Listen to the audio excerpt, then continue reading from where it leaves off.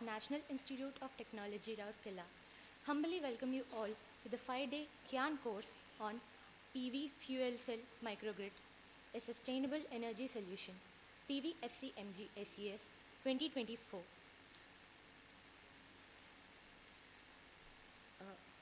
The Department of Electrical Engineering, NIT Rourkela, is organizing this prestigious program under the auspices of the Global Initiative of Academic Networks, GIAN, a distinguished program of the Ministry of Education, Government of India.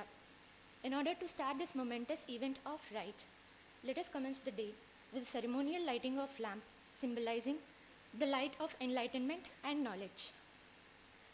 I now kindly request all the eminent guests, the Honorable Director, NIT Rourkela, Professor K. Umamaheshwarrao, esteemed foreign faculty, Professor Ramesh Bansal, University of Sharjah, UAE, Dean, Strict Professor S.K. Pratihar, GIAN Local Coordinator, Professor Shishir Kumar Sahu, the HOD Electrical Engineering, Professor K.B. Mohanty, GIAN Course Coordinators, Professor Indrajit Sarkar and Professor Monalisa Pattnaik, to light the lamp.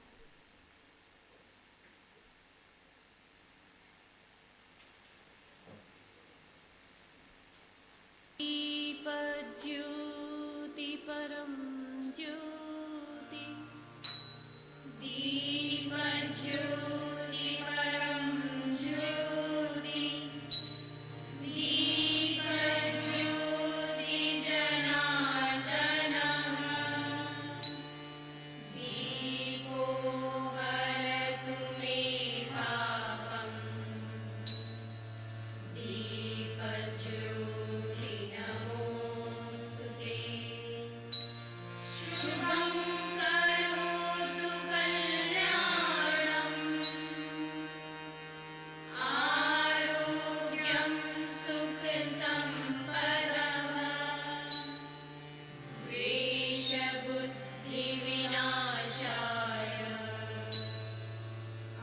Atmajyoti namostute, Atmajyoti pradipaya, Brahmajyoti namostute, Brahmajyoti pradipaya, Gurujyoti namostute.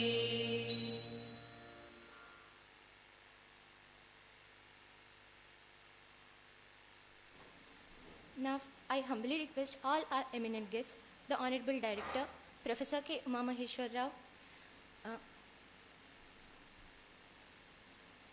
esteemed foreign faculty, Professor Ramesh Bansal, University of Sharjah, UAE, Dean, Strict Professor S.K. Pratihar, the GIAN Local Coordinator, Professor Shishir Kumar Sahu, the HOD Electrical Engineering, Professor K.B. Mohanty, the GIAN Course Coordinators, Professor Indrajit Sarkar and Professor Monalisa Pattnaik, to grace the stage.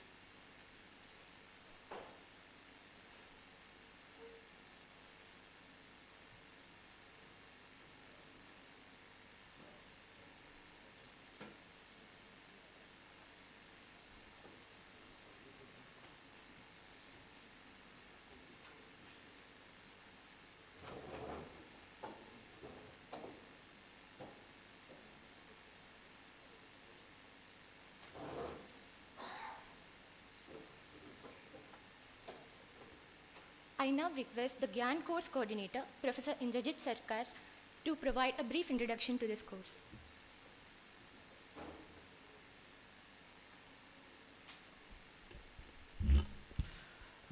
Very good morning to all of you.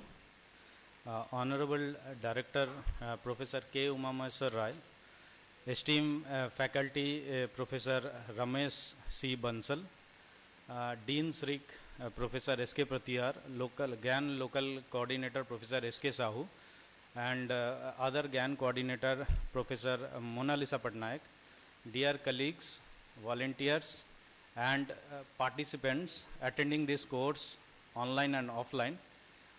Warm welcome to all of you to this inaugural ceremony of the GIAN course, PV Fuel Cell Microgrid, a Sustainable Energy Solution, PVFCMGSES 2024.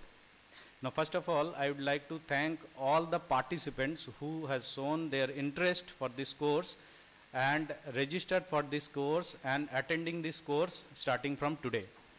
Now, before we arrived this 5-day course of this GIAN course, we had several discussions with Professor R.C. Bansal and then we discussed about various topics like PV, microgrid, fuel cell, and then we proposed this course, and after this course got approved, we had again we sit together and finalize the course sequence, the course content on PV fuel cell microgrid, starting from the fundamentals and the demonstrations, so that the participants attending this course can make maximum out of it. Now, this course is having multiple sessions, lecture sessions. Mostly it will be delivered by Professor R.C. Bansal, and there will be sessions by me and Professor Monalisa Pattnaik as well. So it will have lecture sessions, tutorials, demonstrations, and assignments, quiz. So I encourage all of you to attend these sessions and engage yourself in fruitful discussions. This is a very good opportunity that you can interact with the foreign faculty, Professor R.C. Bansal, and you can have some future collaborations as well. By the end of this course, we are very sure that you will have profound understanding on PV fuel cell microgrid and its further application in academia and industry. Now, I would like to express my sincere gratitude to our esteemed expert, Professor R.C. Bansal, whose proficiency and dedication has encouraged us to organize this course. His commitment is truly commendable, and we are fortunate to have his guidance in this journey. We thankful to Ministry of Education for sponsoring this GIAN course, and extend our sincere thanks to National GIAN Coordinator, Professor Anil Agarwal, IIT Hyderabad. My sincere thanks to the Director of our institute, Professor K. Umamaheshwar Rao, for his constant inspiration to conduct such type of programs at our institute and for gracing this inaugural event apart from his busy schedule. My heartfelt gratitude to Professor S.K. Pratihar, Professor S.K. Sahu for supporting us to conduct this GIAN course. I am also grateful to our HOD, Professor K.B. Mahanti, for extending his wholehearted support to organize this program smoothly. I must thank our coordinator, Professor Monalisa Pattnaik, for her constant support in conducting this event. I am also thankful to all the faculty and staff members of our department for attending this event and encouraging us. Finally, I would like to thank all the students of our department, the volunteers, and the participants from various institutes attending this inaugural session and will be attending the various sessions throughout this course. Once again, I welcome you all to this GIAN course, PVFCMGSES 2024. Let us make most of this opportunity and plan a path of green and sustainable future. Thank you, everyone.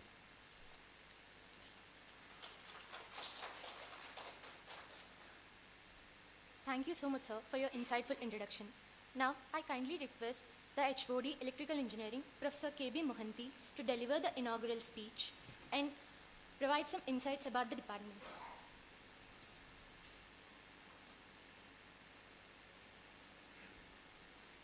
Very good morning to one and all. Honorable Director, Professor K. Umamaheshwar Rao, Honorable Chief Guest, Professor Ramesh Chandra Bansal, Dean Srik, Professor S.K. Pratihar, GIAN Local Coordinator, Professor S.K. Sahu, and GIAN Course Coordinators, Professor M. Pattnaik and Dr. Indrajit Sarkar, all the participants who are here physically or online, all the students, faculty members, and the volunteers.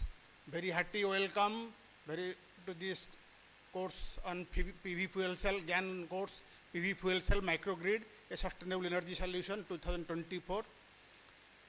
So, conducted by Electrical Engineering Department at NIT Rourkela. Electrical Engineering Department started from the beginning of the REC in the year 1961 and started with the BTech in the Electrical Engineering program. Then department started the MTech program in electronic systems and communication in 1972, and then other MTech programs were started after NIT. After REC converted to NIT, it's other MTech programs in control and automation, powertrains and drives, and power system engineering were started. And department has all the time around 200 PG students, around 100 research students, and BTech student strength is now 480 in 4 batches. So department research area varies from core electrical engineering, power engineering, control automation, and to all the fields of electronics and communication. So it is diverse research interest. So students are working. We have very well equipped laboratories and to cater the demand of the students as well as research students, research purpose. So department has many research projects funded by government and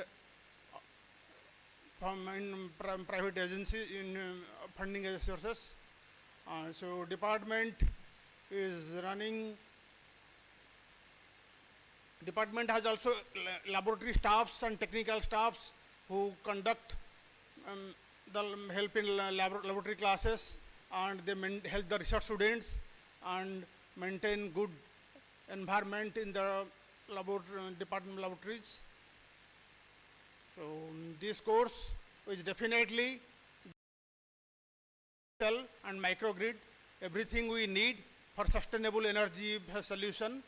So I hope all the participants will be highly benefited by this GIAN course, enlightened by our foreign expert, Professor R.C. Bansal, and coordinators and other resource persons. So those who are here physically in the campus to attend the course, I hope they will enjoy the campus environment, and I hope this course will be beneficial to everyone. So thanks all.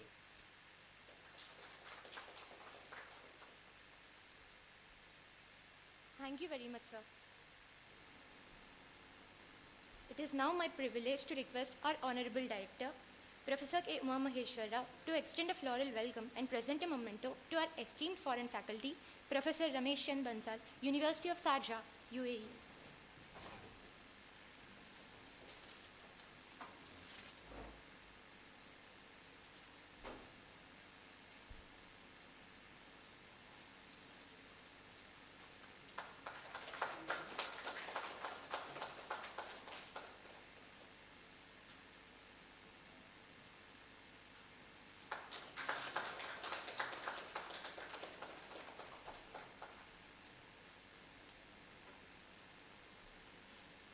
Thank you so much, sir, for this gracious gesture. I now request the HOD Electrical Engineering, Professor K.B. Mohanty, to felicitate our Honorable Director, Professor K. Uma Maheshwar Rao, with a bouquet and memento as a token of appreciation.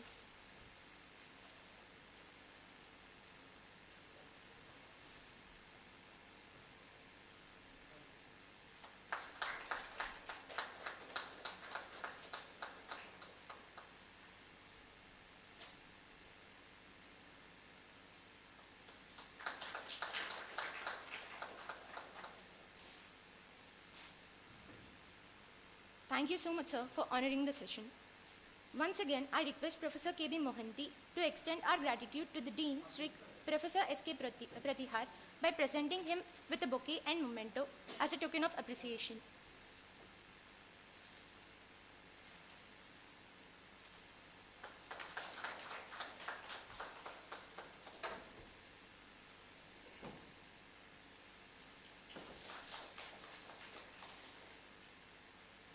Thank you very much, sir.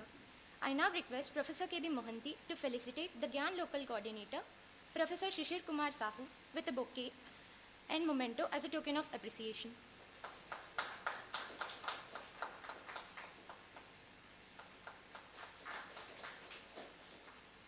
Thank you, sir, for your valuable role in making this program possible. With great pleasure, I invite the GIAN course coordinator, Professor Indrajit Sarkar, to present a memento and a bouquet to the HOD Electrical Engineering, Professor K.B. Mohanty, as a mark of respect and gratitude.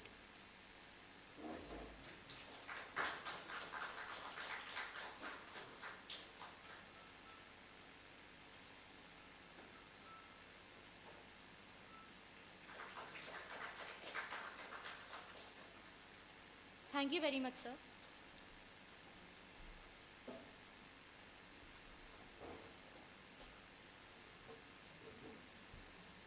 Now, I respectfully invite the GIAN local coordinator, Professor Shishir Kumar Sahu, to welcome the audience by throwing some light on the GIAN initiative.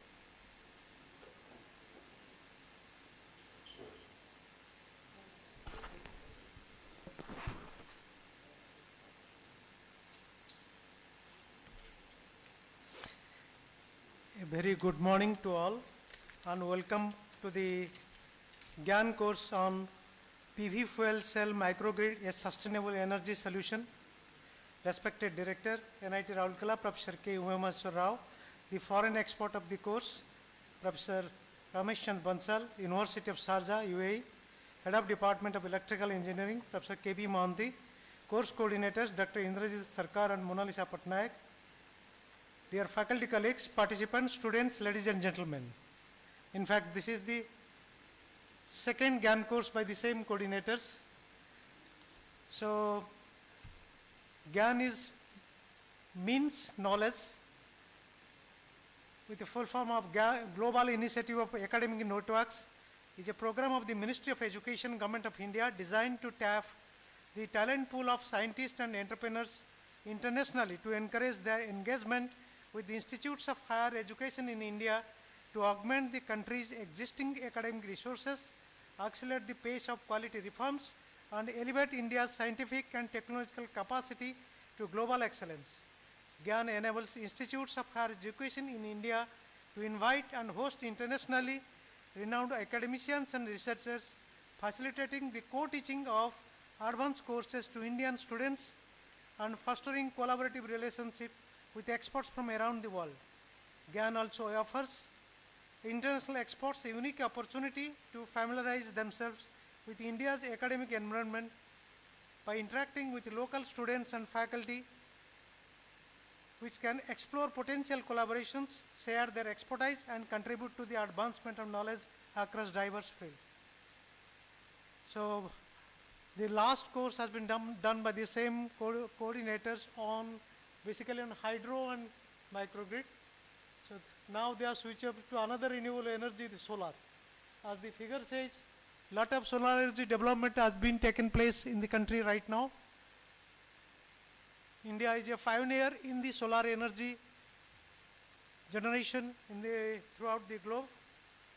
So, solar energy combined with microgrid takes a lot of advantage in management of the grid system.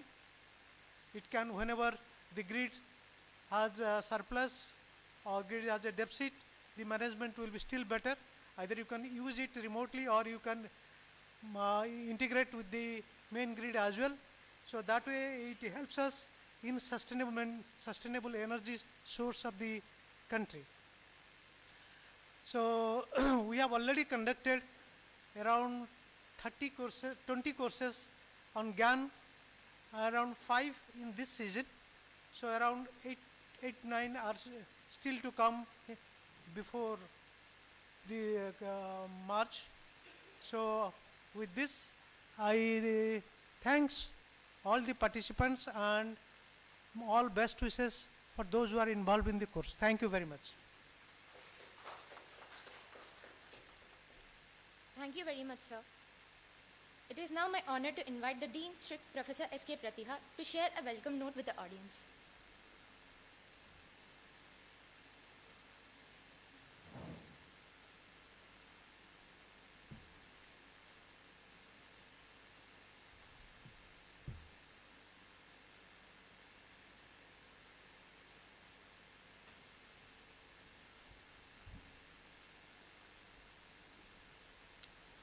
Good morning, respected guests on the dais, our Director Sir, Professor K. Rao, Chief Guest, today's function, our foreign expert, Professor Ramesh C. Bansal, University of Sharjah, UAE, Professor Shishir Kumar Sahu, GIAN local coordinator of our institute, Head of the Department of Electrical Engineering, Professor K.B. Mohanty, Professor Monalisa, Pattnaik, and Professor Indrajit Sarkar, coordinator of today's event. In front of me, our colleagues, distinguished faculty members of our institute, different distinguished staffs of our institute, dear students, and who joined us in online mode also. Professor, we have the other people who are here behind the screen who plays all the roles to make this event successful. Ladies and gentlemen, it's a great pleasure and honor for me to be here to inaugurate this session on this PV fuel cell microgrid, a sustainable energy solution. This program is under the initiative of Global Initiative for Enhancement of Education in India, GIAN. It's basically it's a program of Ministry of Education where foreign experts are called upon to the premier institutes. They talk upon the different expertise, share their expertise with our young and bright researchers over here, who will be the foreign entrepreneur or foreign technocrats around the globe. So it's basically the exposure of the international exposure of different subjects matter brought together into the premier institutes under this initiative. Through this program, this micro fuel cell and photovoltaic cell combination together with the microgrid is the need of today because we are experiencing tremendous change of the globe, weather change especially, which is visible. And you can see it that today in December, we are here with a normal shirt, right, which we are not used to imagine even when we are a kid. So we are experiencing a huge change in the climate because of this sustainability effect which comes out from the traditional process of industrialization and globalization, which does not take care of the environment mostly. And as a result, this traditional industrialization techniques is proven to be more unsustainable as of today. And as of today, we are moving towards the progress of different advanced techniques where we can protect our environment. That's the basic aim is. And on that aims, we are gradually decreasing the production of the normal electrical energy which we are relied on. It's basically the thermal power, and we are gradually shifting, not gradually, we are shifting in a faster rate for the progress of different renewable energy systems. Among these renewable energy systems, our institute is also working, and in this institute, in this month itself, it's in November and now it's December, right, within the 2 months of span, these coordinators, they have arranged these 2 programs. One is on hydropower plant, and another one on this photovoltaic system, where the electricity will be generated with the power of water and with the power of sun, solar energy. So here it's one step more. It's not the photovoltaic cell system only. It's combined with the fuel cell. It has more resilient in structure, more sustainability aspects. As of now, this photovoltaic shell is a intermittent type, so it's depends on the association of the sun availability. And on the other side, this fuel cell, they can work upon and produce some green energies, produce hydrogen as the fuel in a reverse mode. So that it can be more sustainable, and it also attempt the effect with the integrating the system with the microgrids. The integrating this photovoltaic cell with fuel cell system with the microgrid may lead to the sustainable energy system with the scalability, with the modularity in design, which can supply energy from a community requirement to an industrial requirement by this integration with the microgrid. So today's contest, this type of development and this knowledge is important, and the progress on these technologies is increasing rapidly, which we used to study long back when we were students, is now not available. They are obsolete. So these technologies are increasing in a accelerated mode. These participants, this is for you. You are here. You will be attending the course for the next 5 days or so. I will expect that you will engage yourself fully. You will spend your time, interact with your colleagues, with your peers, and with the experts who will be delivering their knowledge on this domain. And this program, whatever I found from this literature, is designed meticulously, covering all the aspects starting from the fundamentals to the advance of this system, with the different tools and techniques which is required for integration of this fuel cell system with the microgrids, their design, their integration. Certain on-hand experience is also there with the different type of modules which is written.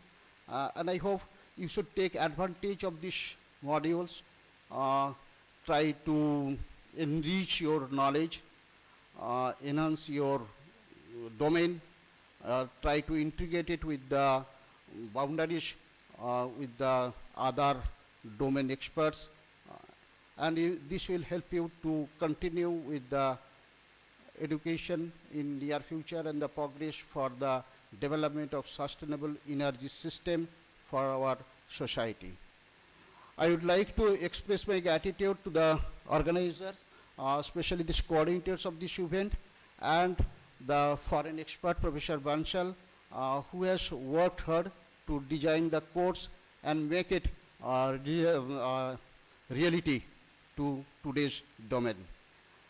With this, I once again welcome you all to our institute. I hope by these 5 days you will be enriching your knowledge in this sustainable energy system. Thanking you all.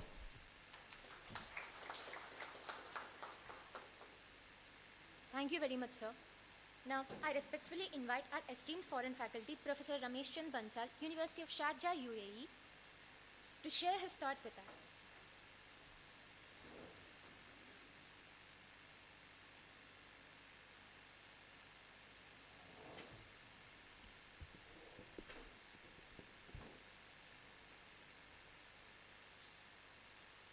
Namaskar to everyone. Namaskar. So, in fact, it is a great pleasure for me this morning to be here to present this 5 days GIAN course. So, dignitaries on the dais, Professor Uma Maheshwar Rao, Director, Dean, Professor Pratihar, local coordinator, Professor Sahu, head of the department, Professor Mohanty, and the department coordinator, Professor Monalisa Pattnaik, and Professor Sarkar, faculties attending in physical and online. So in fact, I have been told that there are faculties more than, participants more than 60, which is a great number. So this course design, as you will see these some of the keywords like the photovoltaic systems, so which is among the best renewable energy sources you can see. Then of course like the some of the new upcoming technologies like the fuel cell in terms of like hydrogen, for example, and then microgrid. As you will see that any research being conducted in electrical power, so this microgrid is extremely important. You will see most of the research thesis will be revolving around that. And the another keyword what you will see, not in the electrical engineering, but in general engineering, anything we want is sustainable and energy. So if you talk about few key things, so energy is really like, very important aspect. So around this, the course that is designed, and in fact, it is the great program for the government of India, this GIAN. So GIAN, very nicely designed word, as we see spiritually GIAN, knowledge, and then of course it has like the global initiative, inviting foreign faculties. Okay. So this very interesting, initially it used to be that faculties from India who are foreign, they can come, but recently the government changed that person should be really foreign faculty, so I don't know, but anyway. So who can share this knowledge like in this short condensed course, and everyone can progress. So we have done several exercises to design the sequence for the course. This 5 days course comprise of lectures starting from morning 10 goes until 6 p.m. Then of course tutorials and some demonstration projects. And then of course, like we have kept one research collaboration meeting as well, and I will provide all these contact details, including my mobile number and WhatsApp number. So anyone is more than welcome to contact me anytime you wish, because whatever we have gained from our country, I am from India, so whatever I have achieved, the country has given me a lot. Okay, now it is the time that what I give back. I have already achieved more than my capability. Okay, so now it is a time for me that how I can return back, how the young researchers, my brothers, my sisters, how they can really progress, how I can contribute back to them. So it is very important. I'm not the expert, and you'll see that how the engineering is expanding. The things are getting so complex, diversified. No one can claim to be the expert because things are such a complex. So minute things are there, and no one can claim to be the expert for everything. So basically, again, it comes the teamwork and collaboration. So, like as an individual, how much research you can conduct. So there is always a limitation. So generally, research will be conducted in a group, teamwork, and this teamwork can be obviously extended from the department to the college to the university and beyond that. So to find something realistic and sustainable solutions for the humankind. So I would like to thank our government for sponsoring this program, and I am thankful for this NIT Rourkela for hosting this program in excellent manner, and particularly I want to especially thank Professor Monalisa Pattnaik and Sarkar, who are really managing these things and communicating very promptly and very professionally. In fact, this is also my second course through this GIAN I delivered. First course I delivered at NIT Delhi. So that course was specifically on wind power system. And that course, I did it my own for full 5 days. Okay. Here, of course, the other faculty members will also be sharing significant part. And the contents, what it is there, it is significant. Okay. So, going into too much of detail, you may find it quite difficult. So, I will appreciate that you are very attentive. You are very attentive, and you try your best. You refer several materials so that you can really benefits. And as I said, I will be here, so you are more than welcome to talk me during tea break, lunch break, or in the evening, and even thereafter I am available. So without taking too much of time, I would like to thank you all and wish you all the best, getting best out of this from this course. Thank you all. Namaskar.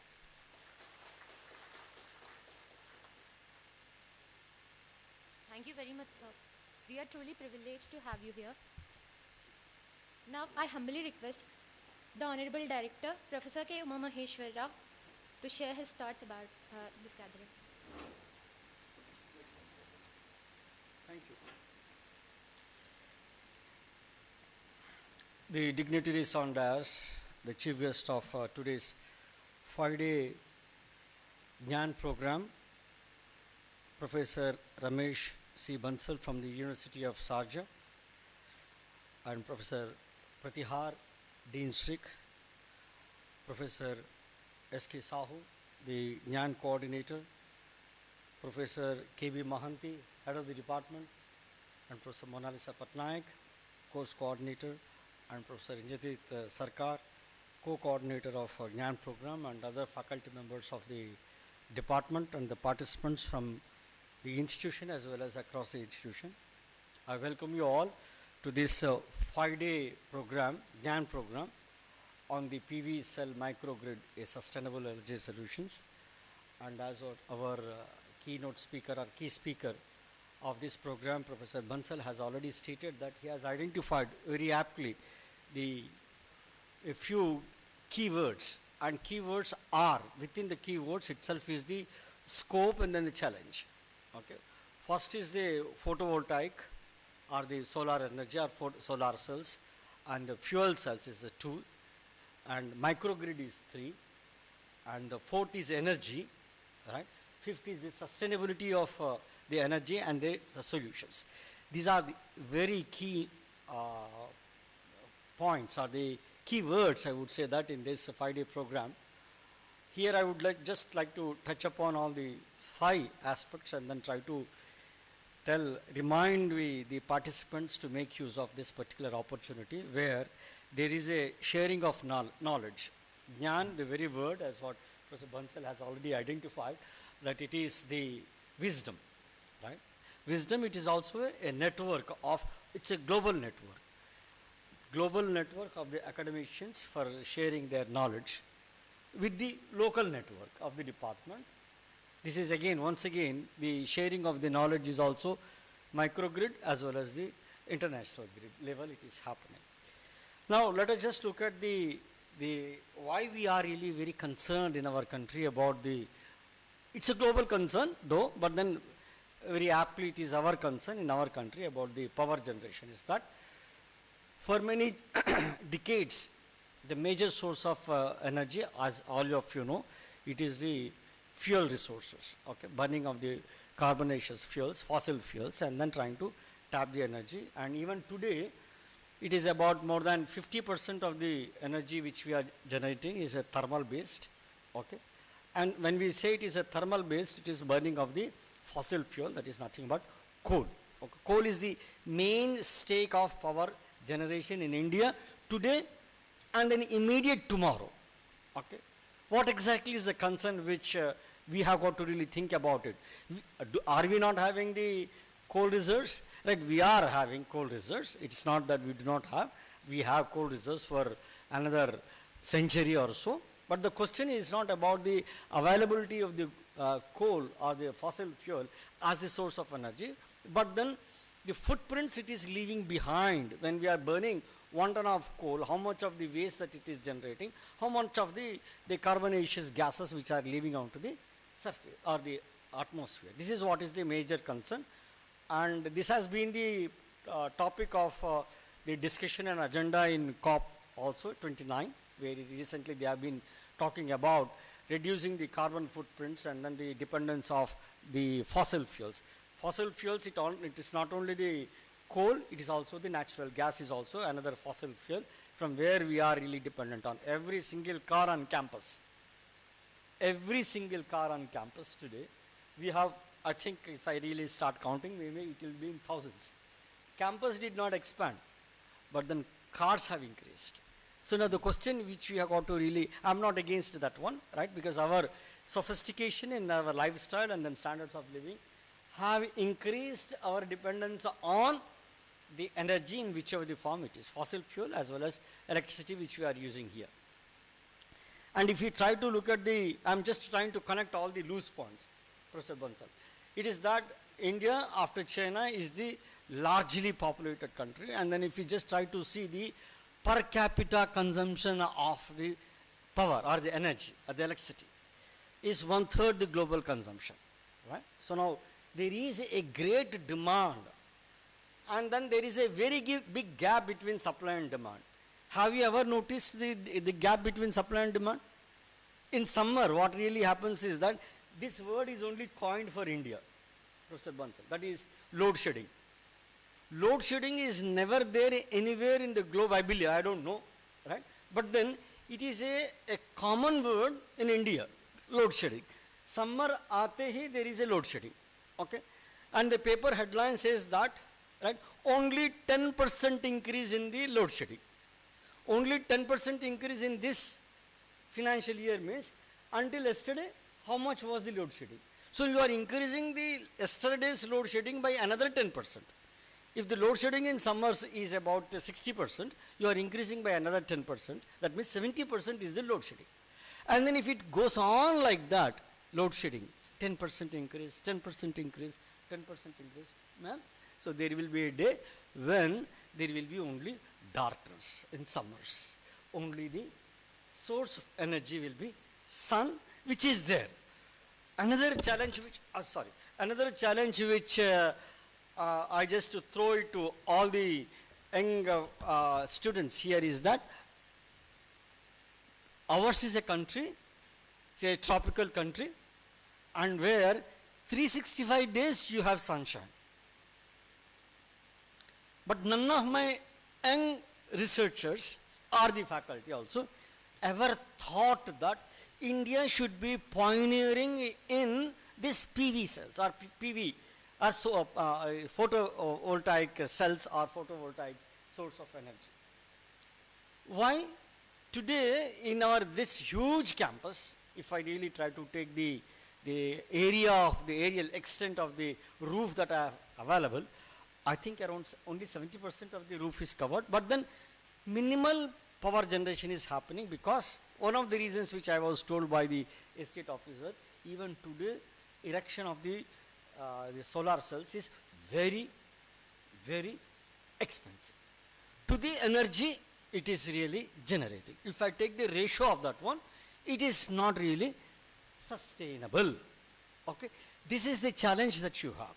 Okay, for an optimist, every such challenge is an opportunity. Okay, please try to understand. For an optimist, in every such challenge is an opportunity for you to really put your energies and thoughts into that one. For a pessimist, these are the hurdles, okay, which you want to take, it is your choice. Consider it as a hurdle. Every year 10% increase in the load shedding, bas aise karte jayenge, and then the number of diesel generators on campus. This is what exactly is called the microgrid. I am operating microgrid here on campus, Professor Bansal. It started with 7 diesel generators, and then last year we have added 2 more diesel generators. More hostels are coming up and more diesel generators are coming in. And then with the diesel generators, what you have not understood is that it is in an alternative source of energy in the microgrid, which is really supplementing, or rather it is really compensating to the load shedding that is happening in summers. Okay. The reason is that most of our central research facilities, equipments, they require uninterrupted power supply and then uniform power supply. 2 demands are there. Uninterrupted एक है, दूसरा है कि voltage fluctuations ज़्यादा नहीं रहना चाहिए. ये 2 demand है. So in this demand, what is happening is that the requirement on the diesel generators on campus is increasing as a microgrid, supplying to the main grid to supply power to the campus, right? requirement on campus. The question which I am asking all the youngsters here is that a diesel generator किससे चल रहा है? Diesel से? Diesel is nothing but a fossil fuel, and you stand on the exhaust side, right? In one of the sessions, right, I'll request the young faculty members here, you take all the participants in front of the guest house which you have, just adjacent to that one. After your breakfast, I'll tell them to start the diesel generator. You stand there for 5 minutes. If you are not suffocating out of lack of oxygen, because 100% carbon dioxide and carbon monoxide, 100%. 200 degrees centigrade is the temperature at the exhaust. Right?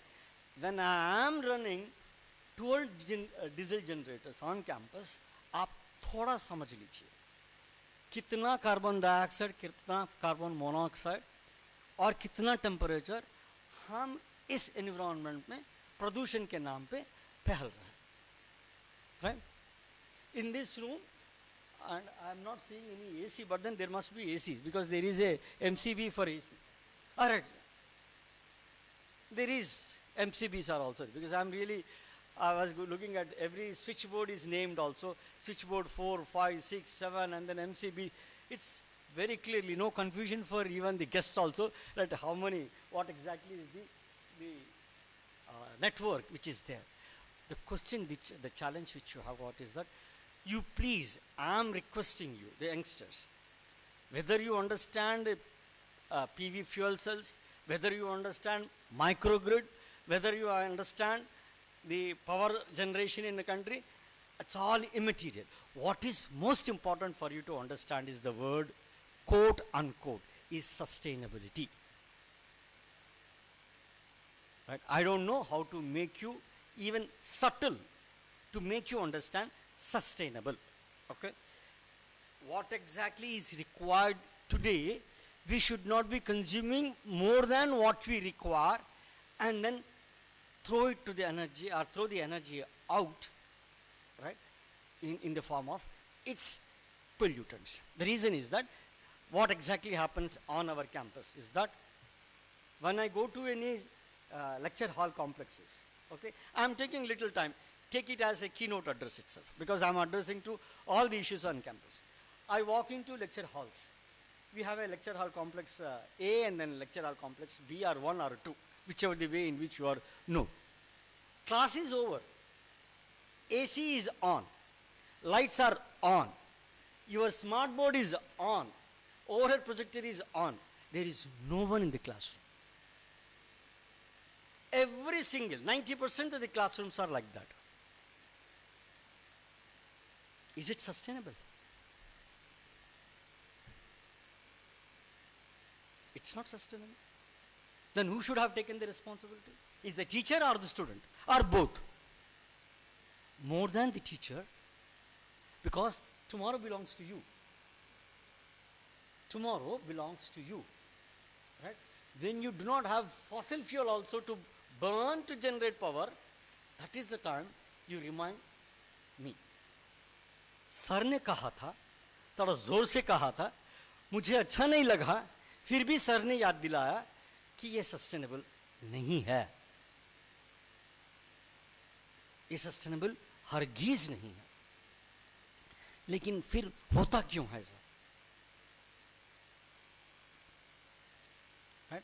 Through the local GIAN generation, I am giving you some bit of GIAN.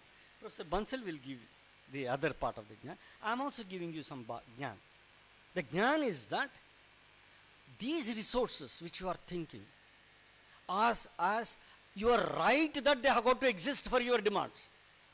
No. You have no rightful demand of their existence. No. Water is dwindling. I don't want to really again remind you about the excess consumption of water on campus.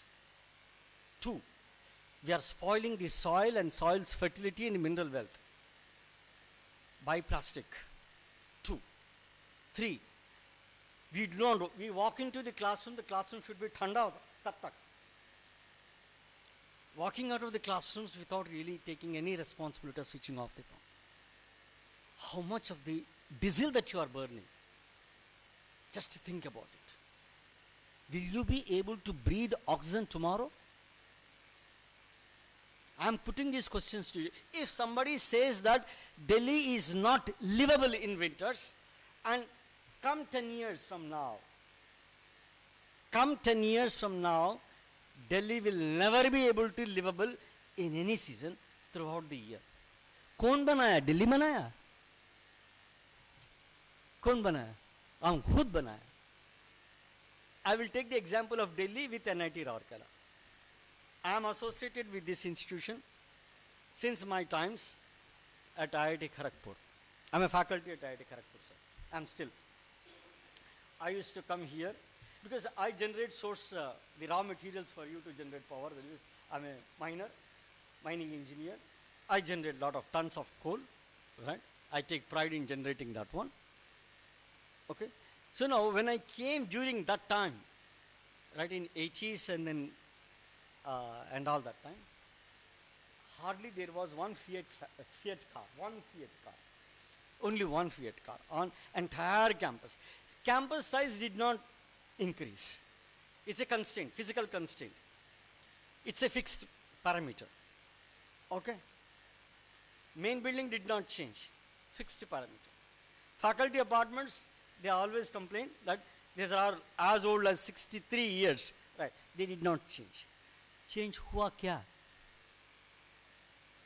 Our lifestyle.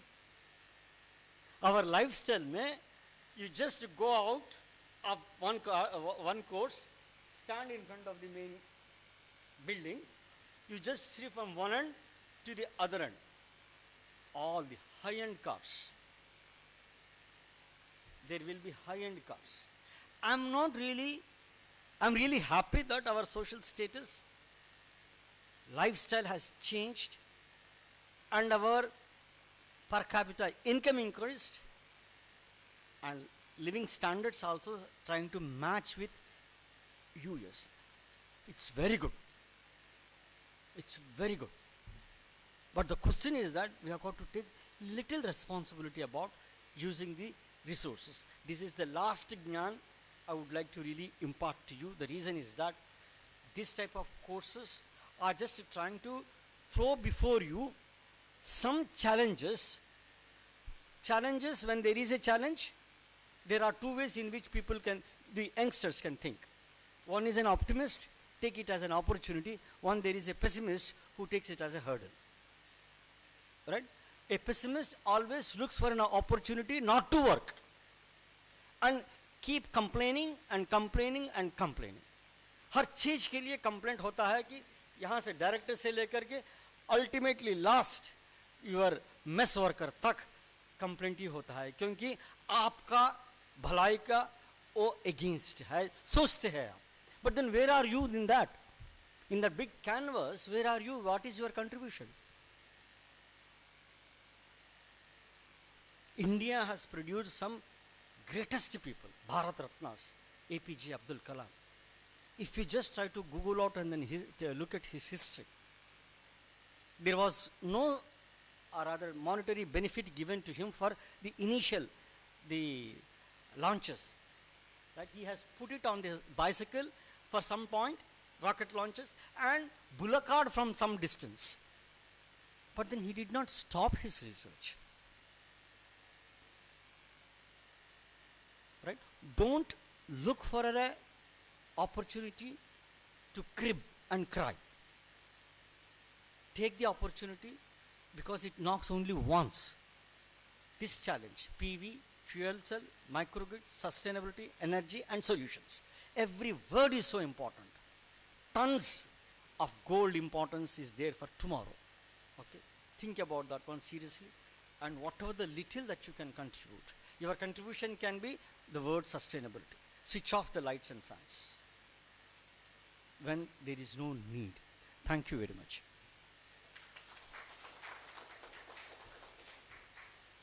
Thank you very much, sir, for your insightful information. We are truly honored to have you here.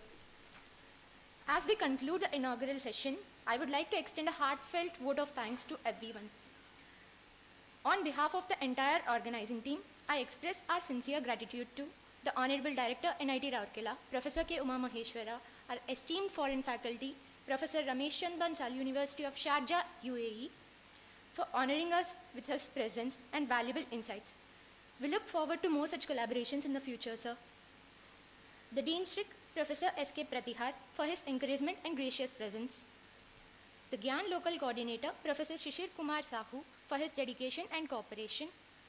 The HOD, Electrical Engineering, Professor K.B. Mohanty, for his continuous support and guidance. The GIAN Course Coordinators, Professor Indrajit Sarkar and Professor Monalisa Pattnaik, for their tireless efforts in promoting the research and education in renewable energy. As we move towards achieving our country's ambitious goals to net zero emissions, this study explores deterministic and probabilistic approaches to energy utilization and to energy management in microgrids, focusing on optimizing energy utilization and grid stability, and also initiatives like this course play a crucial role in fostering innovation and sustainable development. Finally, I would like to thank everyone for their participation and presence here today. Your enthusiasm and support have made this event truly special. To mark the end of session, I invite everyone to join us for high tea and enjoy a moment of fellowship. Thank you once again, and have a wonderful day ahead.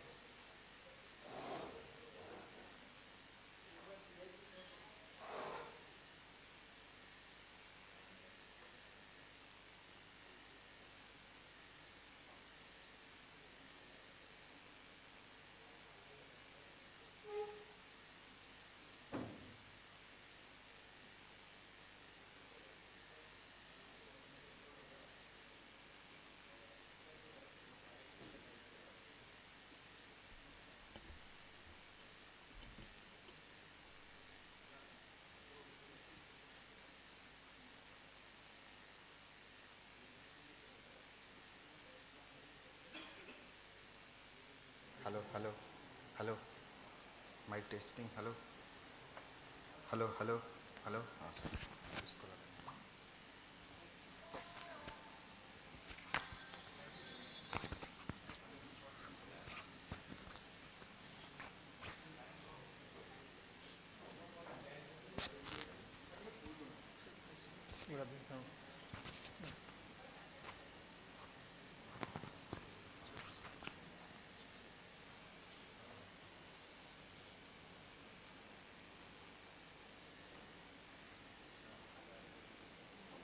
Hello, good morning.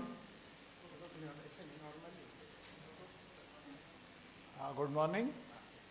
Is it audible to all participants?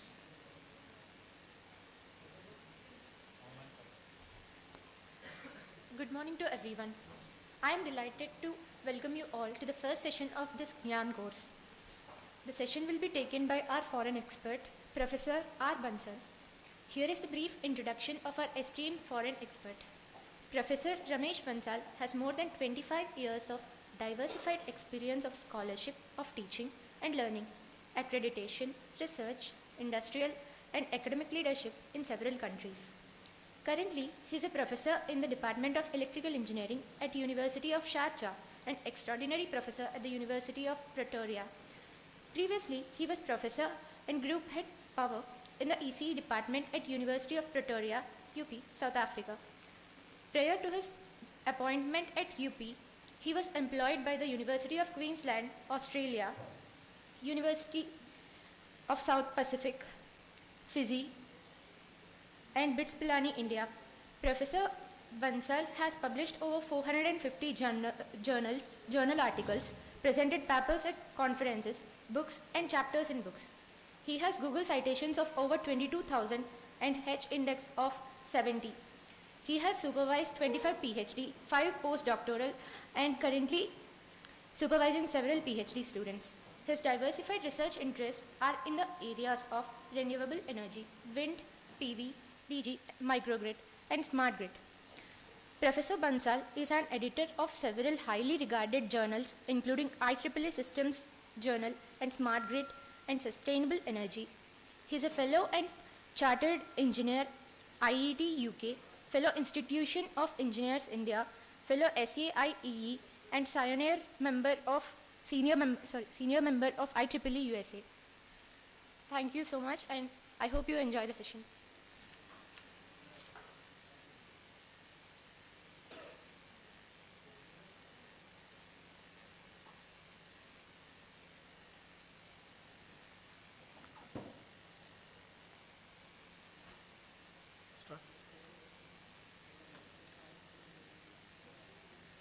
Good morning, everyone. Online participants, are you able to hear, please?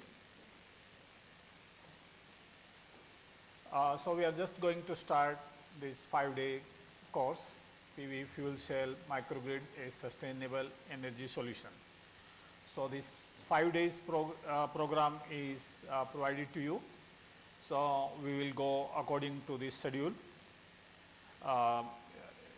Every day slides will be shared. So in fact, we will try to go as per schedule, but you will see that some topic can be little bit extended, some topic can be discussed slight bit faster, but we will try to stick at least our daily schedule. Whatever is planned in every day, we will try to follow that schedule, but some topic can go a little bit shorter, little bit longer, but we will try to manage accordingly. Just to start with that, so our first session comprising of lecture 1, 2, 3, 4. So here in this we will briefly talk about the some microgrid concept, microgrid architecture in this morning session, and then we will, after the lunch break, we will move to the second half of the topic. So here let us start.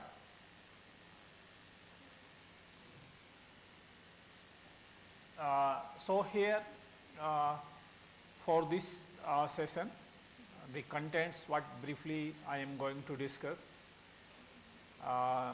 Little bit about the concept, definitions of microgrid, the elements of a microgrid, microgrid architecture, microgrid control, and some of the microgrid demonstration projects. So that we plan to discuss. So this will be little bit kind of basic stuff which we are going to further discuss in coming of the slides. So here, what is microgrid? In research, you will see that many definitions have been proposed. What is the microgrid? So here some of the definition, what it talks, what is the microgrid. So here microgrid basically is a concept that is a cluster of loads and the generation. Small micro source operating as a systems which can provide both power, electricity, and it can have additional function in terms of like heat as well. Then another definition, what it states that microgrid, as you see that as the name indicates, like this small power system, microgrid. So mainly this microgrid will be comprising of these renewable energy sources, which can be photovoltaic systems. Depending upon availability of resources, there can be another renewable energy sources. Here we are talking fuel cell, but depending upon the availability of renewable energy sources, it can be any source. And then, as you know that these renewables, wind, photovoltaic, they are highly intermittent in nature. So to provide the kind of backup, we need to have some kind of storage devices, for example batteries. And this microgrid, it can be operated in the grid connected mode or it can be isolated. So here, as per this second definition, what you can see that microgrid, like the generation sources in terms of renewables, wind, photovoltaics,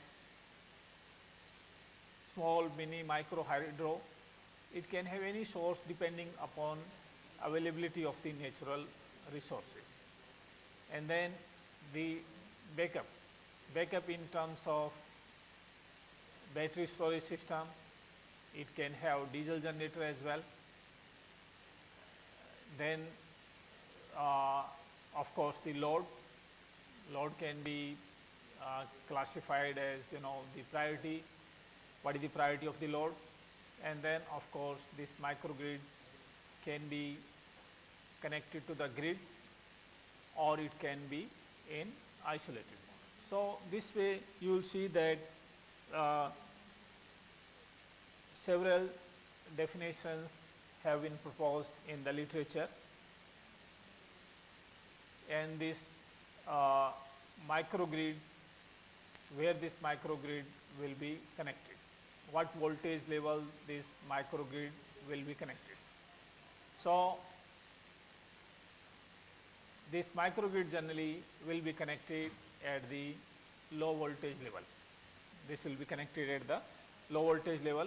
So here, based on that, it can be classified as that low voltage grid, or it can be connected on the low voltage feeder, or even at a, you know, house level. This microgrid, again, it can have, you know, further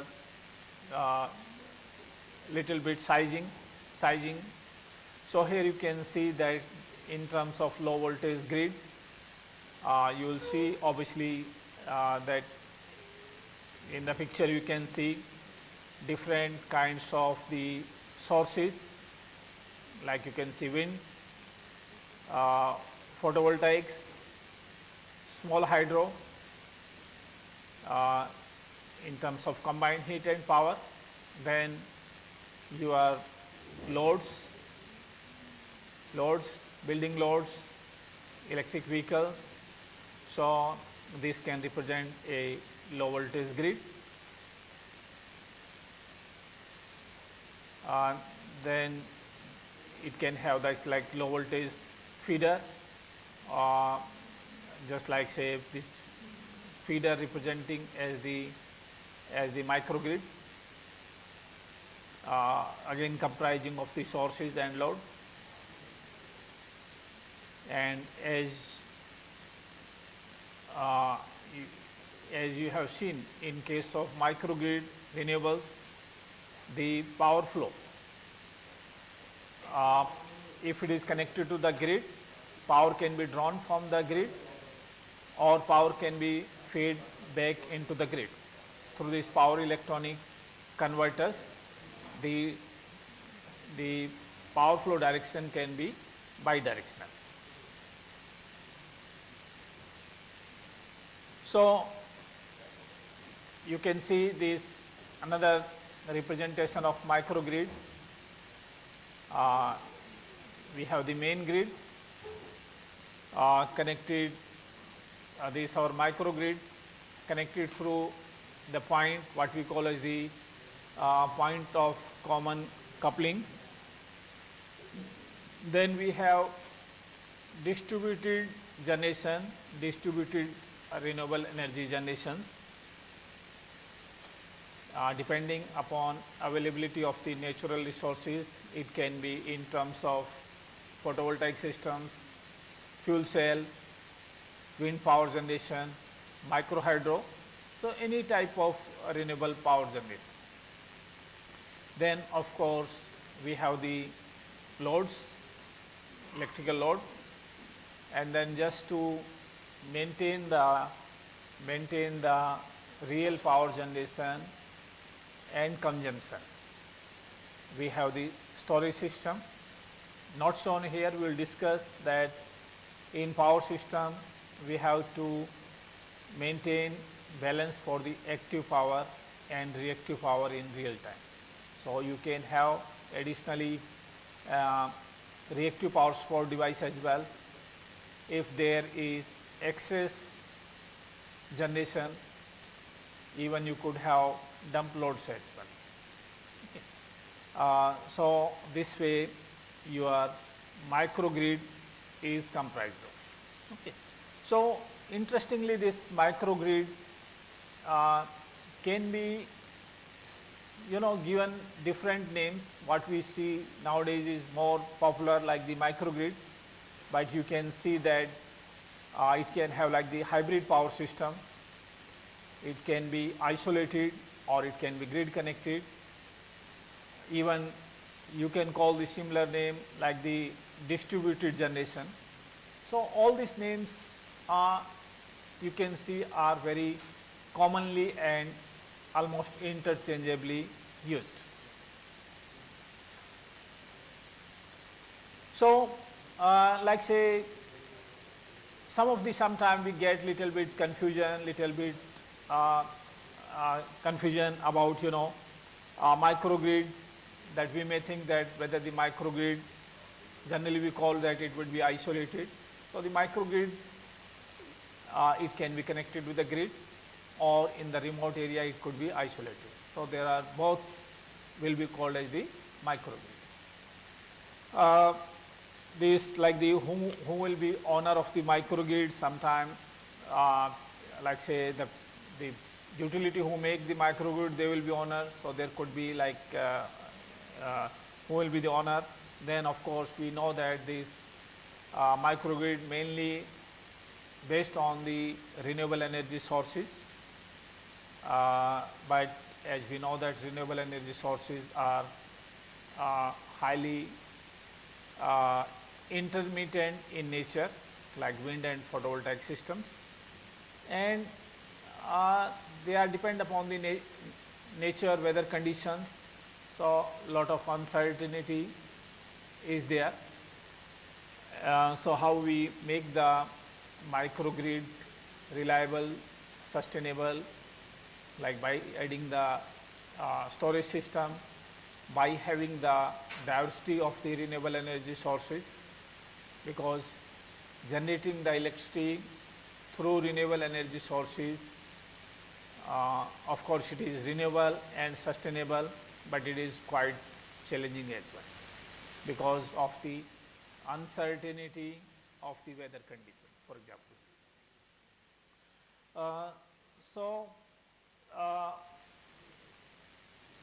Microgrid little bit a challenging task, but as we have seen, and I will show the its need, that whatever the major issue what we face from the fossil fuel in terms of huge pollution, and then that pollution is no more affordable. Okay. So because of that reason, we are seeing some sustainable solutions. Of course, whatever sustainable solution we are seeing, it may not appear to be very convenient, very user friendly, because in the night there is no sunshine. Okay. So when we have wind power system, there is no wind blowing. Okay. So things are not appear to be very convenient to use. But whatever the worst issue what we are facing because of the pollution, the issues. So for that, there is no more further options but to move towards the sustainable solutions. And then similar to that, in the literature, one more terms also used called as this virtual power plants. So here, as I said, these terms little bit used in the literature. So you may need to go a little bit more, deeper understanding. So what this virtual power plant is basically kind of an energy management system with the aggregating the capacity with the number of DGs. Here DG stand for the distributed generation. So DG, sometimes we also use the DG term for the diesel generator as well. So you have to be careful, you have to define these abbreviated terms how you are using. Then of course with the ESS stand for energy storage systems. And the loads in the literature, sometimes you will see that they use the technical terms like the dispatchable and non-dispatchable, the nature of load, critical loads, non-critical loads. Sometimes we call it like the priority loads, non-priority loads. Okay. So priority loads, for example, like hospital building, so which will be called as the priority loads. There is more priority for that kind of load. Okay. Basically, when we are talking about this microgrid or virtual power plants, so there can be little bit, some difference in the concept in terms of like the geographical area or locality. Microgrid could be, you can say, could be, separated or concise, or the concise area, whereas virtual power plant you can have the little bit wider area. Then of course when we talk about the size of the microgrid, we will talk and discuss, and as such you will not find like say very strict or hard definition up to what size of the grid you can classify as the microgrid. What size of the power system you can call as the small power system. For example, this one GIAN program was offered on the small hydropower system. So what you can call as the small hydropower system, which could be further classified as the mini or micro hydropower system. Okay. So as such, there is no unique or well established definition. Different countries, they can little bit define their own ways, what they call it like micro or mini, and these definitions are dynamic, keeps on changing as we progress. Okay. So here basically the different you can have the different architecture concept, and as I said, like the different names can also be used. Sometime when we are doing research, we would like to see that names should look very nice or interesting as well. Firstly, we can see that even hybrid power system name being used, because when we are doing research, so the name looking little bit more, name looking nice. This is very important. The giving the proper name, giving the very nice looking name is very important. Okay, even it could be same thing. Previously we used to call like the hybrid power system. Now we call it like microgrid. You saw these terms which we started very common terms like the smart grid. Okay, more or less things are same, but as time passes, we with the same thing we get little bit bored. So we try to give little bit new name as well, so that we feel little bit more interested. And some of these references from where these figures are taken. So as you do research, you can back refer to this literature when you are going for your research. If you are doing in this direction, so you can always refer to some of these key references if want to go more detail in those topics. So these microgrid or virtual power plants, they can further classified like this, whether it could be centralized controlled virtual power plants or distributed controlled virtual power plants.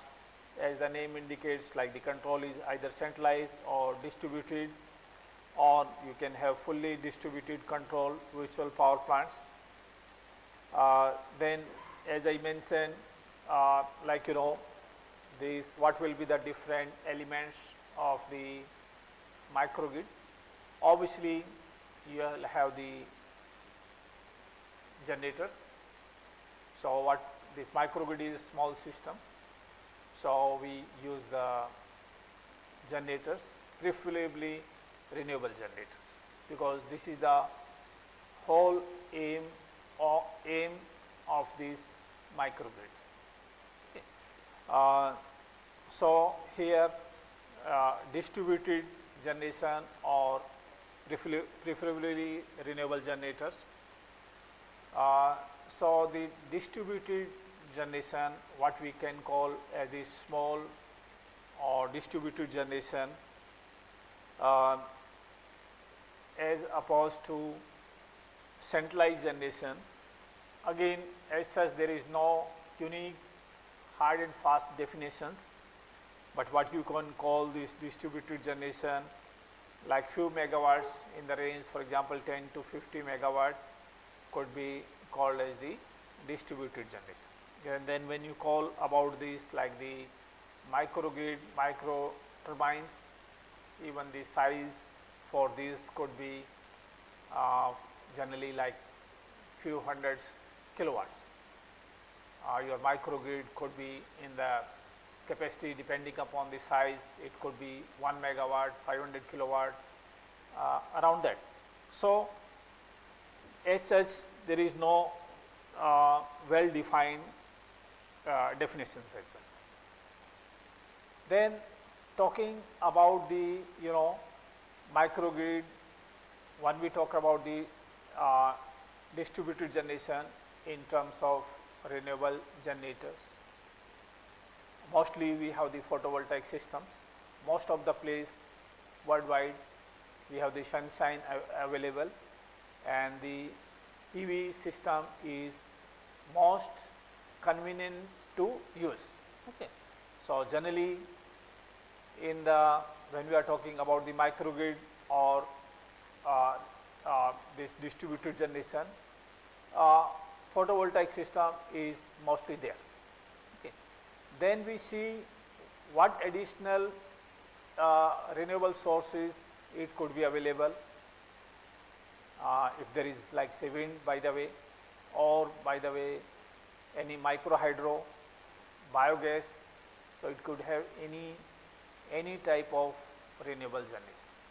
Then when we are adding the different renewable energy sources, we are diversifying, and thereby we are increasing the reliability of the system. How we are increasing the reliability? Because sometimes say sunshine in the night, there is no sunshine. Okay. Maybe at that time you have the wind. Okay. So by having the diversity of the generation, we are increasing the availability or reliability of the source. Okay. Still, whatever microgrid we have, if we are not able to meet the demand, maybe it could be isolated microgrid. So in that case, we need to have some kind of backup generation. Okay. Backup generation, it could be in terms of energy storage devices, but backup could be in terms of diesel generator as well. Diesel generator again have so many issues, again being this based on fossil fuel diesel, causing a lot of emissions, so it is not the preferred one, but still we are bound to use it. Okay. In the morning session address, this point was very well stressed by director as well. So but we need to have the backup, then energy storage systems. So with the energy storage devices, we have got wide variety of options about these storage systems. So here energy storage systems obviously offer the kind of backup, so they improve the reliability of the system, and they can improve the efficiency of the system. They can operate the system more smoothly. So here with the storage system, in abbreviated term we call it ESS, energy storage systems. So we have the wide variety of options for the storage system. The most commonly used, most preferred, most convenient to be used is the batteries. Okay. And then we can have the other types of storage systems in terms of flywheels, in terms of capacitor banks. We further call it like the supercapacitors. In mechanical systems, we can have like the compressed air. Compressed air can also act as the storage system. Then very popular type of energy storage system which we use in the electrical power systems in the bulk quantity is called as the pumped hydro storage systems. So this way we have got the wide variety of options for the storage system. Which one will be used in which particular options? So there will be variety of regions which could be an appropriate solution. As I give example, batteries, you will see in the batteries there are wide range and options available. Okay. So there has to be proper way of thinking that which could be the optimum selection of the batteries. Okay. So as I said, batteries are kind of units and convenient to use. Of course, there are some issues with the batteries as well. Batteries provide the, again you have to see what particular applications for the, applications, the backup you need for how much duration. Okay. So the battery can provide the, significant storage time. Battery can use for say few hours, several hours.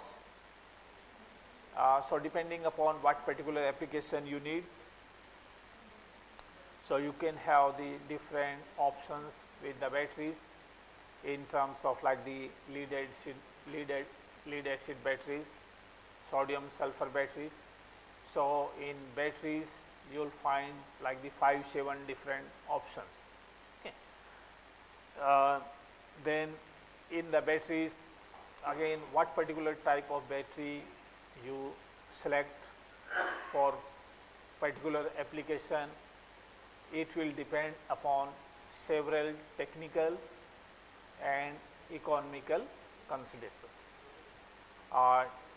Technical means that the charging and discharging rate, even it could have like the how much will be the weight for batteries, how much is the cost for the batteries.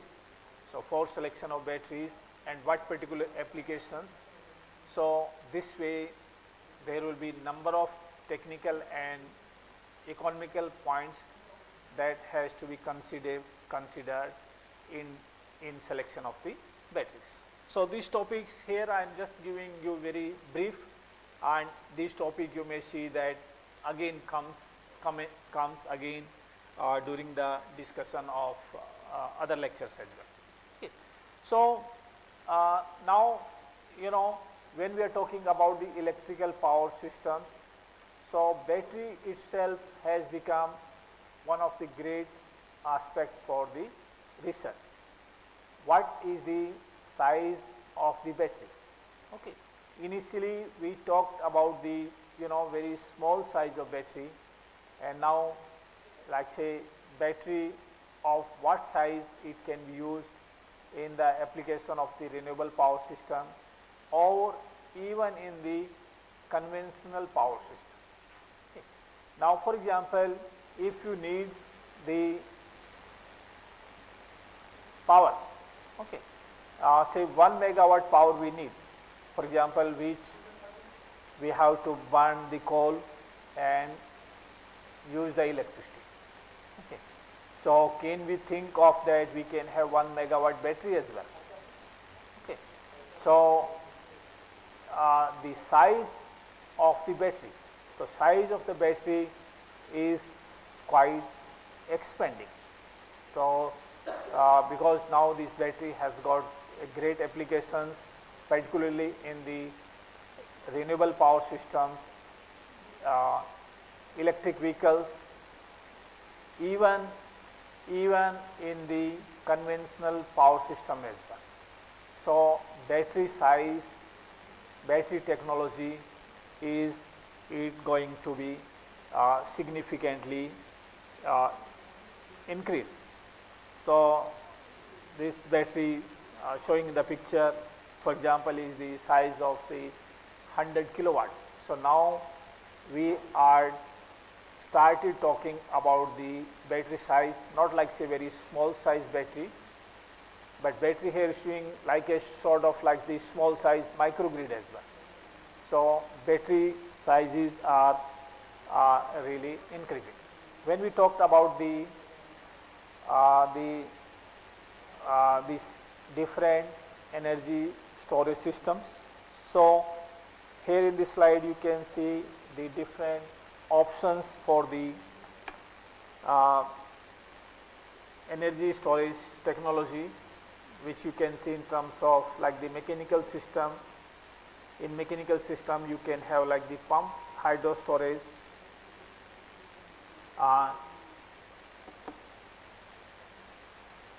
compressed air, compressed energy storage, flywheel. Then you can have electromechanical, mainly these batteries, lead acid batteries, and then nickel cadmium. So you can have many options for these batteries. Chemical, electrolyzer or fuel cell. So fuel cell is a part of discussion for this course as well. Thermal energy storage, air conditioning, thermal energy storage. Then in terms of electrical storage, capacitor banks, superconducting magnetic energy storage, supercapacitors. So you can see that there will be large number of options available for the storage system. So which particular type of application to be used? It is not only this like the electrical systems, but you can have some other systems like mechanical systems, where we may prefer to use the compressed energy. Okay. So what particular application you have, how much, please keep this volume low.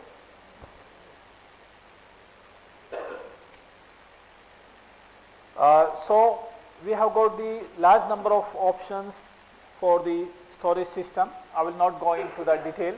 Some of these references are provided. One of these is the flywheel. As you will see that a kind of rotating wheel is there, which continuously keeps on rotating. It, as you see that when we have the rotating wheel, it will store the energy in terms of half mv square. Okay. And so it will store the energy, and when the energy is needed, so this flywheel will discharge the energy. So the duration, how much duration this energy is needed, even sometime in the mechanical system, flywheel could be an appropriate option. Okay. So this is like one of the example. Then talking about the loads, loads can be like, you know, our priority loads, non-priority loads, what we call as the critical loads, or non-critical loads like the normal residential buildings, or for example hospitals, or some other priority loads. So priority has to be decided accordingly. If there are critical loads, so which will be given obviously the higher priority, and of course there has to be more reliable system for the critical loads.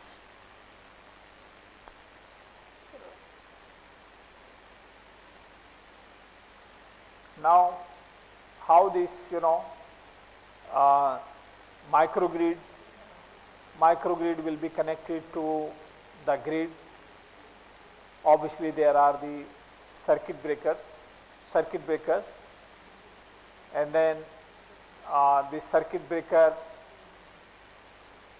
obviously, as you know, it is not like a simple switch, but it is more than the switch. Okay. So as you know, as an electrical engineer, that circuit breaker, it's not like the simple switch. As you can see here, this MCB, miniature circuit breaker.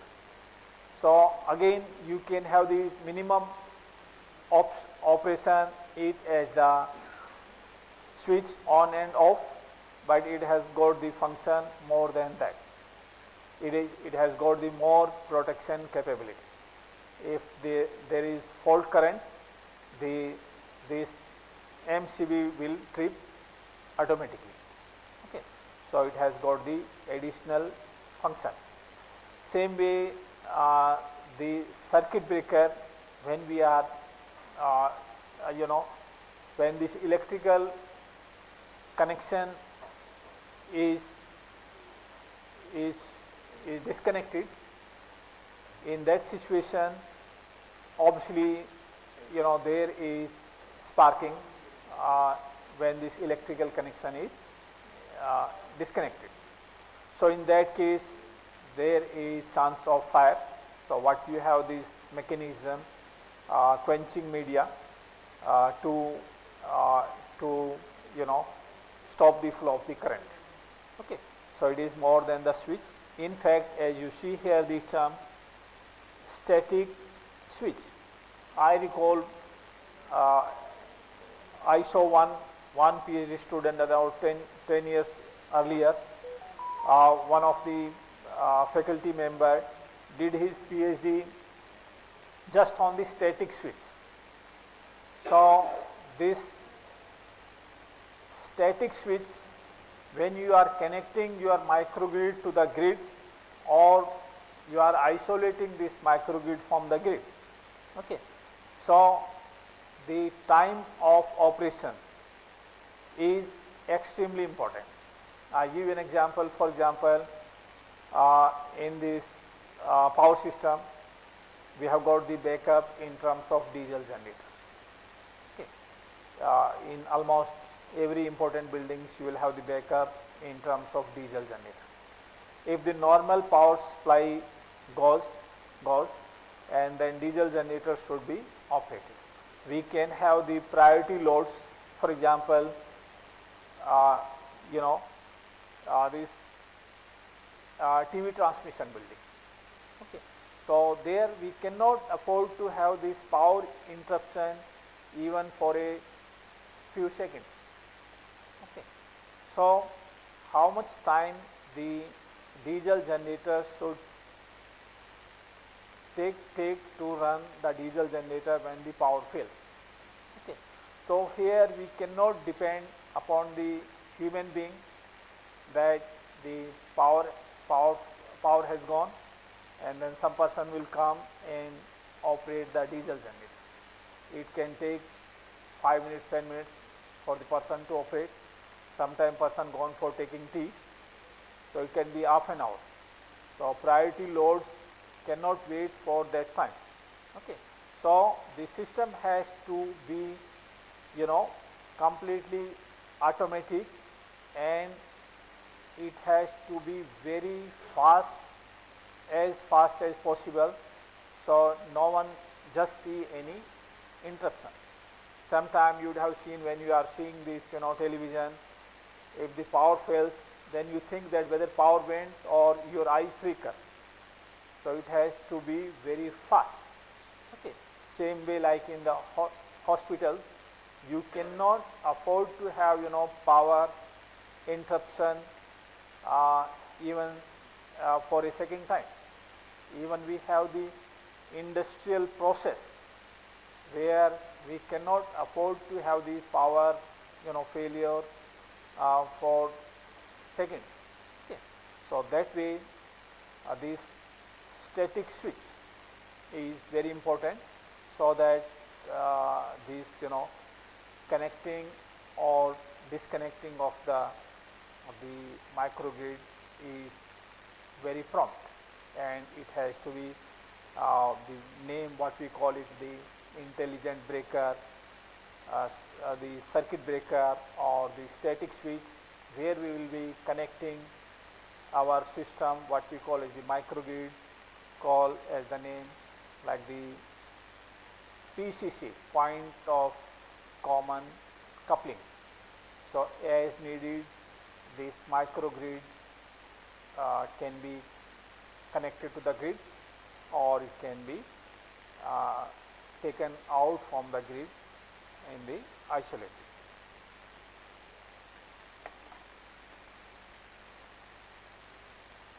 Now, when we are talking about the options, what we talk about the microgrid architecture, what can be the architecture for this microgrid? So again, we have got the electricity, what we call as the AC and DC. Even when the electricity started 100 years earlier, whether we go for DC or AC, finally we end up with the AC system. Now we are mostly generating, transmitting and distributing electricity, mainly AC. But now again we see that some type of sources like these photovoltaic systems generate the DC. The battery we see are the DC source. Then again, the conversion from DC to AC. Again, if you have got any device, it has got its efficiency. Okay. So basically, how we can further classify this like this microgrid? It can be based on this AC or it can be based on DC. So you cannot say both will be like the perfect. Both will have some pros and cons. So what could be an improved version? Maybe hybrid AC and DC, which can try to little bit better than AC and DC as well. And then in hybrid, in literature you can find some further sub-classifications, classification like the AC microgrid with some DC storage options, or it could be DC zonal microgrid localized, and then this static transformer based microgrid. So you can find several options. So little bit to talk about this architecture for this AC microgrid. So here obviously you have got this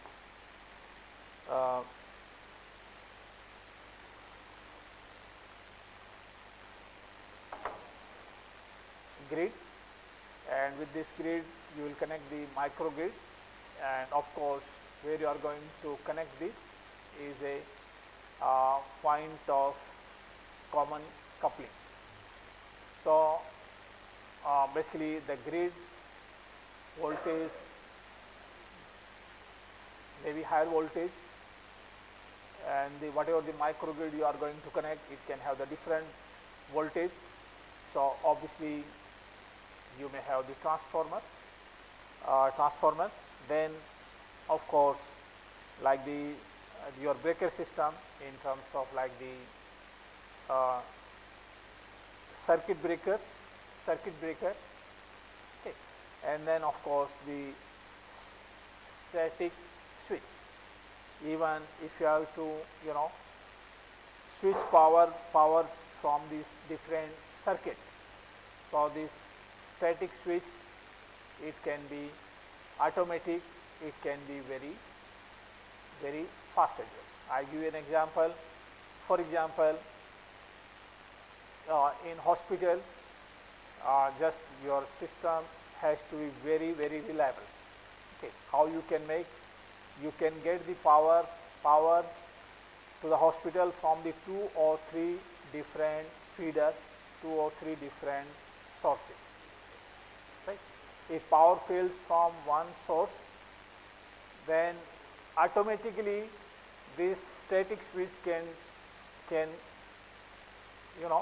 switch over to the another feeder automatically.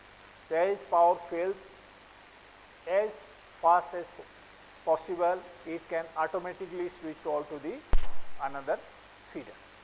So you have got this way like the 2 or 3 different feeders, automatically it can switch, but obviously the switch will not be connected to the 2 different feeders at the same time. It can cause the short circuit. Okay. So you have got the options for 2-3 different sources. In addition, you have got the backup in terms of diesel generator. But now, of course, we started talking about the what we call as the sustainable solutions.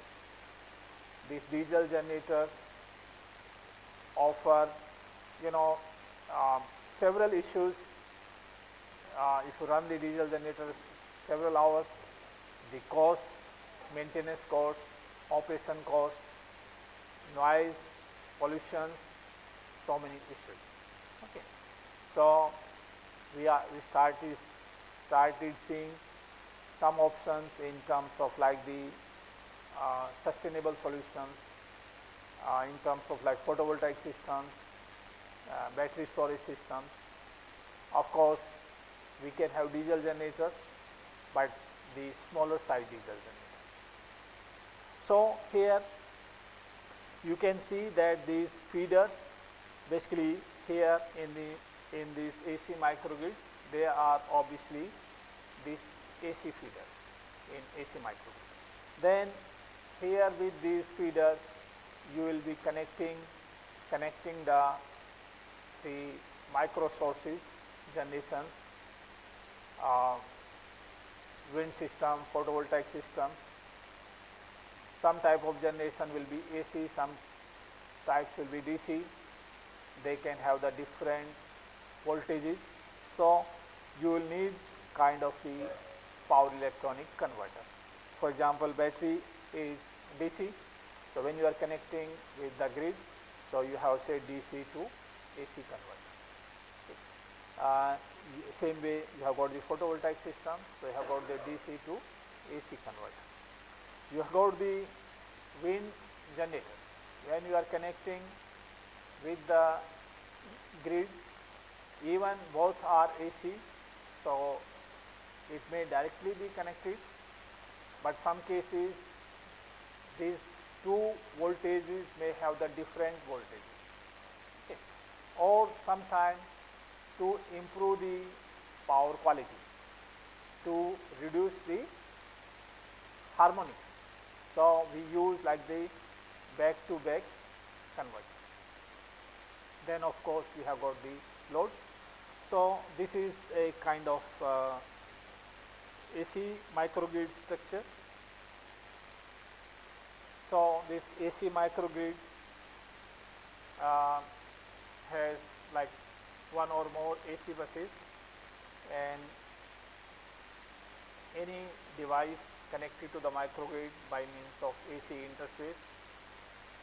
Most of the DCs require DC to AC power electronic interfaces. Obviously this microgrid is connected to the point of common coupling, so that whole microgrid can be a feeder from the distributed grid point of view.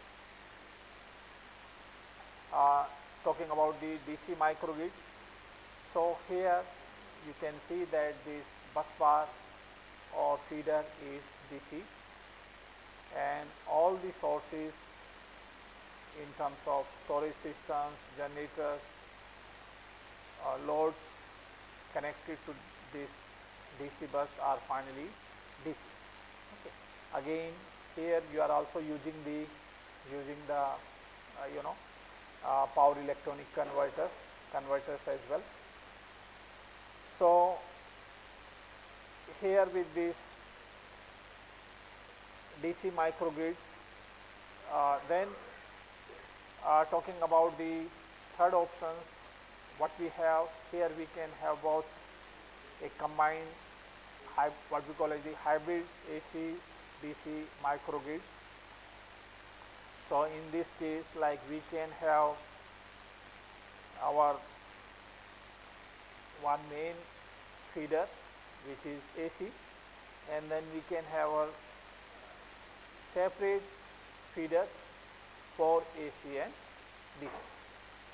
So in these separate feeders, basically For example, if we have most of our AC load which will be connected to the AC microgrid.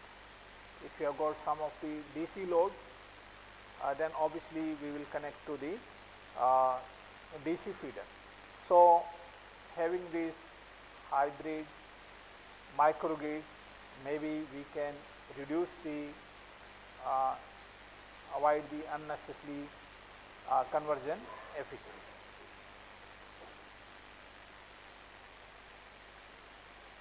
So for example, if we have got some DC load, maybe it can be directly connected to the DC grid.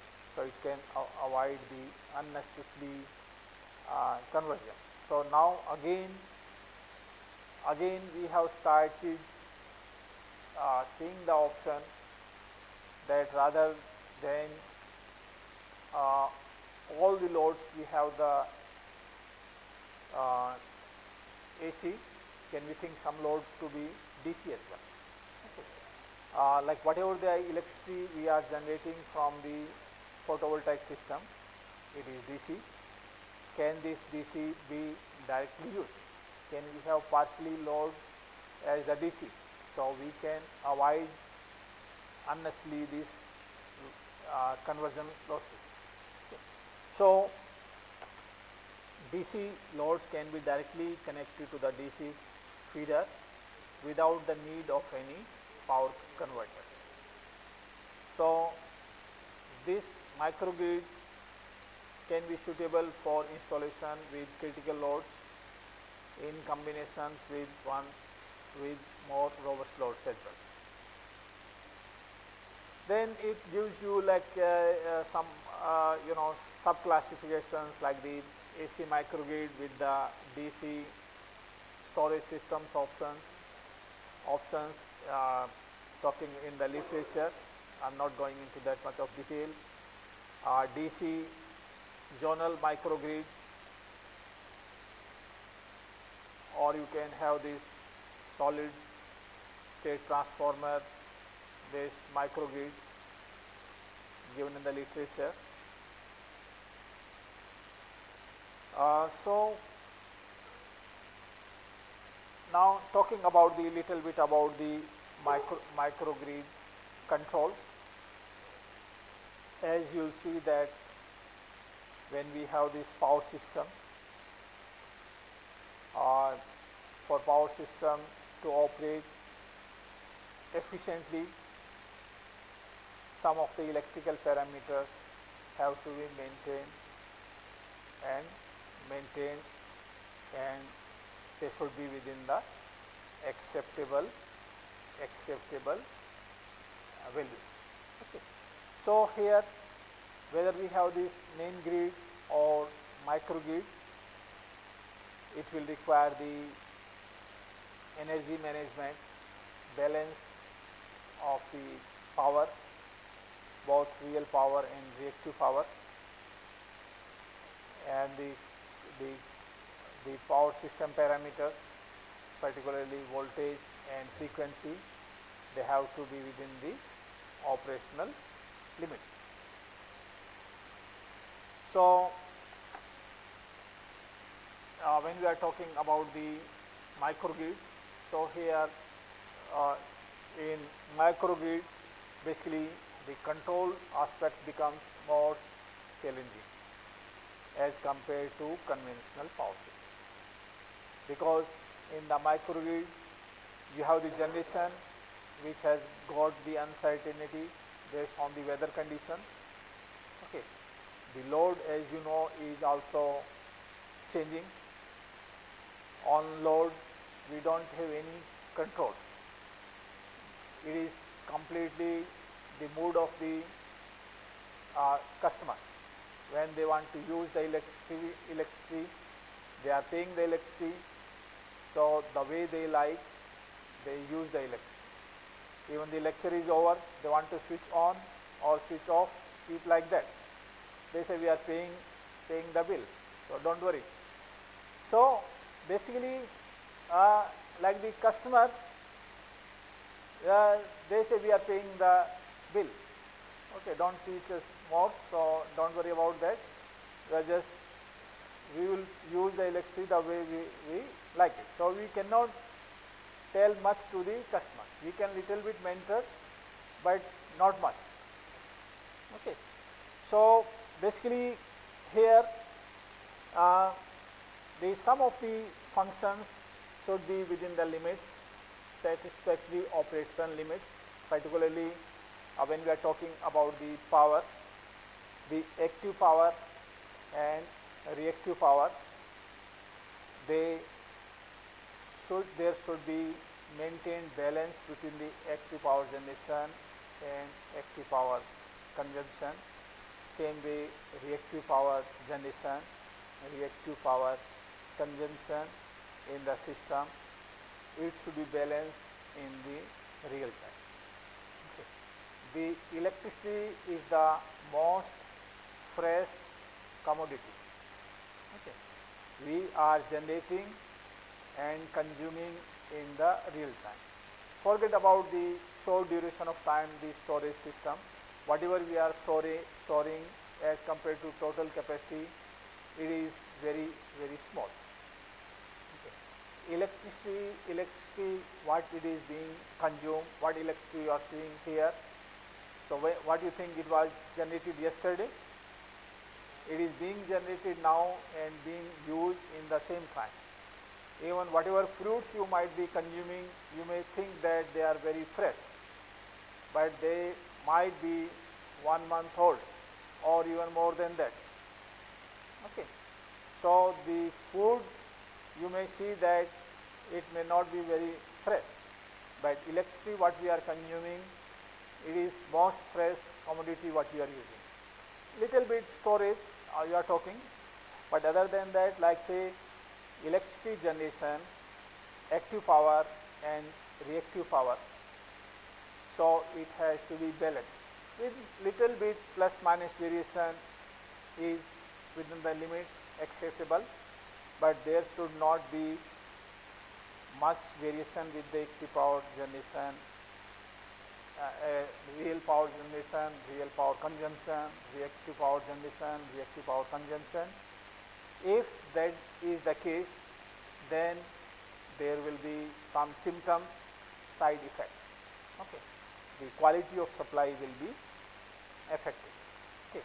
So the basic minimum needs what power system engineer has to ensure, that they have to maintain the power balance, active power, reactive power in real time 24/7 without any holiday. So it has to be maintained. So 365 days, no holiday at all, no Christmas holiday, no Diwali holiday, it has to be maintained throughout the year. Okay.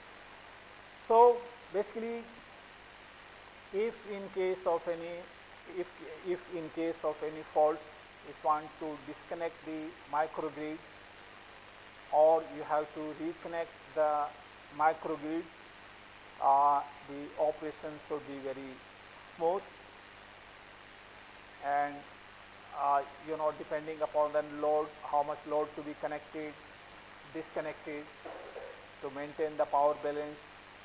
So a proper scheme has to be decided, as Professor Rao explained about the issue of the load shedding. So load shedding, it is not only our country. I previously worked in Pretoria, the capital of South Africa, and you will see that South Africa is the most developed country in the African continent. In Africa, very big continent, and in that South Africa is one of the most developed parts. Okay. So that country has also faced the severe consequences of the load shedding, because they have this, hydropower generation, mostly coal-based power generation. But in hydro, we have to, if there is less rain, so we cannot operate hydro much. So in that case, again there is huge load shedding. We have seen that every day 4 hours, 6 hours of the load shedding. Okay. So you can see that there could be many places, many countries where this type of problem can be there. So whatever situation is there, we have to maintain our power system whatever the best possible way. Okay. So here you see that when we are having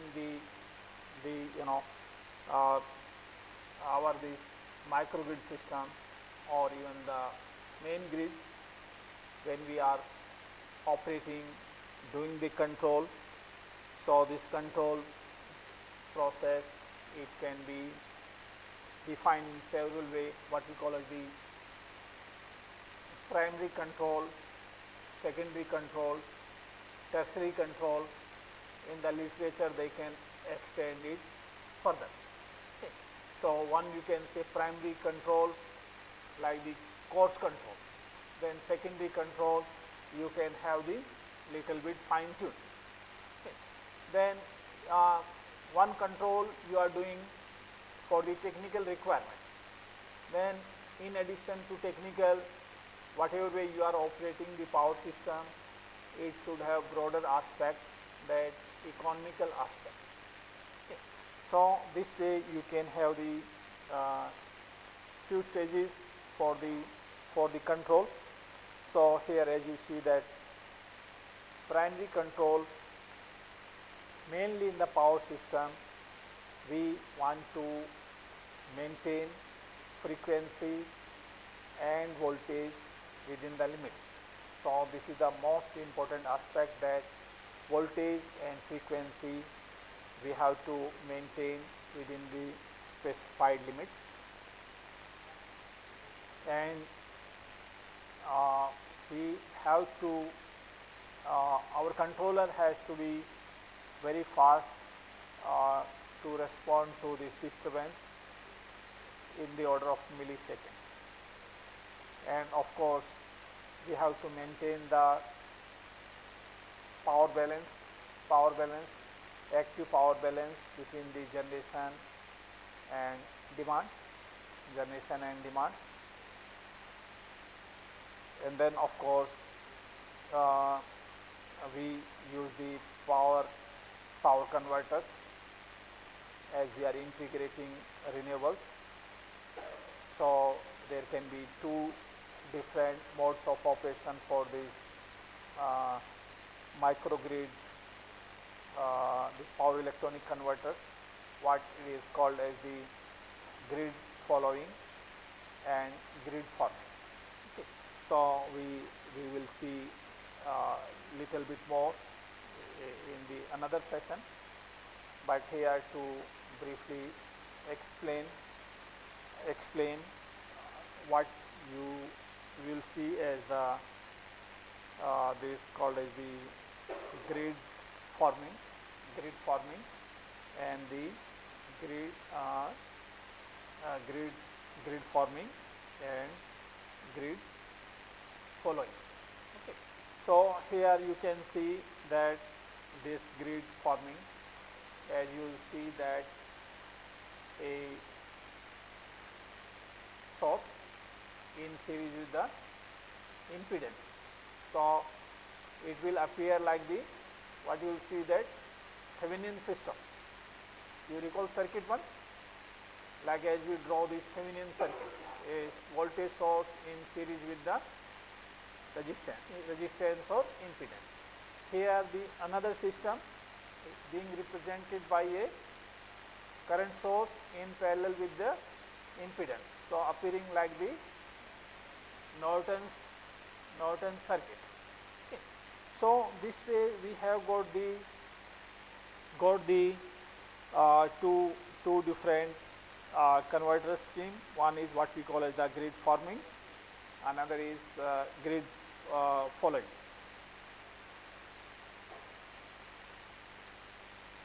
And then when we are talking about the about the primary control, we talk about the frequency control, the dupe characteristics, employed in the converters, active load sharing. Active load sharing, if you want to share the load between the different generators. So how we are going to do that? The voltage regulation, another one of the quality parameters. That voltage regulation we have to maintain within the specified limits. So that we have to follow. Same way, secondary control. So this works to compensate for the voltage and frequency errors. Will regulate the value of operational limitations for the microgrid. It ensures that voltage and frequency deviations are regulated to zero following each load and generation in the microgrid. And again, this control can be divided whether you have the centralized control or decentralized control. Then talking about this like the tertiary control. So here basically manage the power flow by regulating the voltage and frequency when the system is in the grid connected mode, and by ensuring that P/Q through point of common coupling, the grid active and reactive power can be compared against the desired reference. So we talked about the microgrid control. We'll talk more about this microgrid control in the afternoon session as well. Then some of the microgrid examples. So this list is not the exhaustive. There can be many more. Okay. So microgrid, again you can further try to classify this microgrid as like the facility microgrid or remote microgrid. Remote, as the name indicates, in the remote areas, isolated microgrid. Or it could be a utility microgrid, and what particular applications you might be using for this commercial microgrid, or it could have some specific applications like the military applications in some university campus or some community microgrids. So these way microgrids can be further classified. So it little bit try to explain you the microgrid facility. Like the some examples, the giving the some country examples. What sort of mode it can have, islanded mode, how much the geographical area it can cover, microgrid. Remote microgrid, as the name indicates, it is only the isolated mode. It can supply power to a little bit more areas. Okay. Here for example, if it is facility microgrid, its geographical area will be smaller. It will not supply power to this like the bigger area. Utility microgrid, it can supply power to the larger areas. So you can see utility microgrid you can find in several countries,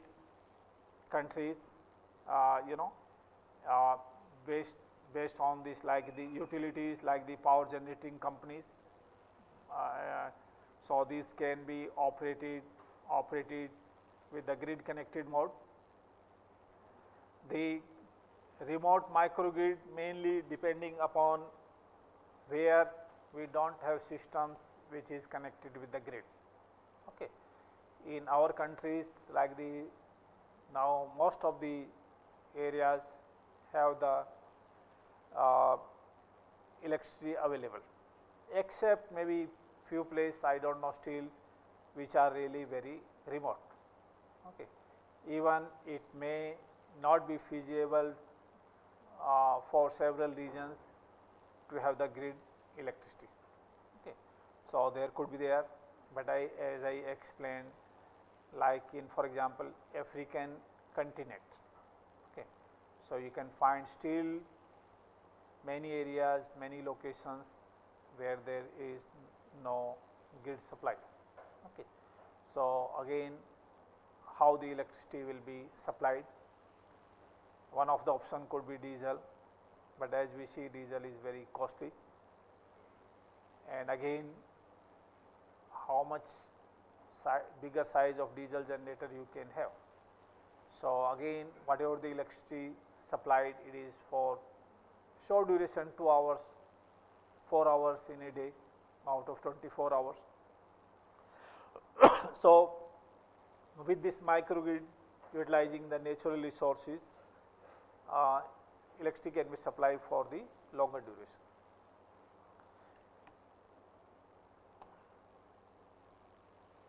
So it gives you some of some examples. I will not go into detail of all these examples, but the slides will be available. You can go through. You feel it interested, you can go into more details. So here, basically, this is an example of this microgrid test bed facility in North America, because whatever this concept, what we are seeing, the microgrid, it is what you can say not very old concept, but still we can say relatively new. That's why a lot of research is being conducted, how we can utilize the renewable energy for sustainable means, and how it is going to impact on the grid. Okay. We need some kind of hardware to test. It is not only just like based on the software, but we really need to create some hardware so that some realistic research can be done. Okay. Of course, as the nature of our discipline is there, we can do lot of simulation studies, but again we need the hardware as well. In power system we can do simulation research, but when we talk about the power electronics, this experimental part is must. Okay. So we cannot have this like this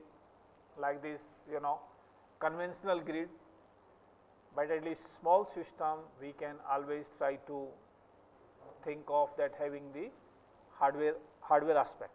So here when we have this microgrid, at least we need to develop some laboratories, some these microgrid facilities where we have some hardware equipment, we can carry out some research, realistic research, understand its behavior, how it can impact on the grid.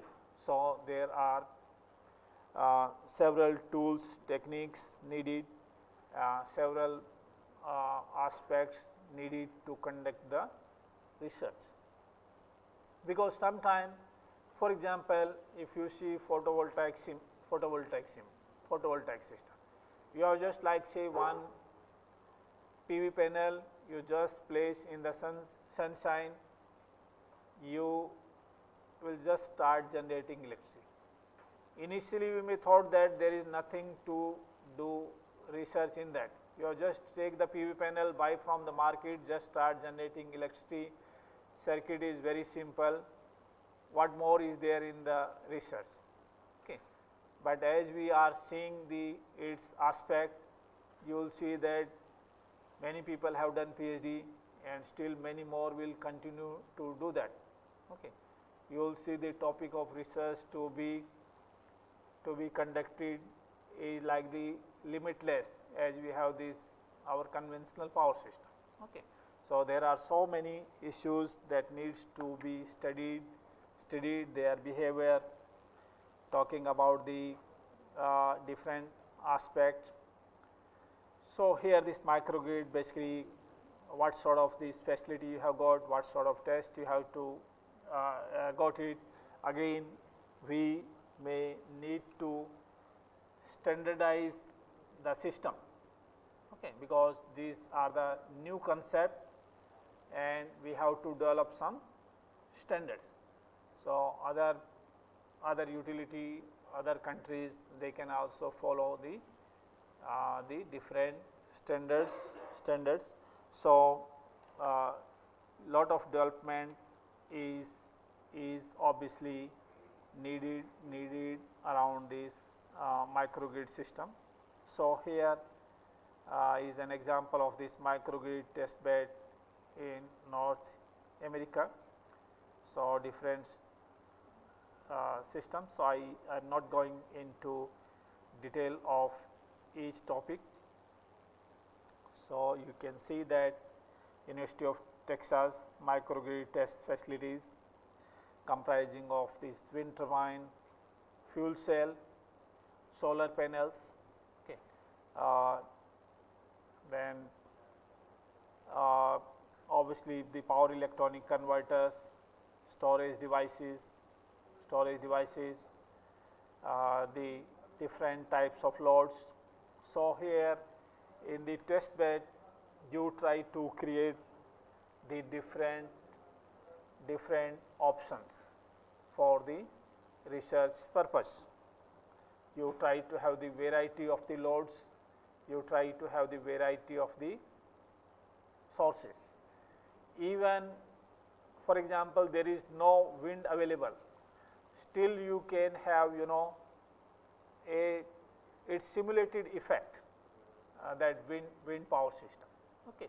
So this way you try to have these different kinds of generation, different kinds of loads, different options of power electronic converters to understand, analyze the effect experimentally, and to verify, of course, along with the simulation study.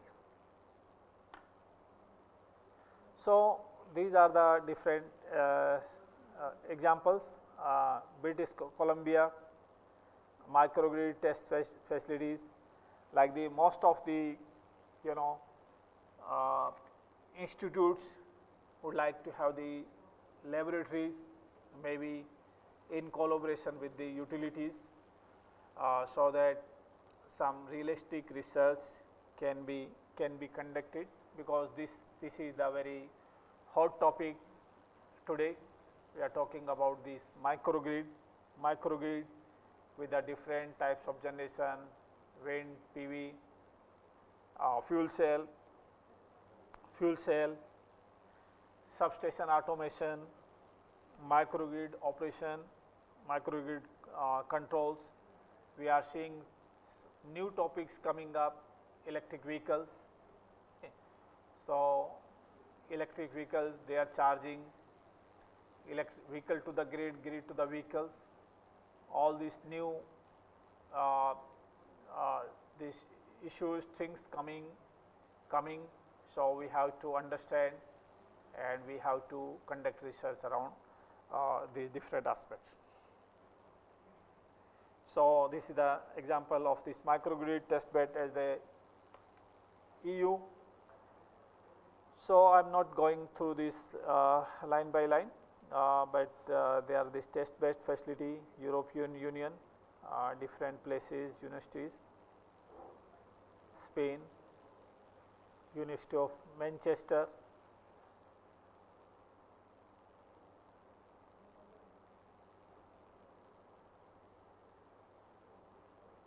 So there are the different cases, several countries, microgrid test bed facilities, microgrid projects in China.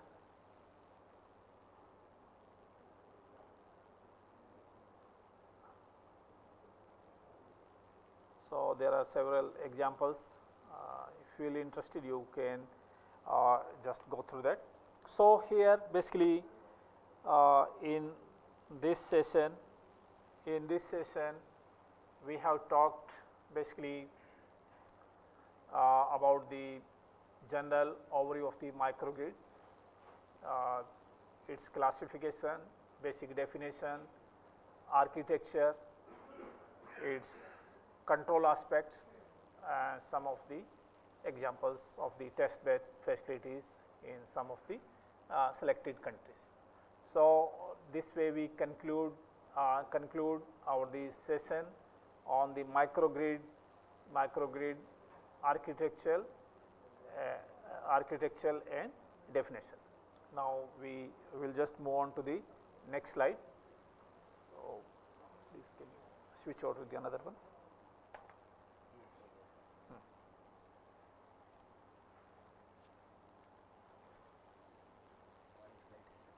दूसरे लगी second वाला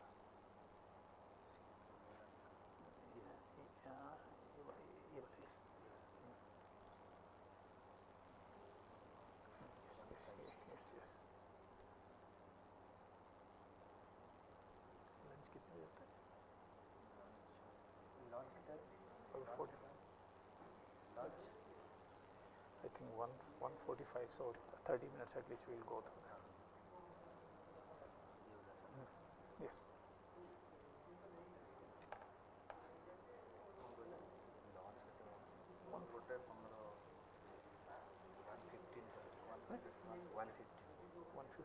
Or delete?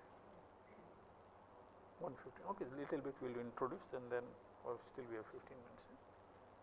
Okay. Start off.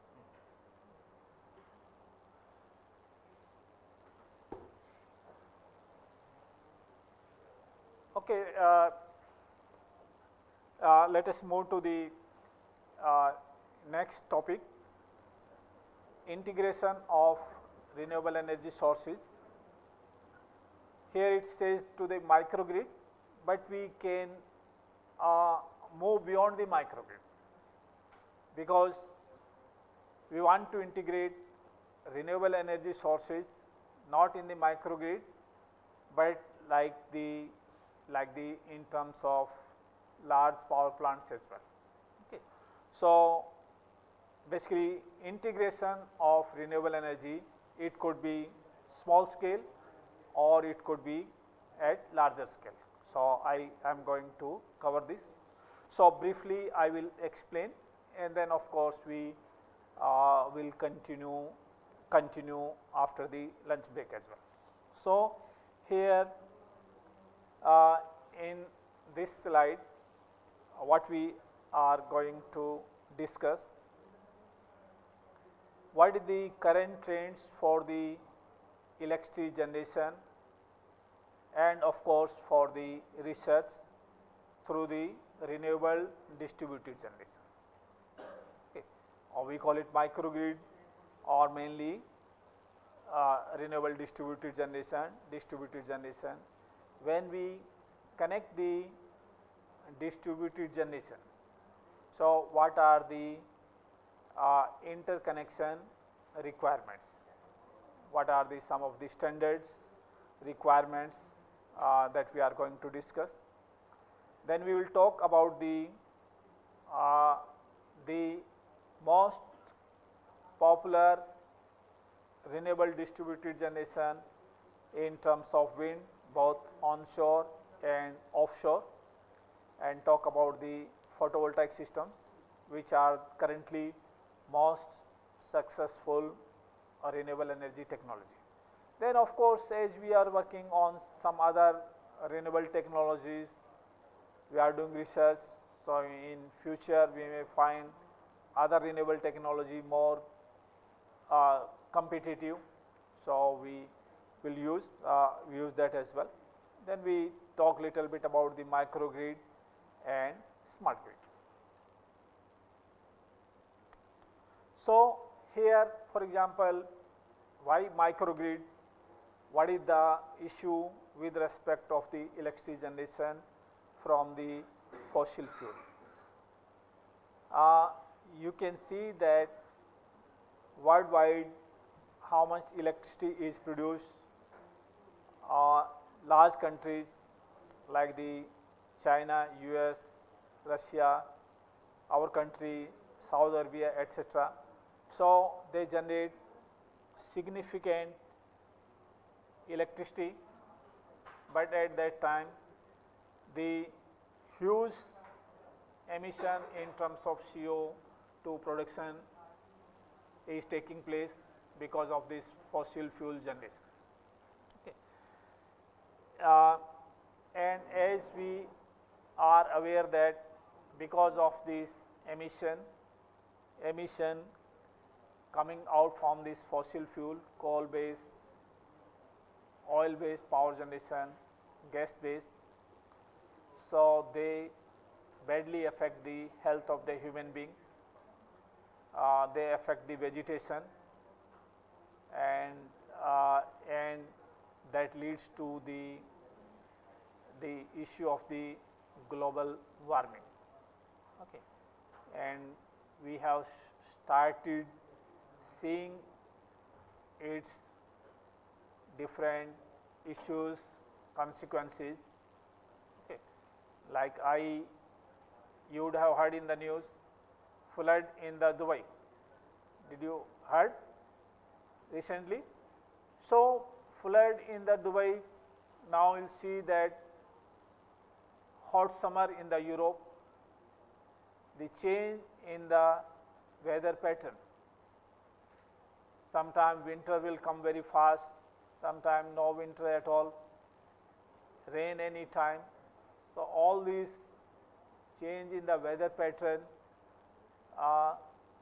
global warming, all these issues are of serious concern. We show, every year we show like these, as Professor Rao mentioned, the situation in the Delhi. It's not only the city, but we see that situations, because of this pollution, air quality. So this is a great concern. Okay. So the scientists, the engineers have to be really concerned about that. We need the energy for our requirements. We need the energy for improving our quality of life. But at the same time, if we are getting affected with these hidden issues like this, environmental issues, okay, so we have to see it very seriously. So now, as we are producing the electricity, this electricity sector is one of the main sector that electricity which we are producing mostly from the fossil fuel is causing the huge environmental issues. Lot of emission taking place because of the fossil fuel, and some countries are coming like the regulations that they will have no more new coal based power plants. Some countries have started coming out that there will be no more new coal based power plant sanction further. Okay. Whatever are existing one, they will serve the life, and thereafter no more coal based generation.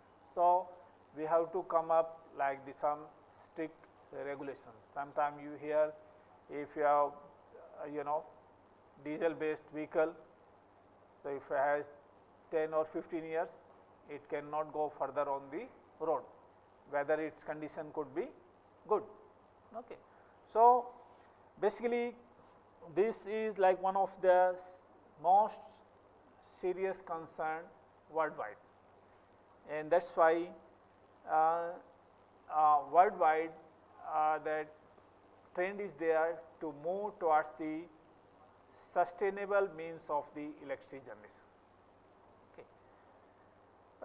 To give you an example, this slide, most important slide from my all slides for this course. So, I'll take little bit time to explain you this nicely, the issues, what you can really understand. So, this is a small scale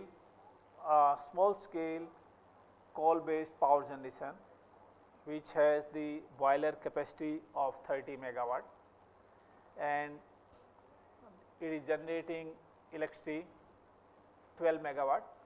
So, we will see that efficiency is 40%, 12 divided by 30, 40%. The efficiency of coal based power plant is around 40%. Okay. Now, in coal based power plant, how much coal you are burning? Okay. So, if someone asks you, I have a 500 megawatt power plant, you are the graduate engineer, bachelor degree, or even a PhD done, can you tell me how much coal I am consuming in my 500 megawatt plant for one day? So, you will think that I cannot tell exactly how much you are using. Okay. But with this prototype, you can quickly make an estimate within few minutes, and you can tell, and this estimate, it will not be too much incorrect. Okay. So, this slide says that how much coal you are using in the plant for this size of power plant,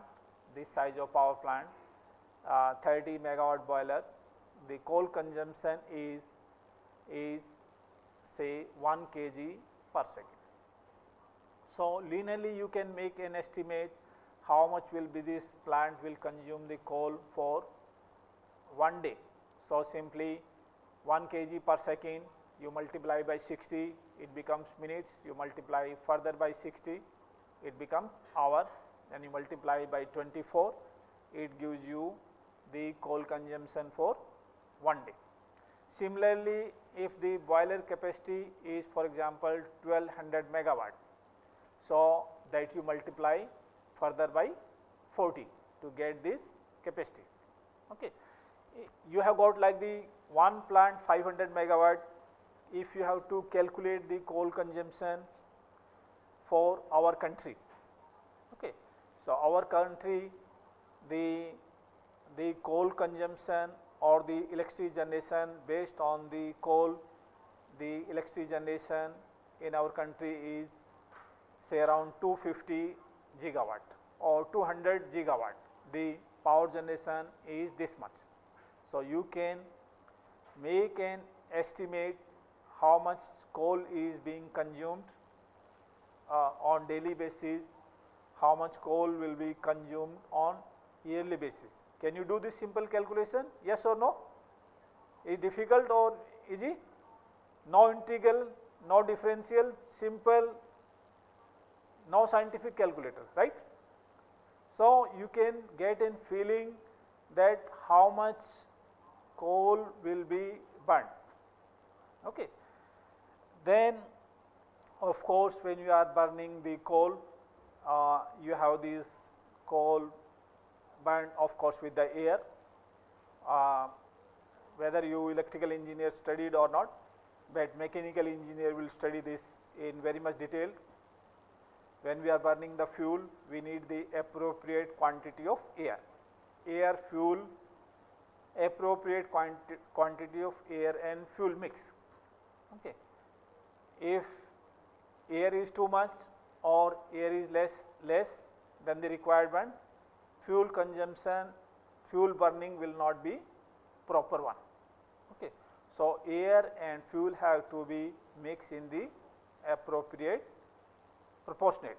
Whether you have this coal based power plant or even you have got the any vehicle, your scooter or your car. So, air and fuel mix, it has to be in the appropriate quantity. Okay. So, the air quantity required is 10 times of that. Okay.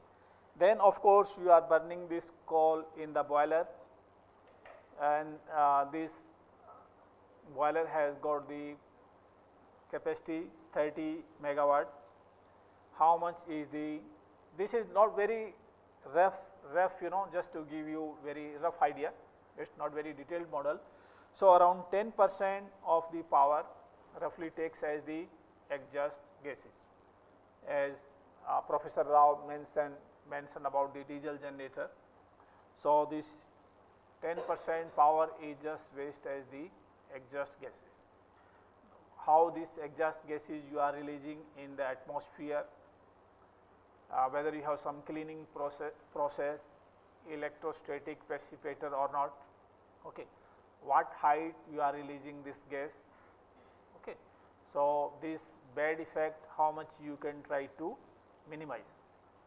There is wastage of the energy, then you are producing this steam, whatever the steam we are going to produce,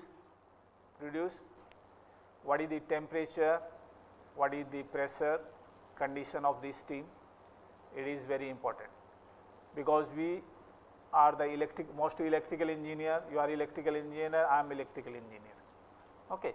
So, for us electrical engineers, for us only we will see about the voltage, about the frequency, maybe we can talk about the power factor, we can talk about the voltage regulation, we can talk about the harmonics, but we do not talk about the temperature and pressure.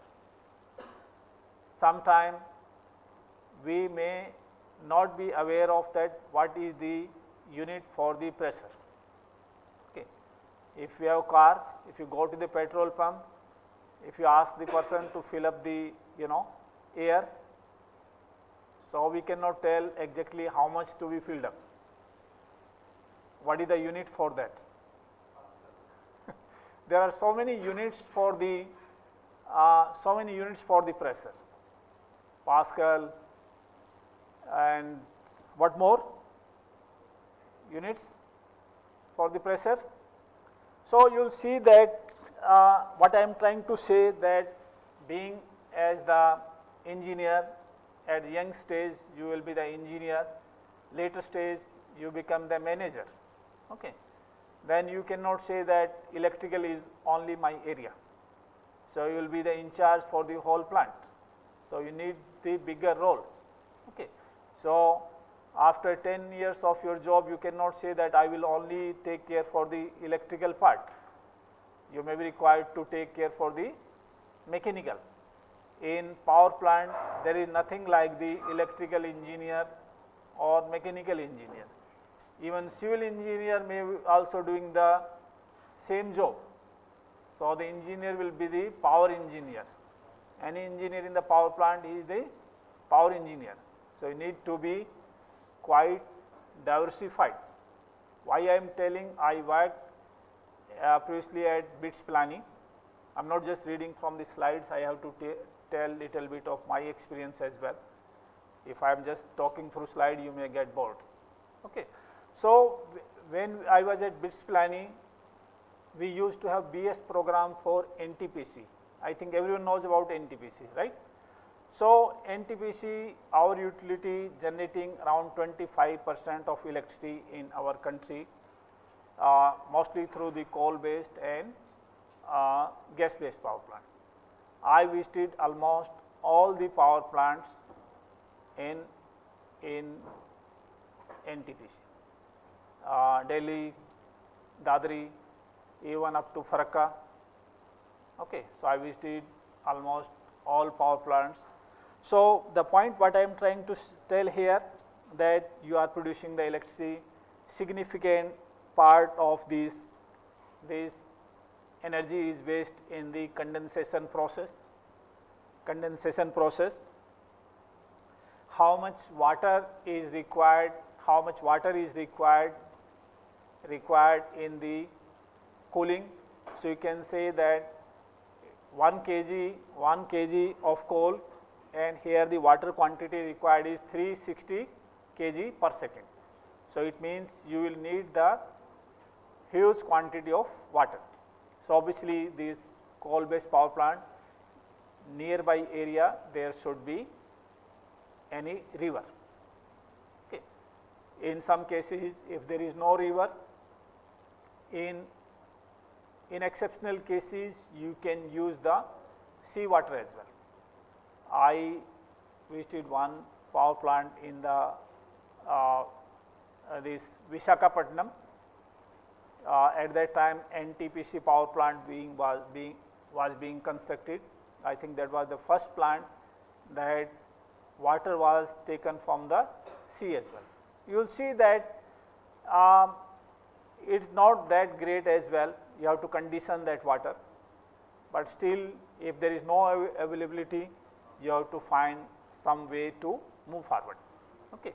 So you have this, all these things. I was mentioning about the temperature, pressure, the steam being used in the power plant. It needs to have the appropriate quality, as we are talking the quality for the voltage, frequency. Here temperature, steam temperature around 550. So you as the engineer at least know what is the temperature for the steam. If you go for job interview, how much is the temperature? Someone say I don't know, but still someone asks you please tell. Someone can say 100, 200. So all these answer incorrect. The temperature being used in the steam power plant around 550 degree. It could be 570, 580, but around 550. Then pressure. So here the point what I am trying to stress, think about the quantity, how much coal is being used in the power plant, and then you see when you are burning 1 kg of coal, sometime in the winter season, when too much winter, then we have small stuff where we are burning coal, right, to make the home heated, right. If it is not properly ventilated, in the night people's sleep. Unfortunately, sometimes here that people were unconscious, right. So if you think that burning of like few kg of coal, how much consequences it can have when we are burning this huge amount of coal and we are just releasing in the atmosphere. So please everyone try to think, do some calculation.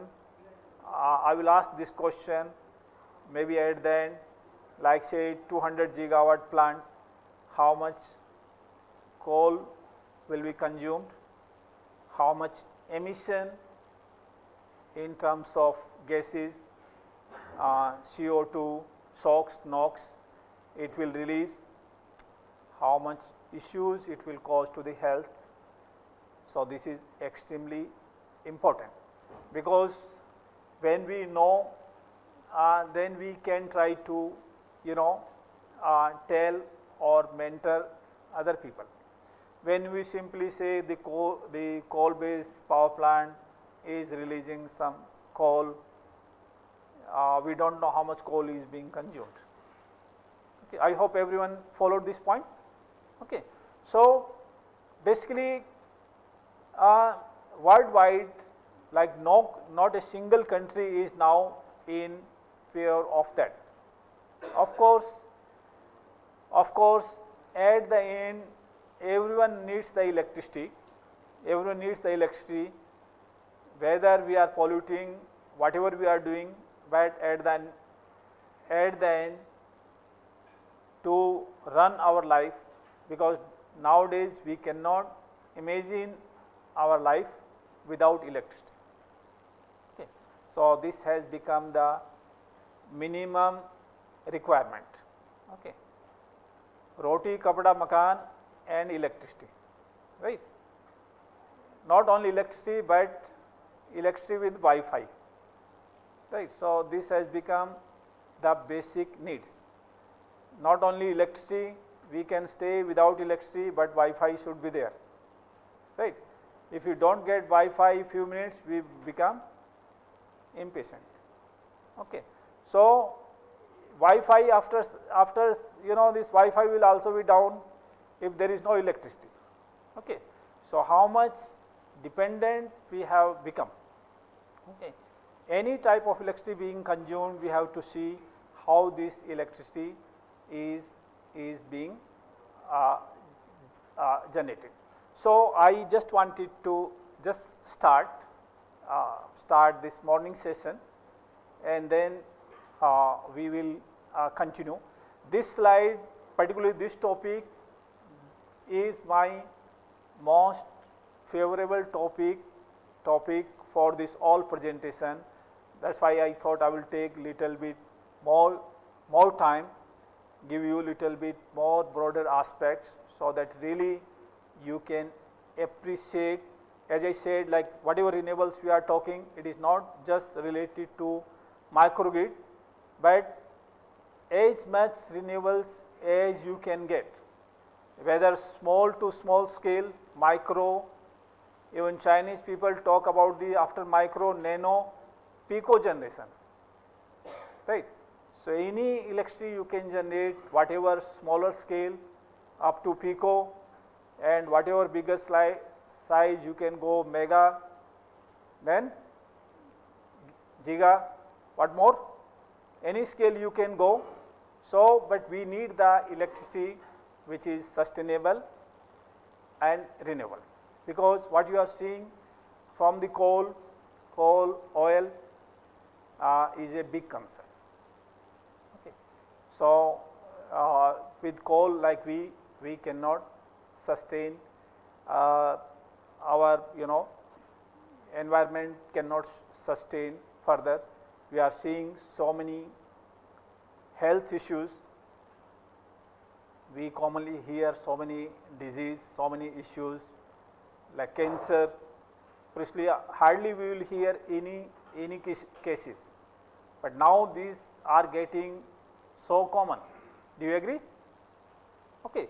So, directly, indirectly, one way we are saying that we are improving our quality of life, but same way, like say our health conditions, even being so comfort, but still the health deteriorated. Okay.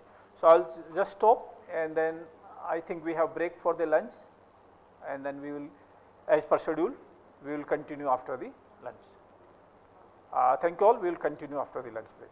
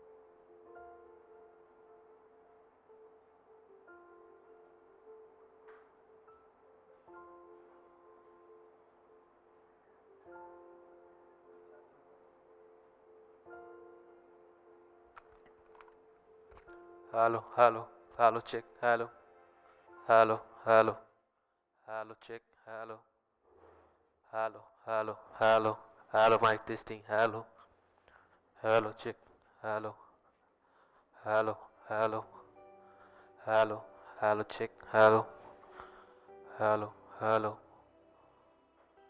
hello, hello, hello, hello, check, hello, hello, check, hello, hello, check, hello, hello, hello, hello, mic testing, hello, hello, hello, hello, check, hello, hello, hello, check, hello, hello, hello, check, hello, hello, hello, hello, hello, hello, check, hello.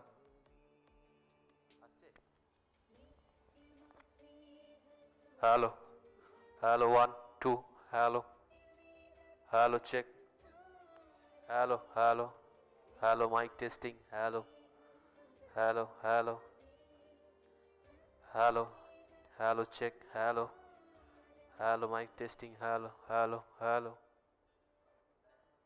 hello, check, hello, hello, hello, hello, check, hello, hello, hello,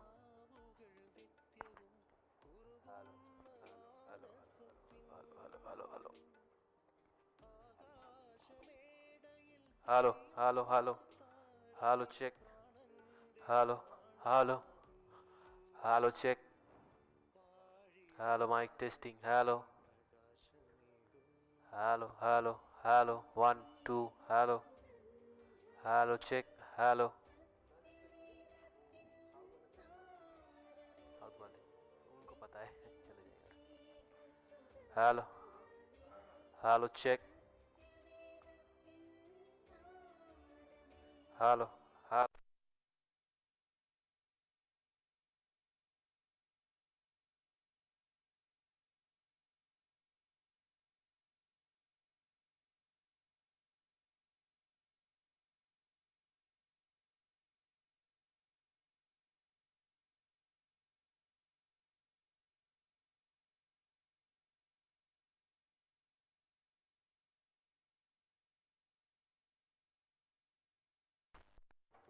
hello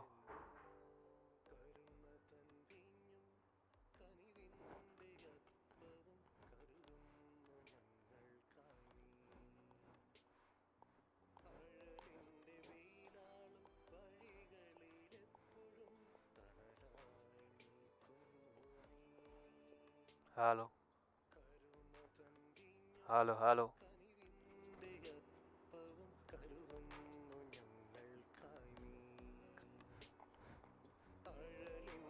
hello hello hello hello hello mic testing hello hello hello hello hello check hello hello hello 1 hello hello hello testing hello hello 1 2 3 4 hello hello hello hello mic testing hello hello hello hello check hello hello hello hello hello check hello hello hello hello hello check hello hello hello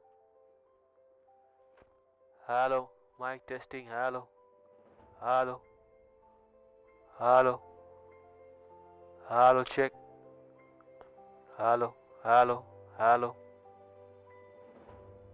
hello hello 1 2 hello hello hello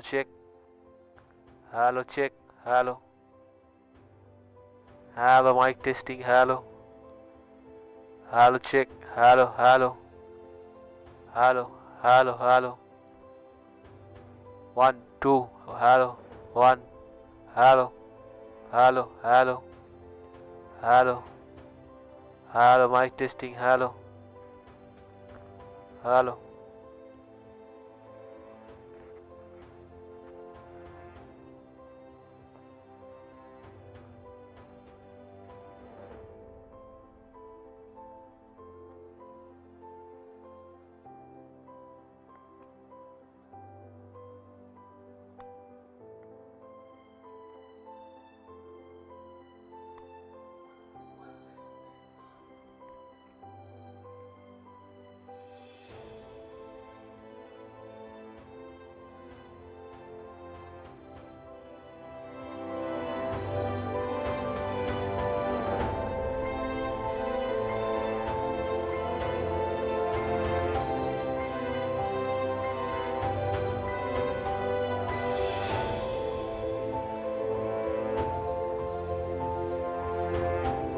hello, hello, hello, hello, check, hello, hello, hello, hello, mic testing, hello, 1, 2, hello, hello, hello, hello, hello, check, check, hello, hello, hello,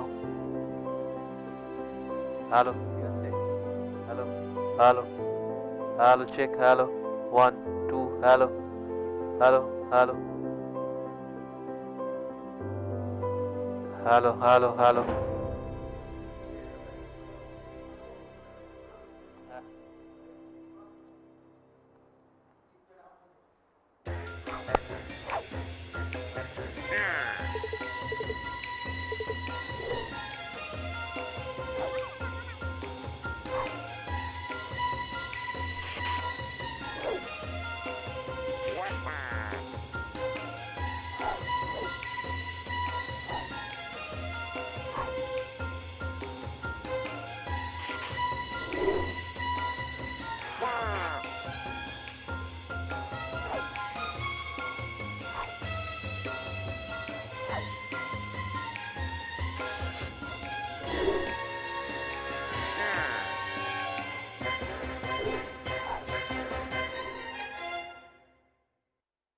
Never ever pay the convenience fee on your flight bookings. Use code EMTNCF while booking your flight on EaseMyTrip and pay zero convenience fee. Always trust EaseMyTrip for best ride prices. Book now only on EaseMyTrip.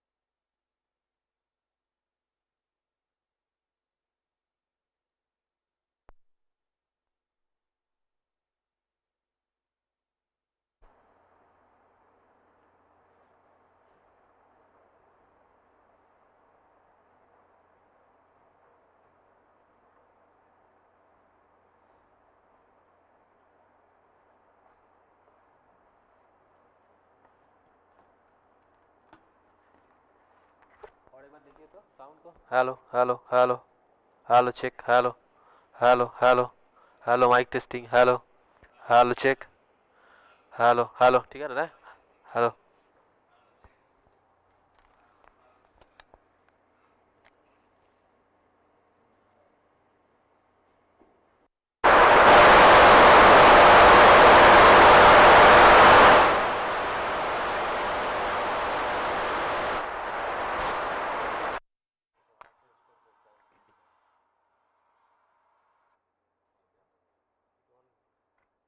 Hello, hello. Hello, hello.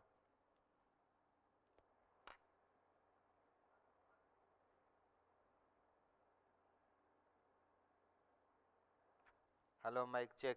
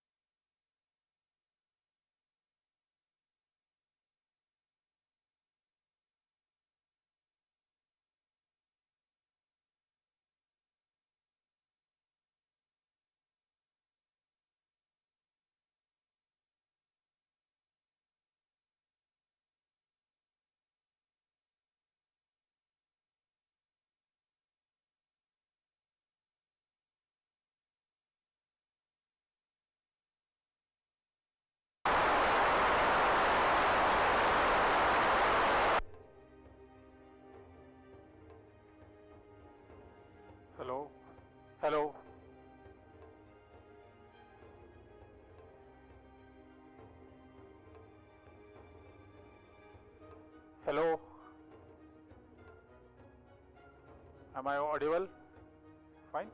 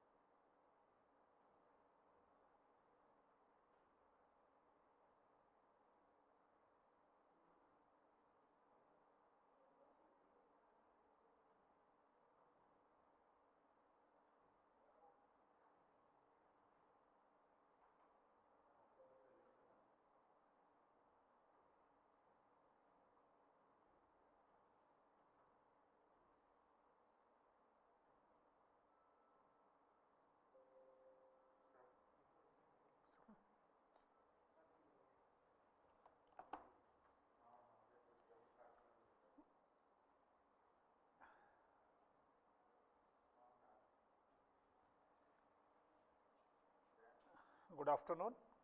We are continuing with this topic, renewable energy integration. So, here in this slide you can see that what is the fuel share in power sector. So, this graph shows this power, how power is being generated using through various fuel sources. So, graph showing from year 2000 until 240. So, here in this graph you can see that share of coal is decreasing because of the obvious reason of this emission being caused because of this coal power generation. Then this blue line you can see for the large hydro and nuclear.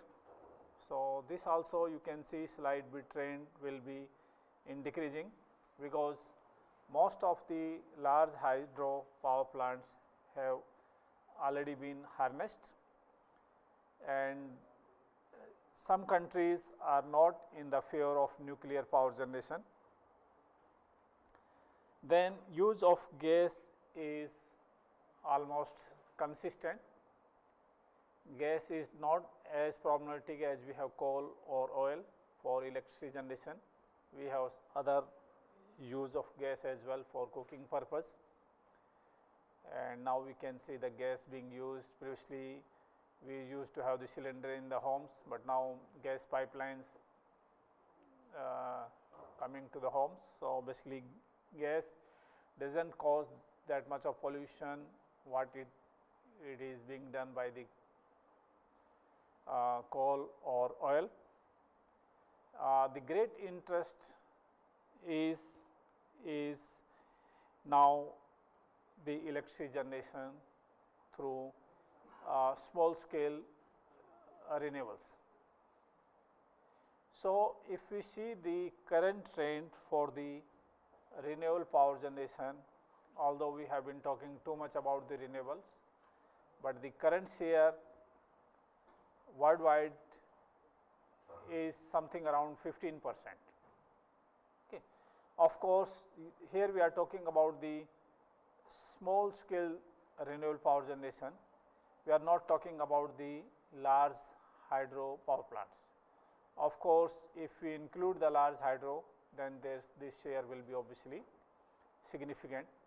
Large hydro is obviously also the clean source of electricity generation. Of course, it has some issue, big dams have to be constructed, some ecological imbalance can be there, but otherwise large hydro is also renewable based generation.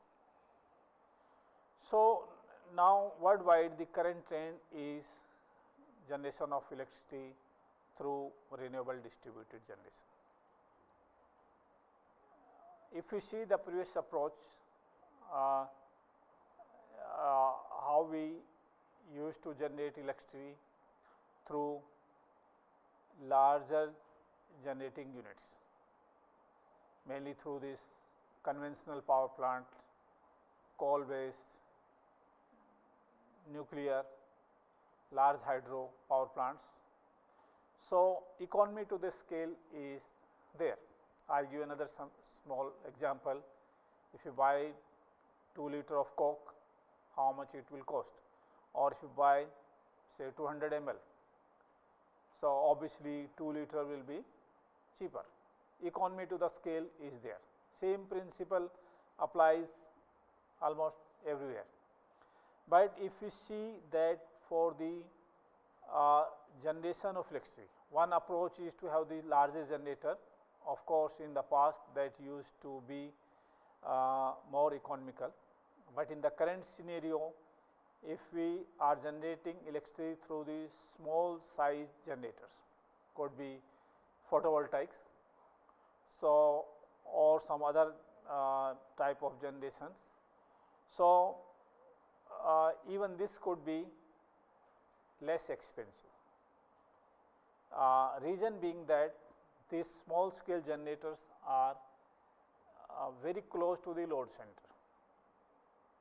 We have these, like here we are consuming the load, our PV generator could be just on the rooftop. So, practically distance is negligible. If you say distance few meters or 1 kilometer, 2 kilometer, it is obviously negligible when we are talking about the distance of 1000 kilometers for the large power plants. And as we know that the power losses, transmission losses, distribution losses basically depends upon the I square R resistance, which is proportional to the length of the line. So, this one of the great benefits what we have from this renewable distributed generation is that the grid losses are significantly reduced. Another great benefit we see that these renewables being the green technology, they offer the positive impact on the environment.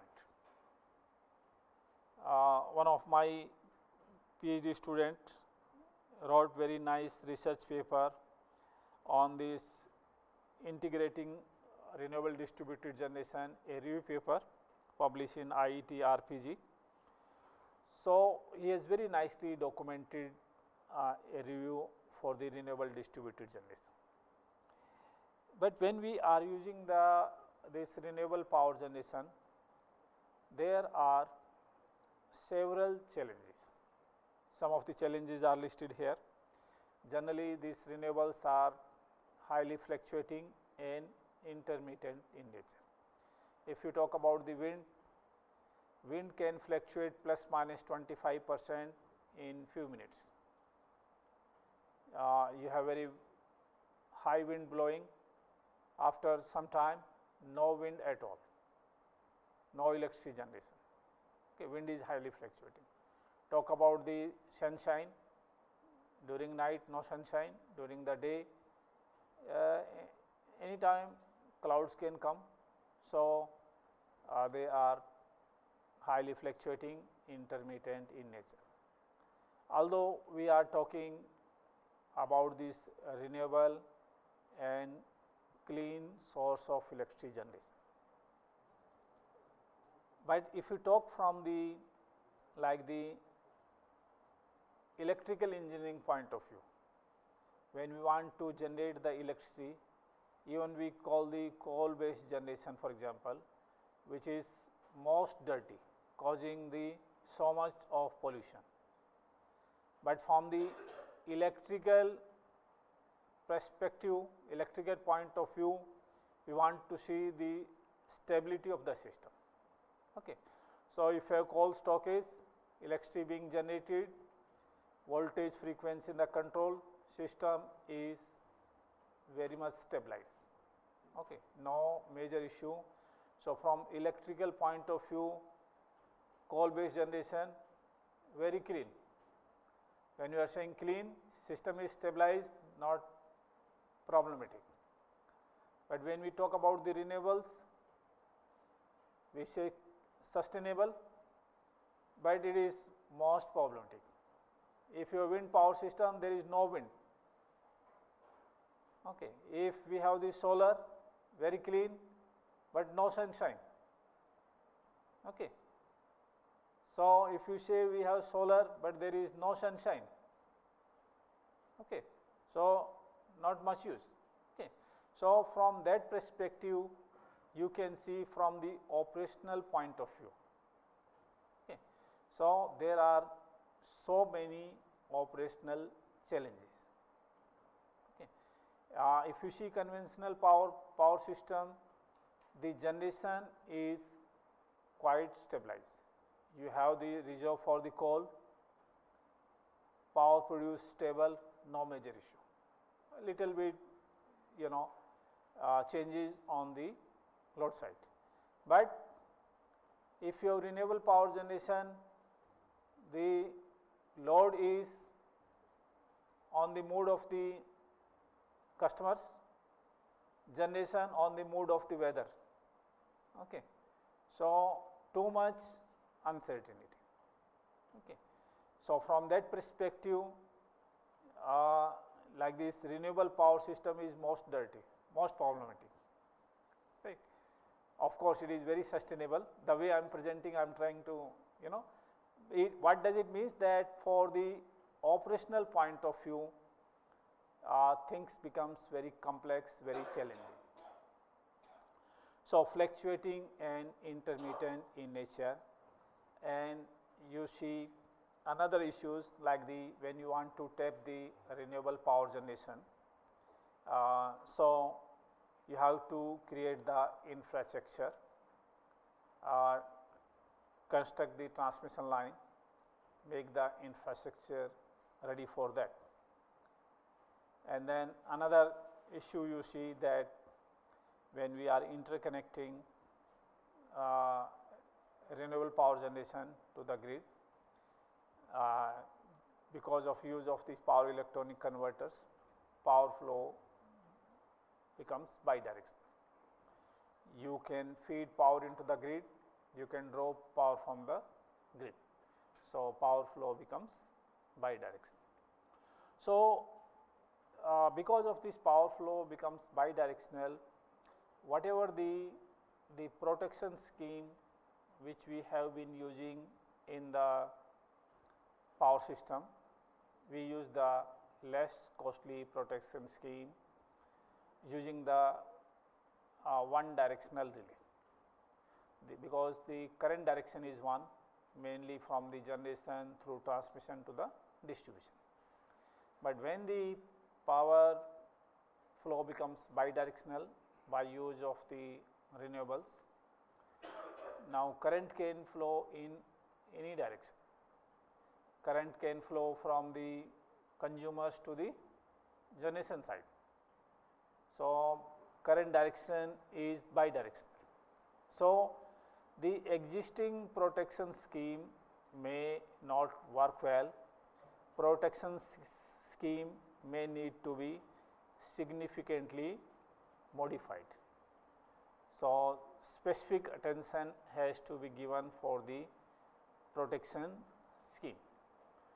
So, sometime, like for example, if some maintenance is being done, we may think that from the through the circuit breaker you have made switch of power from the utility side, okay, and operators are working.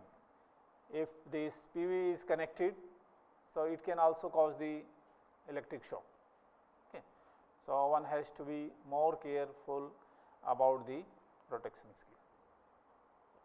Then you can see that if these distributed generations are decided based on the appropriate simulation studies, here it comes the role of these like these researchers, that the renewable distributed generations location and sizing. It cannot be just like say you decide, okay, you have this much size, you place here and there. But if you really want to get the appropriate benefits, then optimum location and sizing has to be decided through the proper simulation study.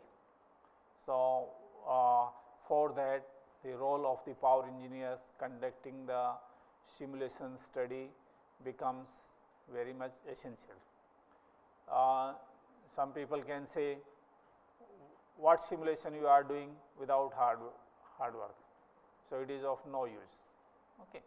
If simulation study is properly conducted with proper meaning, so generally it will give you the results very close to the hardware. Creating of the hardware for each and everything is not possible and feasible. I was listening one of the lecture by this the Dig Silent Power Factory guy. If you see that what is the most complex system on the earth, it will be electrical power system. You will see how many loads are connected, millions or billions bulbs, right? How much transmission lines are there? Okay. If just like say ant, you have one bulb and you start traveling through the wire, you can reach up to this Delhi power plant or wherever you can go, right? Everything is connected. Thousands of devices, lakhs of devices, you know. So, it is the most complex system. Everything you cannot make the prototype or hardware. Do you agree? So, the simulation study becomes extremely important in the electrical power system. So, because of the nature of discipline, it becomes very much essential that whatever simulation study we conduct, it is extremely important. It is not that we academicians do only the simulation studies. You may think that industries might be doing something ground-breaking hardware stuff. Okay. I previously worked for my sabbatical when I was at the University of Queensland. I had opportunity for 6 months to work in the Queensland transmission company. Okay. So, Queensland big state, I think more than 1500 kilometer, okay, in the length, okay, 1500 kilometer, very, Australia very big area wise. So, that company, like most of the company, transmission company, all what they do, just do the simulation study. Although it is company, you may think that all people will be doing hardware, but almost whole study doing through the simulation study. Whatever the software we are using, MATLAB, PSCAD, PSSC, Silent, Power Factory, all these things are being used, whatever the researchers will be doing, same way they are doing. Okay. So, the point what I am trying to say is, if you are doing simulation study, don't underestimate yourself. Do you agree? So, someone say, what you are doing, you are just doing simulation study, no hardware, it is meaningless, right. So, you have to justify some way. The point little bit I try to explain.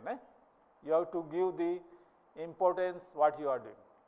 But if you are doing it a proper and meaningful study, meaningful analysis. Okay.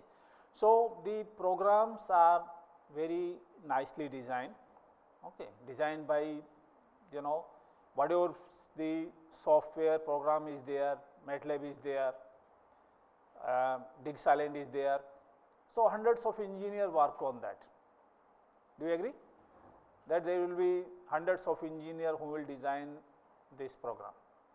Whatever best way the program is designed, and then whatever parameter you give input.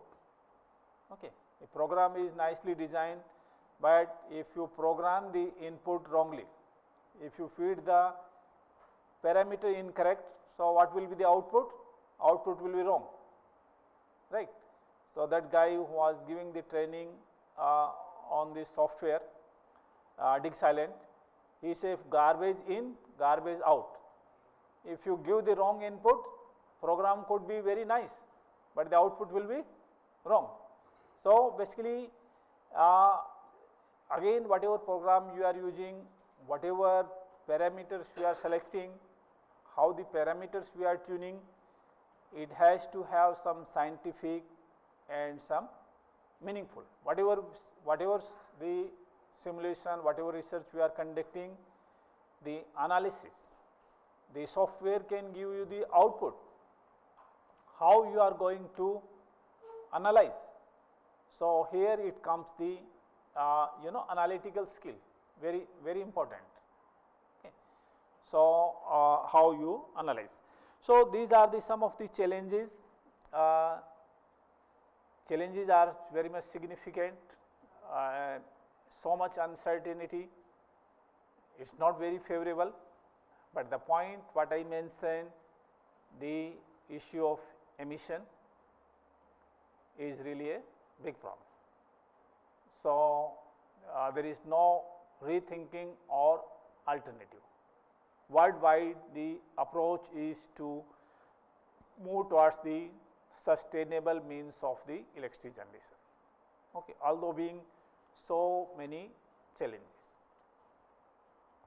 So, this the optimum and significant studies are being conducted. If whatever the research being done in electric power engineering, power area, whether you call it India, whether you call it US or anywhere, right. So, things are mostly around the microgrid. Many of you might be doing, so if you ask a topic, most of the topic will be around microgrid. Do you agree? Even I have not asked anyone's topic, right? But by default at least 70% close around this. Okay. So, this is the current trend for the this generation. Okay. So here, like the optimum location sizing, reduction of the losses, and so on is extremely important. In this paper, although we talk the two benefits, reduction of grid losses and being green technology, but that that PhD student, his writing skills are excellent. Okay. So same thing you say, like in 1 or 2 points, same thing how you document very nicely, right. So he listed down so many benefits so nicely, like say renewable power generation can improve the reliability, it can improve the voltage profile, obviously it can reduce the losses, security enhancement, operational advantages, economic benefits, environmental benefits. Okay. So when you are doing literature review, your study, so you are welcome to study it in more detail. Because of time constraint, I cannot go into more detail, but please you can stay in touch if you need any discussion, if you need any more information, so you are welcome to contact me later as well. Okay.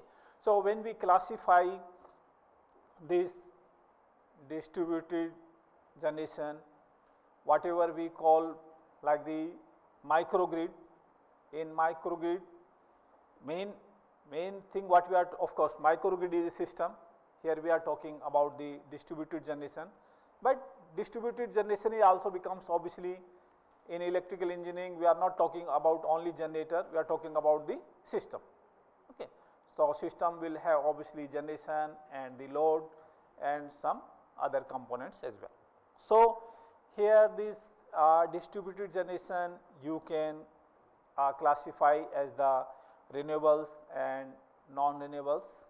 Renewables, as you know, wind, PV, geothermals, small, mini, micro, hydro, biomass, fuel cells, and several renewables are there. Then non-renewables in terms of like the, you can call diesel generators, turbine, gas turbine, micro turbine. So there are different these diesel distributed generation generator technology. Then in some of the literature you will see that obviously we would like to compare different technical and other aspects to compare the performance of say different distributed generation technology. It could be renewables, it could be non-renewables. So some of the comparison factors could be in terms of generally this distributed generation, what capacity, what size normally they are available, how much is the efficiency, how much is the efficiency of these different sources of generation, what type of fuel is used, how much is the emission coming out from the different types of generators, renewables, non-renewables, so that you can, and you can list maybe some more cost and so many other factors just to make the comparison and see what appears to be the say best or nice type of generation. Okay. So here the first it lists down this you see non-renewables, this side renewables. First is talks about this in general what could be the capacity, size. I am not going into the detail, it is self-explanatory and you can find in several researches, it is not only one paper. Then in general you have the idea about the efficiency, not very exactly but at least general range you have the idea. So here diesel generator efficiency something around roughly 40%. Okay. Then you should be aware the efficiency for various types of generation. Then of course the type of fuel used. Another great benefits, although being so much problematic renewables, other great benefits generally with the renewables like the wind and solar is that no fuel is used or fuel is free from the load. Wind freely available, no cost, no tax, right? Sunshine free. So no tax, no cost, right? But if you talk about the diesel, you talk about the coal, we have to burn too much of sensibly. Okay. If we have to burn, we have to burn, but burn not because of the wasting. That Professor Rao was what he was mentioning, one way you are using the coal or diesel, using the electricity. So whatever pollution is being done, it might be acceptable, but not, for example, you have the car, okay, you are using it, even it is causing the pollution, not a big problem. But if you just start the engine and car is stopped, what do you think?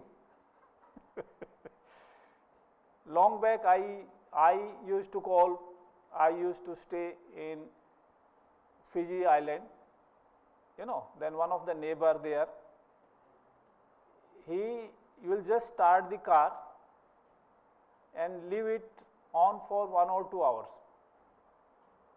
I used to ask my wife what he is doing. Then somehow she tried to get an idea that he wants to get the claim from the office.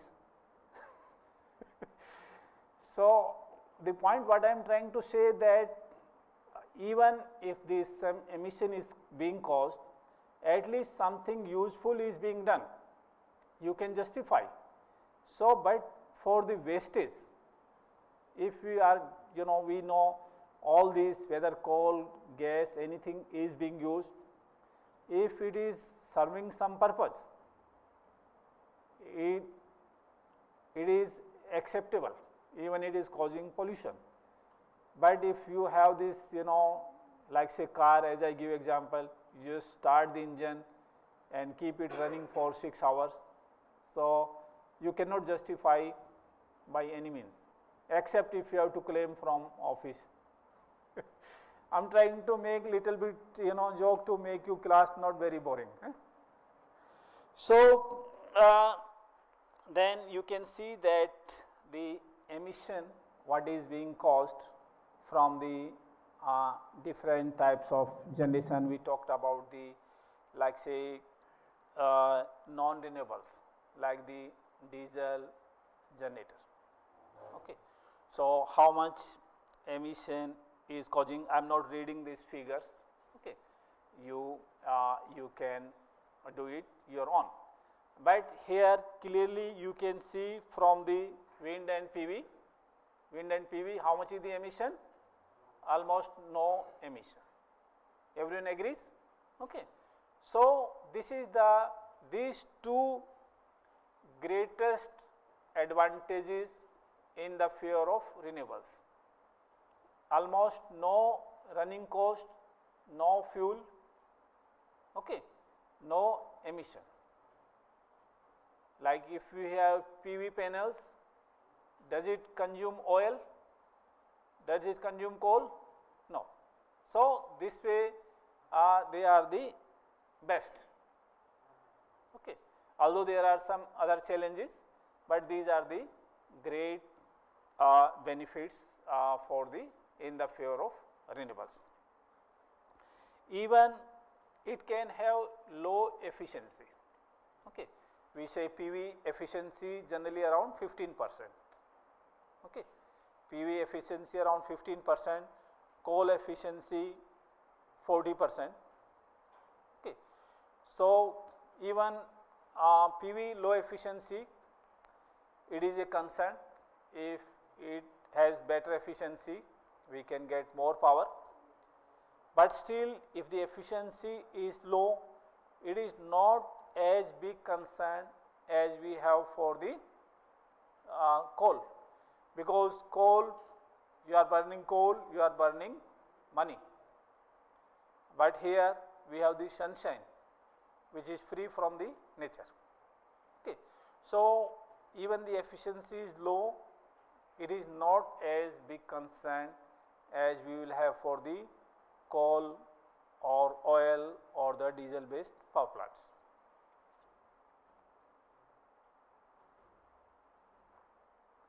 Okay. Now let us talk about the distributed generation interconnection requirements. Okay. When we have these renewables, we cannot just connect it. We need to follow this some standard procedure. Even if you have to connect any equipment, first we will read through the manual. Okay. So before connecting to the grid, if you have any equipment, first of all we will try to read its manual, and then we will try to. Nowadays, if you have any stuff you are bringing from market, then how you assemble anything, how you connect, obviously we need to refer some manuals. Without manual, nowadays very difficult task to do anything. Okay. So this grid connection interconnection requirement, there is one standard IEEE 1547. So this is for the small scale renewable integration standard. So this standard lists down large number of interconnection requirements. Some of the important ones I have listed down in terms of like the fault ride through capability, voltage and frequency operating limits, active power control, reactive power control, other requirements in terms of power quality and protection. So this is like a big document standard. Okay. If I start talking in detail, I can speak on this slide for 2 hours. Okay. But we have time constraints, so I will not go into that much of detail. So fault ride through capability means what? That if the fault occurs on this power system, renewable power system, how the power system should respond. Okay. So in past, when our control systems were not very robust, when fault will occur, we would like to protect our renewable power system. When fault is there, so we will disconnect the renewable power plants from the grid. We want to protect our renewable power system. Okay. But now with the development of technology, the renewable power plants will not be immediately disconnected, but they will stay on the power system as far as applicable. They will not only stay connected, but they will try to help in recovering of the fault. Okay. If the renewables are immediately disconnected, in that case the gap between the generation and demand will increase, because renewables are also supplying the electricity. If because of fault you switch off the renewables, then how the demand will be met? The gap between the generation and demand will increase. So in that case, in modern trend, renewables are not immediately disconnect, but they try to help in recovering of faults.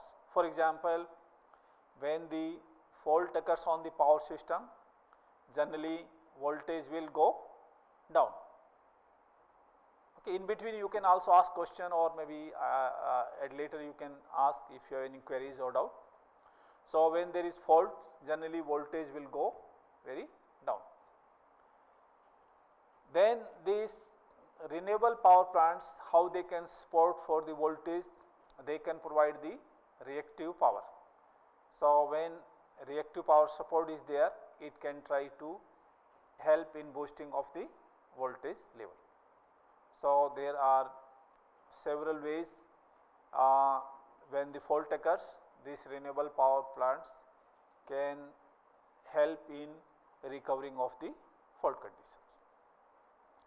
Talking about the voltage and frequency operating limits. So here you can see these two graphs. Upper one is for the Denmark, below one is for China, and you can see that the on the x-axis frequency, on y-axis voltage. As you will see that in power system we have to maintain the voltage within plus minus 10% variation in transmission, or in distribution plus minus 5%. Okay, the voltage regulation. The frequency in case of Denmark, you can see that nominal frequency operations should be between 49 to 51 hertz. If the frequency deviates outside this range, then we have to bring the system back to the nominal operation. We cannot afford to have the frequency 47 or 45 hertz. At 45 hertz, everywhere it will be blackout. Okay. So in the interconnected system, we have to maintain the frequency. And of course, within this, the frequency we have to maintain within the specified period of time. If our control system takes more time, then our system will become sluggish, our power system can become unstable. When we are doing any analysis, we will see that this response settles how fast. If it takes too much of time, then our controller is sluggish one. So this is one of the very important parameter to see about the controller behavior. Controller should respond very prompt. Then interestingly, you can see for the case of China, generally we will see that China products are poor quality, right, in most of the cases, but it is not the case. They will see where the goods to be dumped. If it is to be dumped in the developing or underdeveloping countries, it will be poor quality. If the goods is to be supplied US, it will be very top quality. So they will do the things intelligently. Okay. So sometimes I talk little bit lightly. It doesn't mean I am criticizing something, but to just make it little bit interesting. So you see, when you have any food, little bit added flavor is permitted. Have seen some products? It will be written little bit. Of course, it could be little bit bad for health, but say little bit added flavor, little bit color, little bit taste added, because to make it little bit interesting. Otherwise, you get bored and then everything is not good, right? So the point what I am trying to say here, that in case of China, you will see this normal frequency operation, it is between 49.5 to 50.2 hertz. Can you see in the graph? 49.5 to 52 hertz. So this normal operation bandwidth is very narrow here in case of China. You can see my cursor, please. You can see my cursor, and here it is quite wide. So and if the frequency deviates outside this range, so you have to bring the system back to the normal operation. The point what I am trying to explain, generally we have thinking that if we connect this renewable power system, it will affect the quality of supply. This is the common thinking many people will have. Not only the people, some countries can have this thinking. I worked previously in South Africa. There is one company, Eskom, which generates, transmits and distributes electricity. There is deregulation has not occurred. Like what we have here 20 years earlier, what we used to have, same electricity board for generation, transmission and distribution. But now you see GENCO, Transco and DISCO. Have you seen that? So deregulation has occurred, because for one company it is very difficult to manage transmission, generation, distribution, because this is too much work, right? So that company thinks, because their main business is they want to have their monopoly. Okay, if they want to, someone want to have monopoly, they would not like any suggestion whether good or bad, right? So what they will little bit think that renewable is a problem, right? They say it will affect the quality. But here you can see that it is not the exact case, because how you design, how you implement the guidelines, grid codes, accordingly quality will be there. If you tighten the grid codes, okay, so generally this renewables supplied by the IPPs. IPPs means independent power producers, small scale power producers, private companies. Whatever the guidelines, how you float the tender, if you tighten the technical bids requirement, so these independent power producers which are not qualitative one, they will not able to meet the technical requirements. So they will be screened out. Only the qualitative independent power producers are there. They can only meet these technical bid requirements. Are you following? Are you following what I am saying? That if you have the poor quality suppliers, they will not able to meet these technical requirements. So they will not get successful in getting these bids requirements, because they cannot meet these technical requirements. When we have any tendering process, one part is the technical one. So here you have to meet the technical requirement. If some company or supplier cannot meet the technical requirement, even is economical, so you will be out. First thing is that the technical requirements should be met. If technical requirement is not met, so bid will be not opened. It will be disqualified, because that doesn't meet the requirement. The tenders which meet the requirement, then only technical economical comparison will be done. So the designing and implementing the grid codes, the rules, regulations, if you tighten, then it can not only maintain the power quality, but it can improve the power quality as well.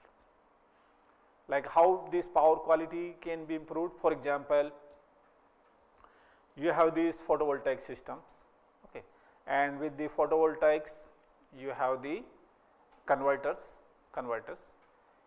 Initially these PV panels will operate at unity power factor. Okay.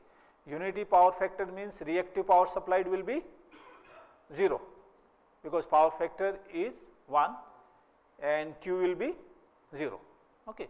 But now basically we expect that these power system should able to operate with leading or lagging power factor. What does it mean? That they can, through these converters, they can supply reactive power to the grid. Supplying the reactive power to the grid means that they can support for the voltage. Okay. So, by having these renewables, even they can improve the power quality as well. Okay. So, this I talked to you about the voltage and frequency operating limits.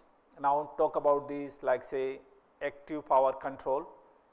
We are talking about the set point, ramp rate, reserve, frequency regulations, because these renewable power plants we operate along with conventional power plant, right. So, how much renewable power generation will be there for the next day? It will depend upon the weather condition, how much will be the sunshine, how much will be the wind, for example. So, it depends upon how accurately forecasting is done. Okay.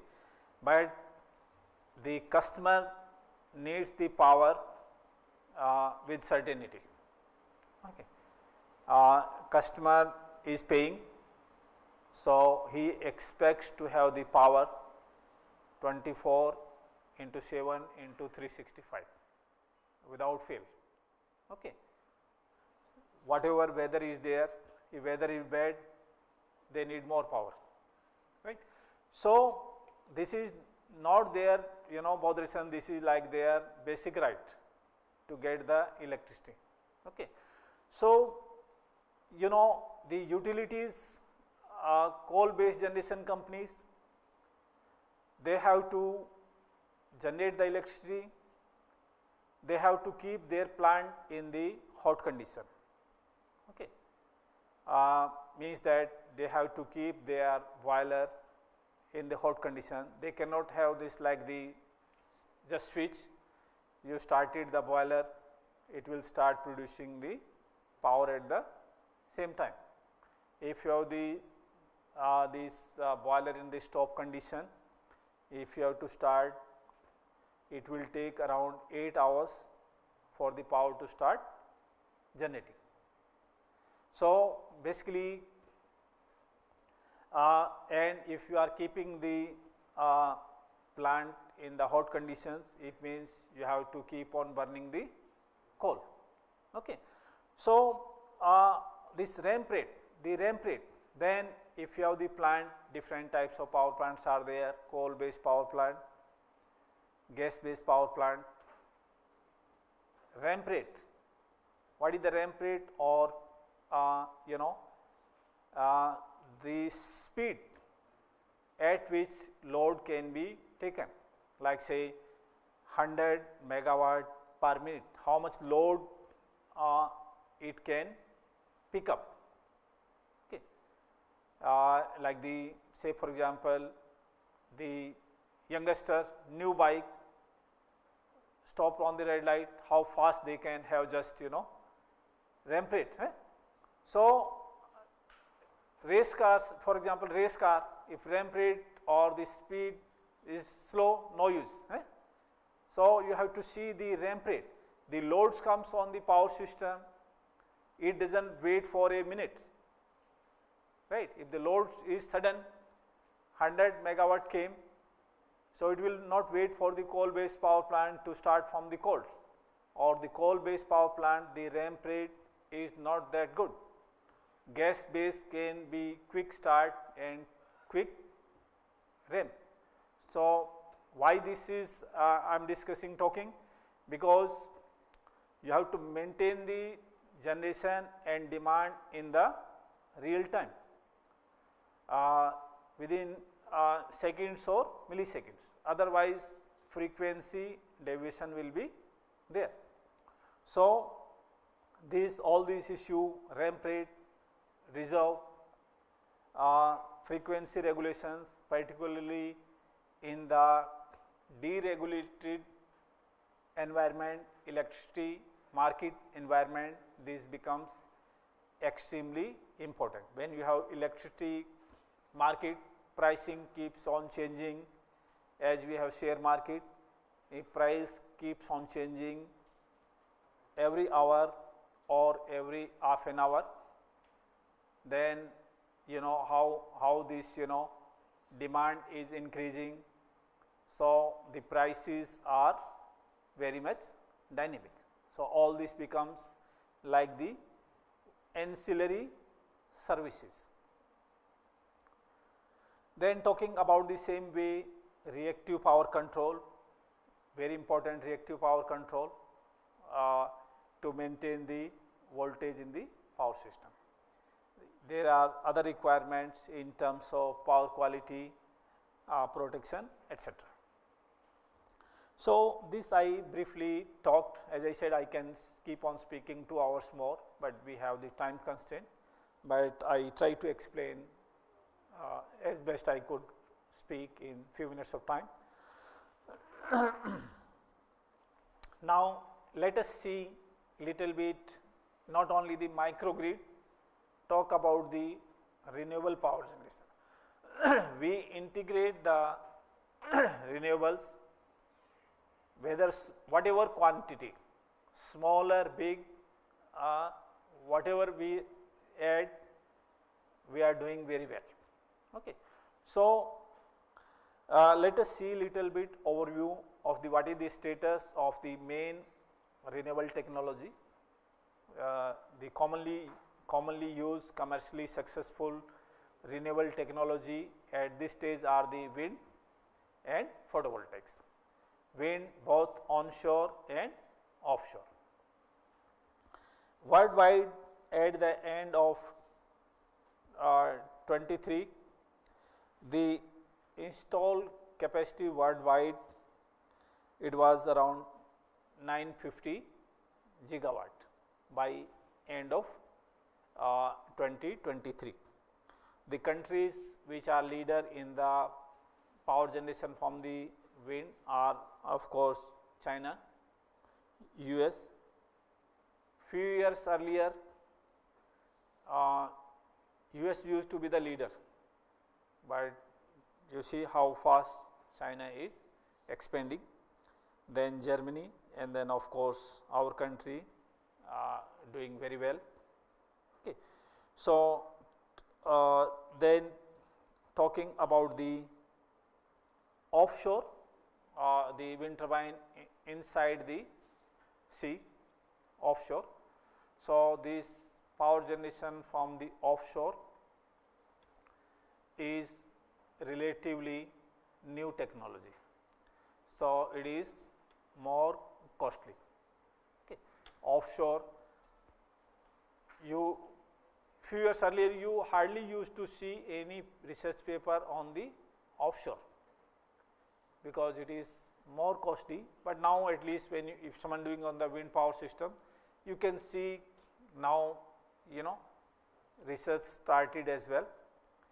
It is costly, comparatively more costly, but as there is more and more capacity addition, cost will come down. So for the offshore, global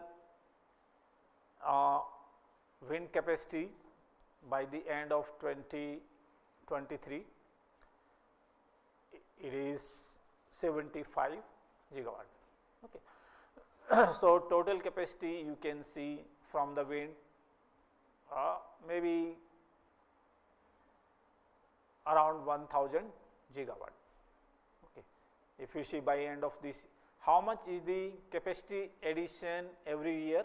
What is the growth rate for the wind every year? So it is around 10%. Okay. If now the global wind capacity is 1000, next year it can increase around 10%, it can go 1100. I am talking approximately. Okay. So the growth rate in case of wind is around 10%. We will also see how much fast this solar is expanding. So here if you see the situation maybe 2 years earlier, if you see the situation 2 years earlier, China would have been nowhere in the offshore. Mainly power generation was in the part of the Europe. But now you can see the China is also world leader in case of the power generation from the offshore. As this technology matures, we may expect soon in the future that several countries are coming forward for the electricity generation from the offshore, because you will see many countries they have the nearby sea and coastal areas, and obviously you will see that most of the good or big cities are close to the coastal areas. Okay, like in Australia, all these cities, even most of the population on the coastal areas, inside almost blank. So the point what I am trying to mention, that load is generally close to the generation.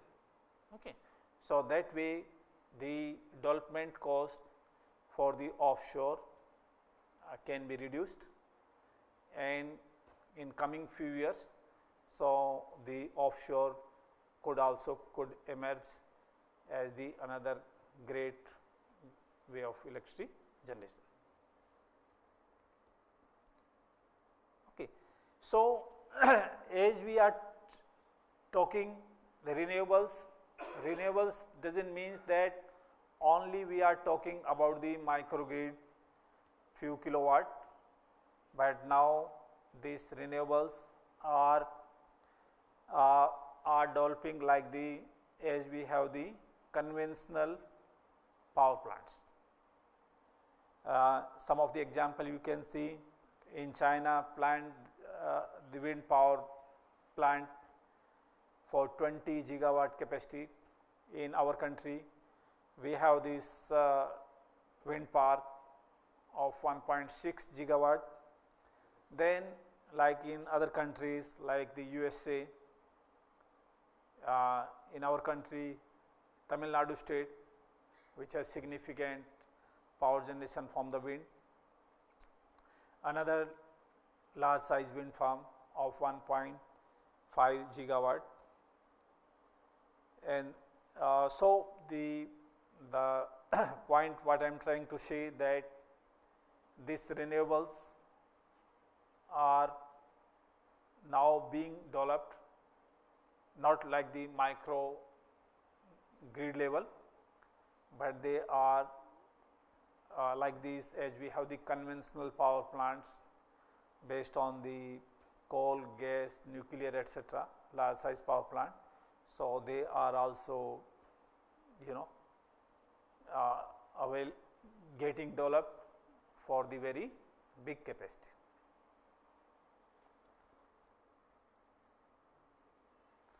Okay. So how this the forecast from the wind, it could be there. Current installed capacity what you have from the wind, both onshore and offshore, around 1000 gigawatt, as you have seen in the previous slide. Okay. So how much we can expect by 2050, say next 25 years. So based on the different projections, current installed capacity around 1000 gigawatt. So what we can expect by next 25 years, it could be say 4 to 6000 gigawatt, means 4 to 6 times of the capacity what we have. The growth rate, how these wind power plants are expanding, growth rate is around 10% every year. Okay. So within a period of 10 years, the capacity will double. Like we have say 1000 gigawatt now, within say around 10 years it will become 2000. mainly the expansion is on the onshore. Offshore is slow because it is more costly. Maybe in few years it also becomes less costly, then it can suddenly start expanding. Okay. So, the wind we can see the growth this way. Now, this slide very interesting. Anyone have seen this graph in any research paper? No? So, this you will see that is coming from this paper published in Electric Power Components and System. Are you aware of this journal? Have you heard this name? Electric Power Components and System? Yes, Taylor and Francis, right? So, this shows that how the development in the wind turbine technology has taken place, how the size of the wind turbine has increased with the corresponding rotor diameter, what is the role of power electronics, what type of generator technology is used. So, this slide very nicely designed by the researchers, very good. Okay. So, here you will see that around 1980s the size of wind turbine used to be around 50 kilowatt, the wind turbine diameter around 15 meters. Okay. Then as we progressed, say reach around 95, the wind turbine size increased to 1000 kilowatt and 1000 kilowatt and the rotor diameter around 50 meter. Okay. This paper written by great researchers, very big researchers. Anyone recognize or anyone come through any name? No, you are the this used to be the editor-in-chief for this component journal. This is another big person in the power electronics. Anyone doing research in the power electronics? So, is the very big name. Okay. So, they are the big researchers. The point what I am trying to tell is that when we are writing research papers, generally research paper will be written by young researchers, PhDs and postdoc. Hardly any professor will be writing paper. Okay. So, you will see that in a paper generally 3, 4, 5 co-authors will be there, but it becomes the responsibility for everyone, whether post PhD student or professor, to ensure that everything is good, right. This is very important, because if any mistake is there, so professor will shout on the student, you did not read it carefully, right. So, I am trying to make it little bit lighter. Okay.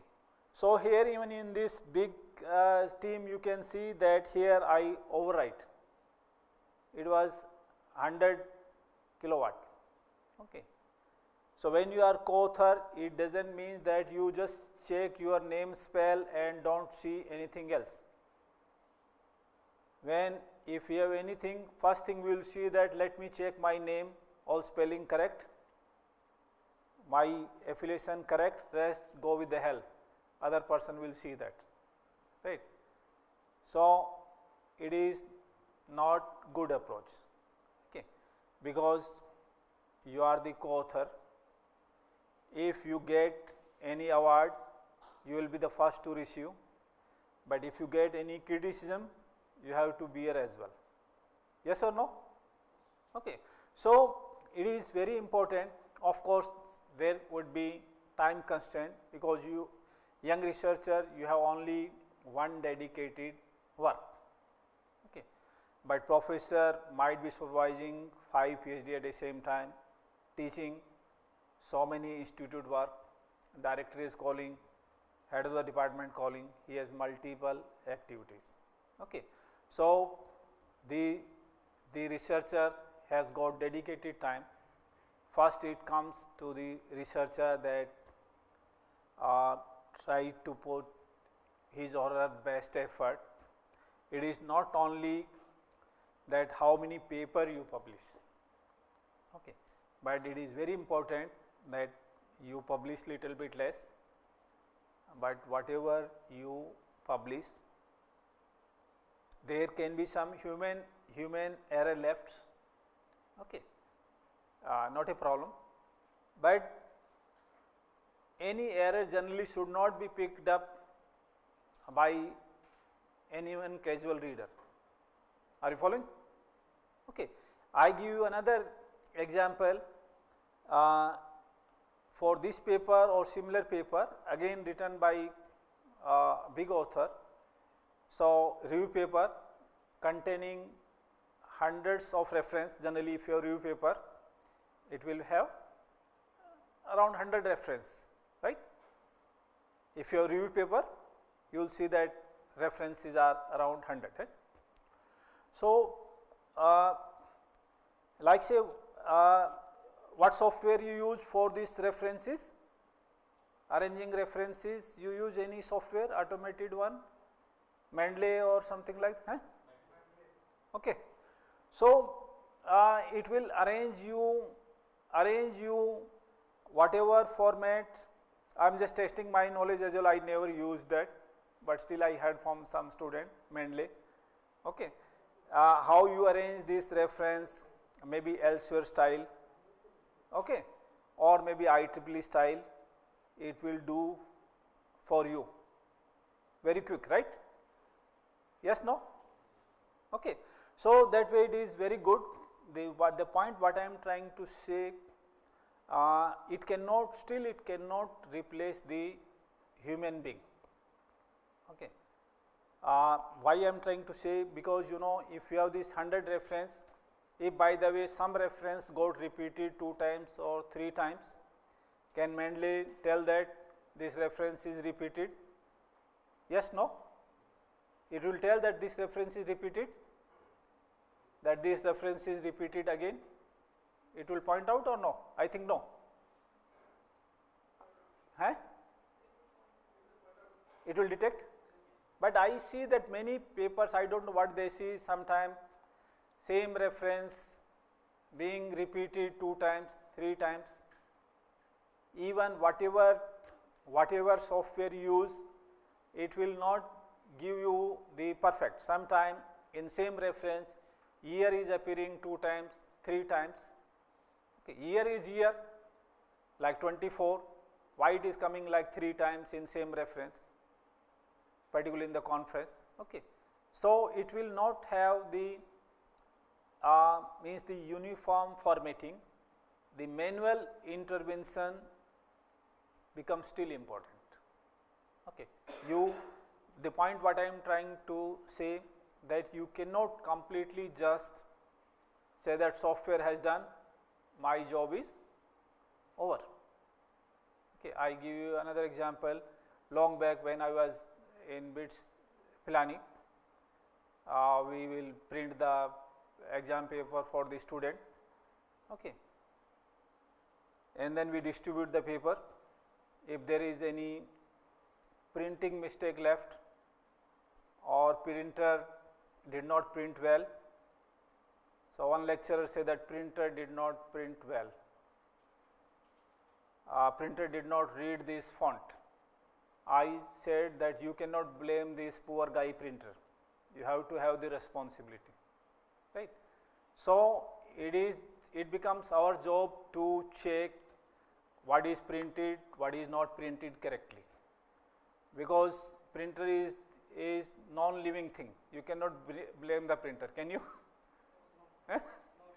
So basically you know, cross check in the loop is extremely important.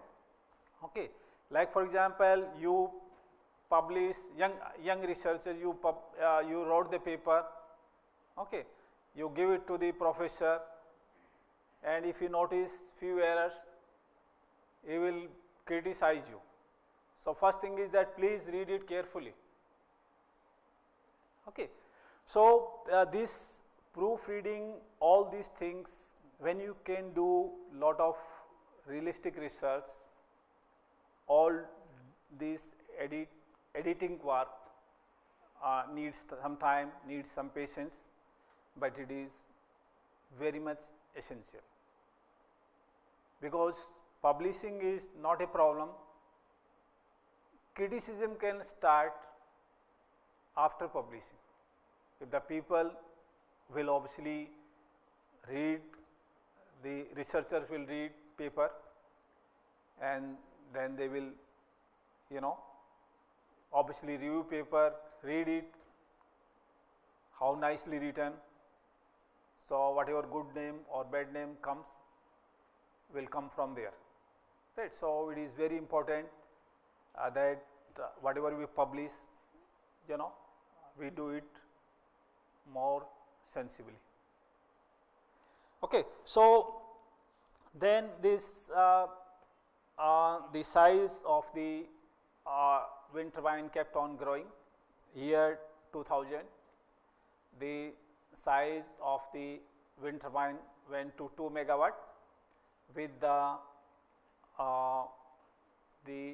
size of the rotor blades, wind turbine rotor blades, gone to 80 meter in diameter, and there was a breakthrough in the generator technology.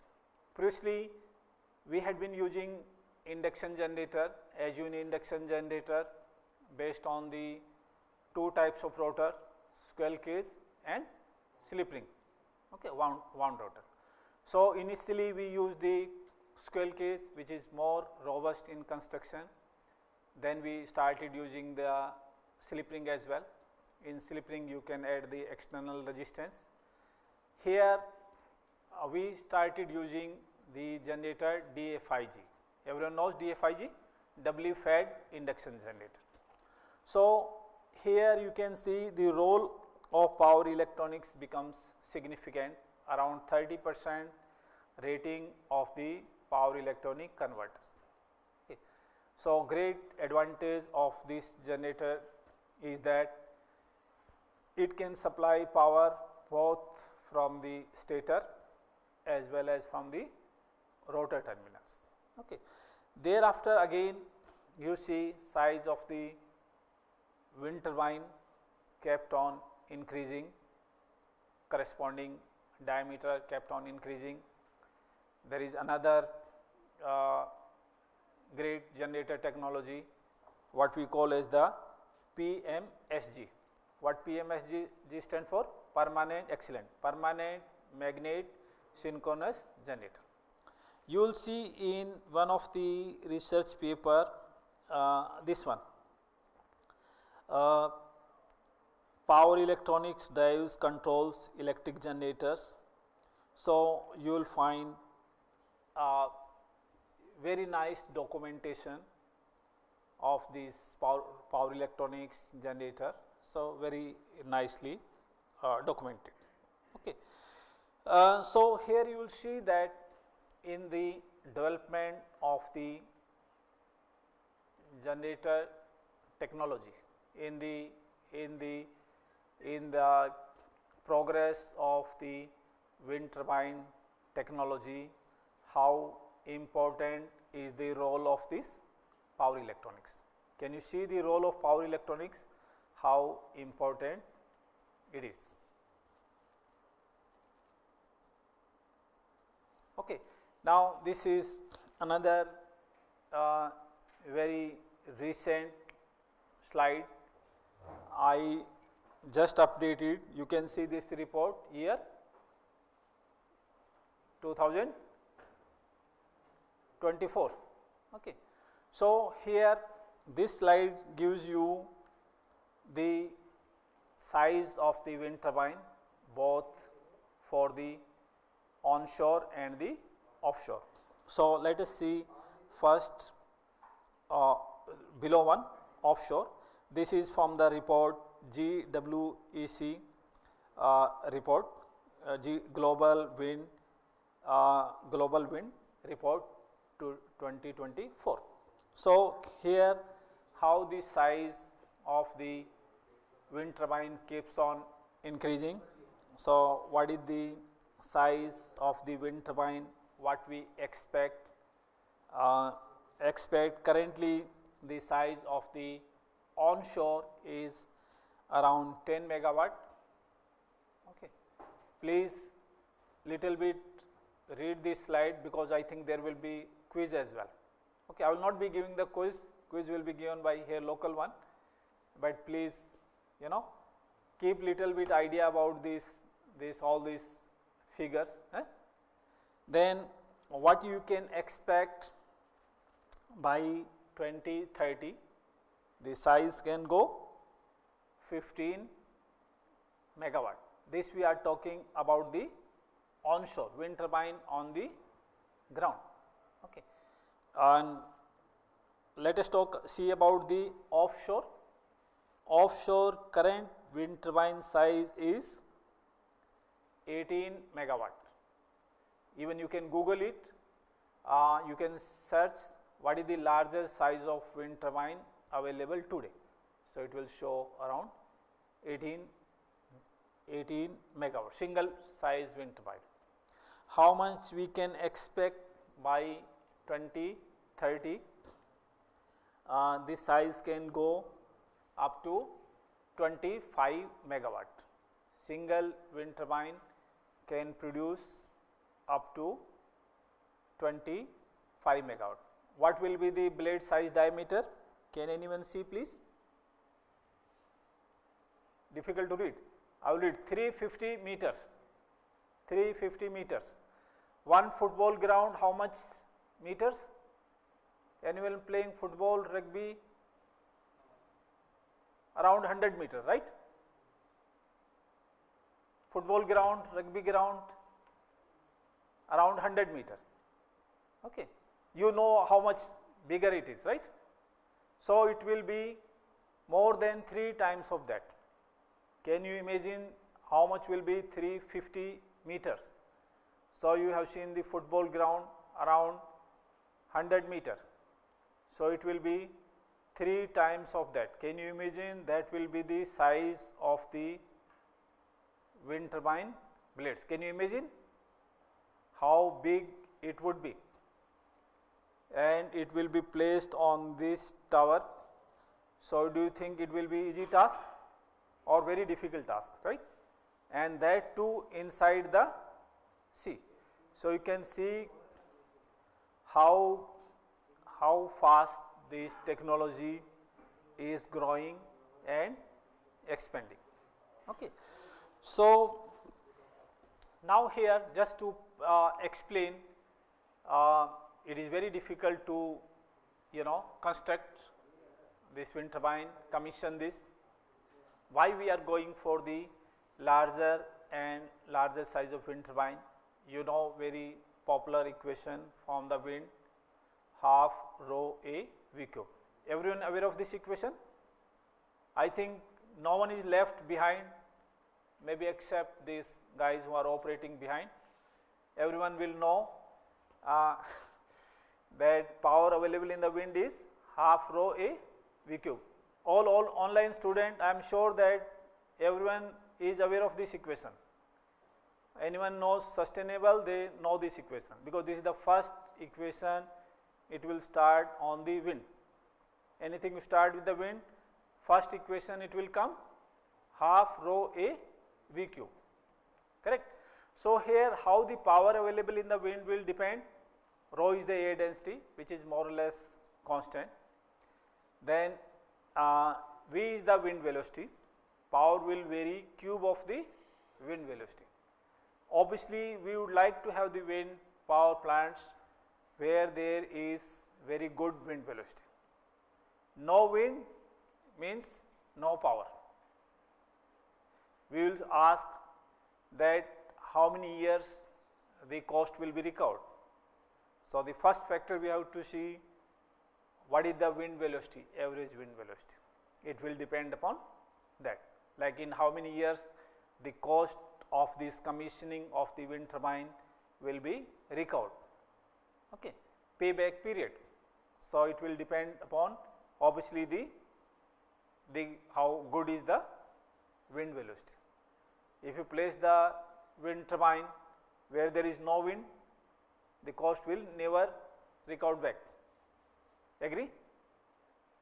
If you make the wrong decision where the wind velocity is very poor, so it will not be recovered. Do you agree? So, the wind velocity very important. The power produced will be cube of that. If there is little bit more wind, power produced will be cube of that. Then another factor what I am trying to explain, area. Area is pi by 4 d square. So, power produced will increase square of the diameter. If the diameter is say 10 meter, power produced will be square of that 100 units. If the diameter you double it 20, power produced will become 20 square 400. So, power produced goes from 100 to 400. The diameter you just double, power produced becomes 4 times. When we are going for the larger and larger size of wind turbine, so obviously the cost will also increase. Cost increase is more or less in the same proportionate. If you increase the size of the wind turbine twice, cost will just become double, but the power produced will be 4 times.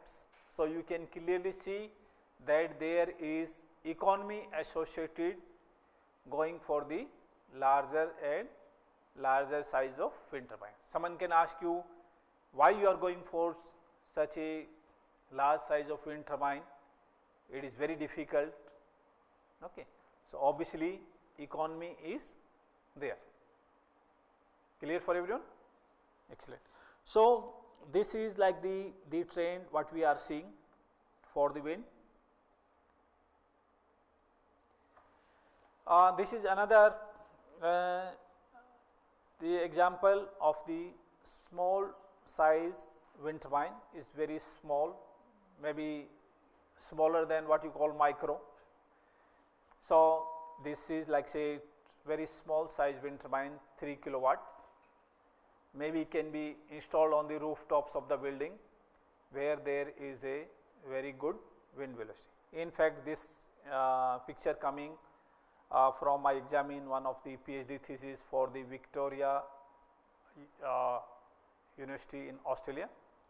So, the researcher explored the possibility of the small size wind turbine on the rooftops of the building. He explored the possibility in the Victoria state in Australia and Tamil Nadu state in India. So, what type of this wind turbine? Vertical axis, horizontal axis? Vertical axis. Okay. So, this vertical axis wind turbine small, vertical axis will have the less centrifugal forces as compared to horizontal. Okay. So, that will have less stress on the buildings. Okay. So, if this technology is commercially successful, in future we may see that like the wind, there might be large number of wind turbines also installed on the rooftops of the building, maybe along with the solar as well, where there is good wind velocity. Okay. So, now let us talk about the little bit about the photovoltaic system, which is the first keyword for our this GIAN program, right. So let us see the importance of this photovoltaic. Here you see how much this sunshine we get from the sun on the earth surface, and if we see that how much power it can produce. So this power that what we can get in terms of sunshine is of the order of 1.2 into 10 raised to power 8. This is coming from one of the very good book on the power system by GM Master, Renewable and Efficient Electric Power System. Have you heard anyone this book, GM Masters Renewable and Efficient Electric Power System? Very good book, even for the teaching purpose, and very good book. So it says that the power from the sun, it can be this much amount. How much is this power? If you can use this power, whole power, just like for 1 hour. Okay. If you can use this all this power from the sun, what is coming on the earth surface, just only 1 hour. How much will be that power? That power, that energy will be sufficient for the whole world for 1 year. So you can see the potential of the power what is available from the sun is huge.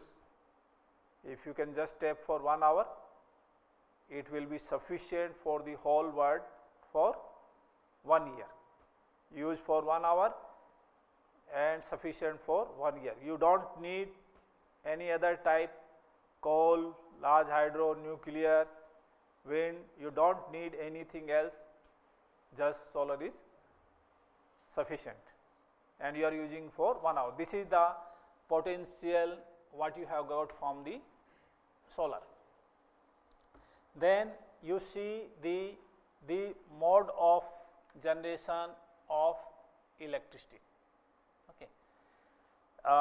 And we can compare with the other modes of electricity generation.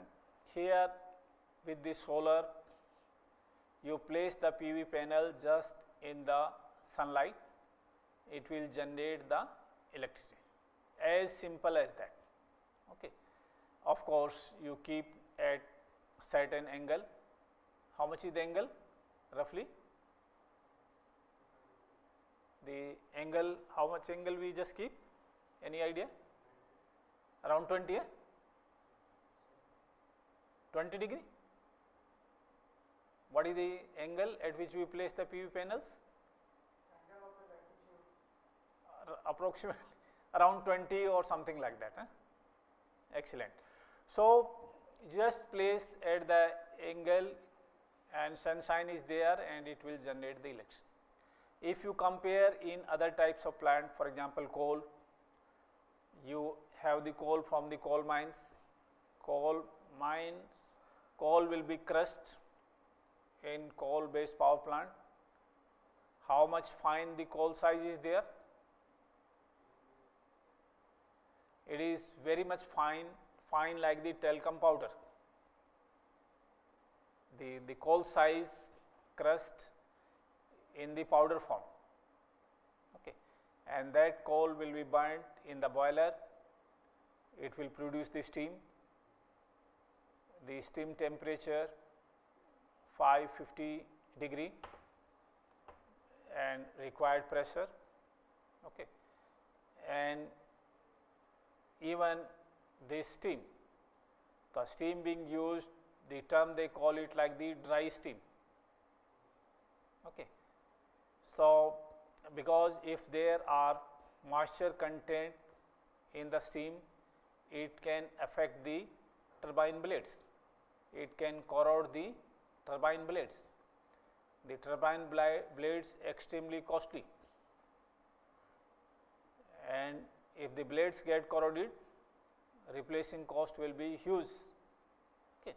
So that the steam will rotate the wind turbine, then along with that you have the generator which will produce the electricity. How many stages you see for the electricity generation? Story is more or less same for any type of generation, right. So coal is the power generation from PV, very much environment friendly, very much reliable, no moving parts, and complete silent operation. If you just stand very close to the PV panel, do you hear any noise? No noise at all. If you stand near to diesel generator, if you are talking on the mobile, you cannot hear anything else than the generator noise. And same is the story in the power plants, causing the huge noise. The operation and maintenance cost for the PV panel very low. Just what you have to do, just clean periodically the dust. Okay. Depending upon the place where you are, just regular cleaning is required, but no oiling or greasing like that. Just only cleaning of the, because dust will affect the efficiency. Okay. And PV panels, PV systems can be installed very quickly. If you have other types of power plants, gestation period, how much time it will take, it could be of the order of 5 years, 8 years, like that. PV system, big size power plant, you can install and start generating electricity within 1 year time. It is very fast. Okay. The issues, one issues used to be there, that PV system used to be very costly, but that used to be this situation few years earlier. Now PV is no more a costly. I will show in the coming slide about the cost. Of course, there is an issue of the intermittency.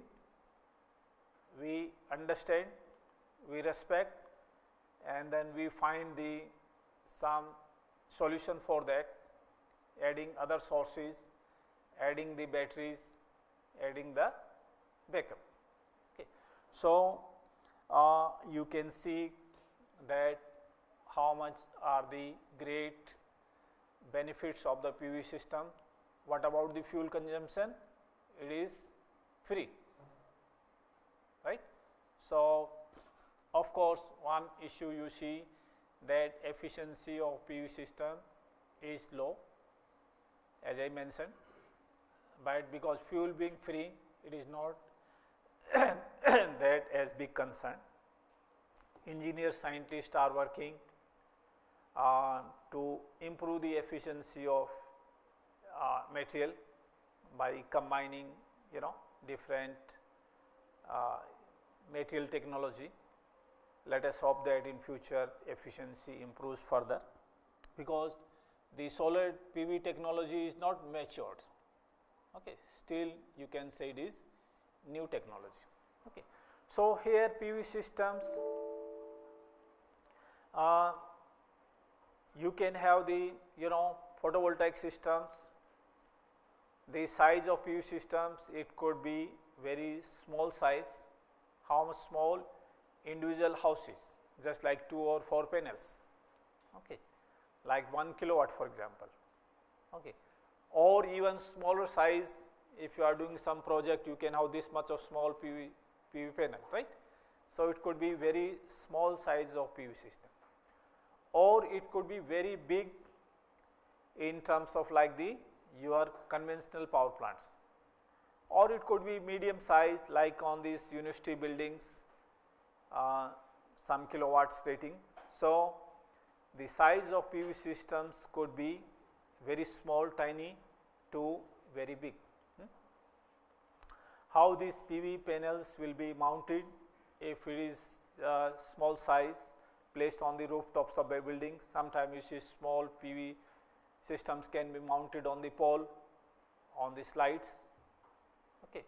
Or if the PV, when we are talking about the PV farms, then PV system will be obviously installed on the ground. Okay.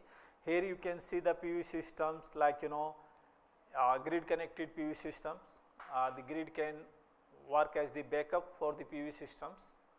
When there is power available from the PV, it can supply to the this house, of course through these converters.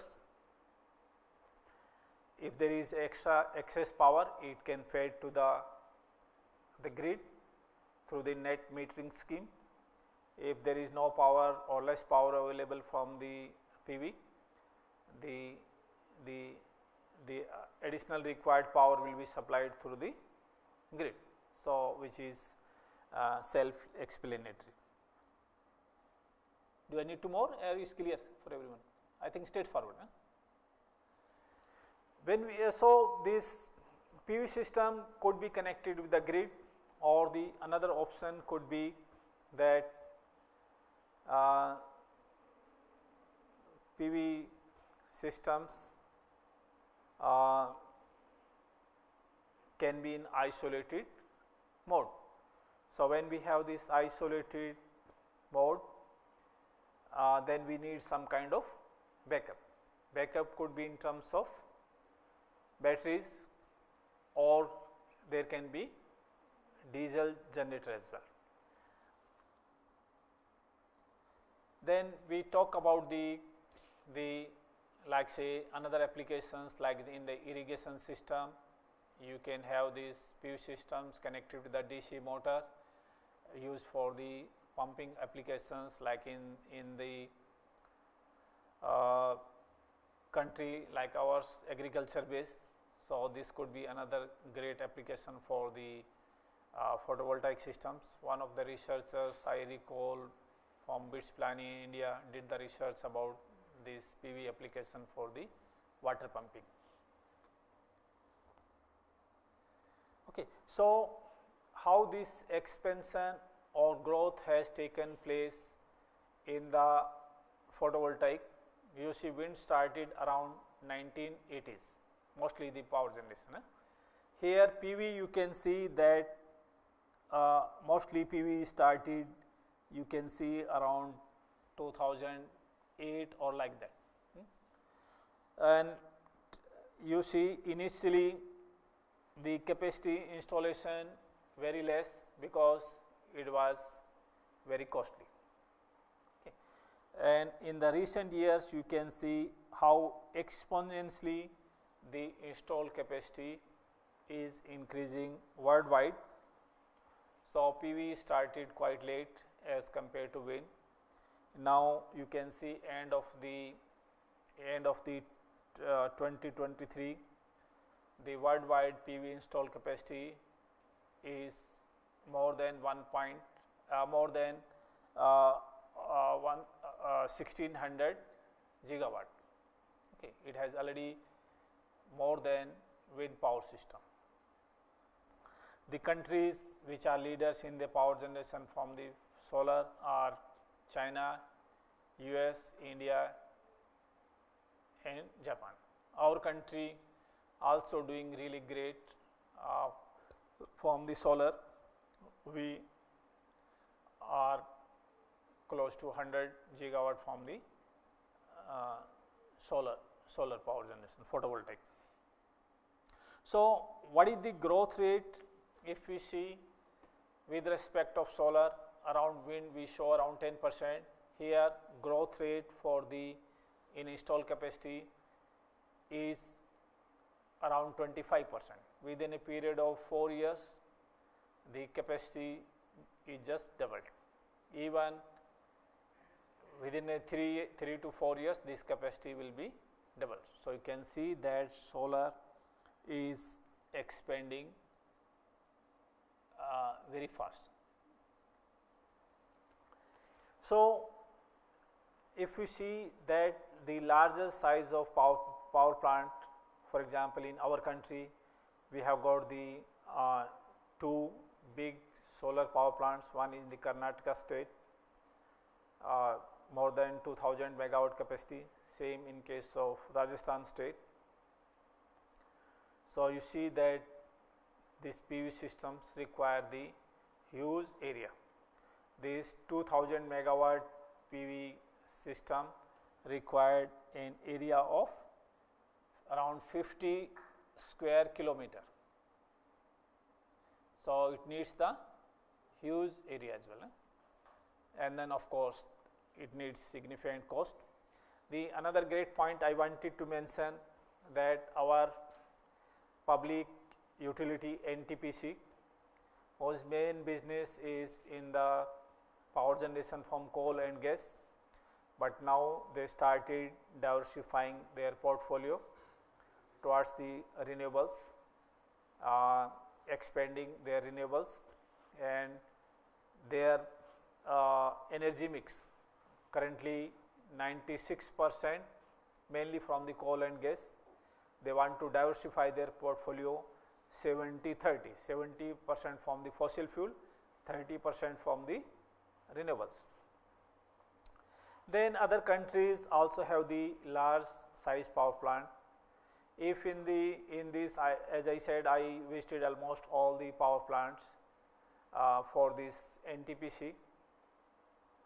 If we have any power plant more than 2000 megawatt capacity, they will call the plant as the super thermal power plant.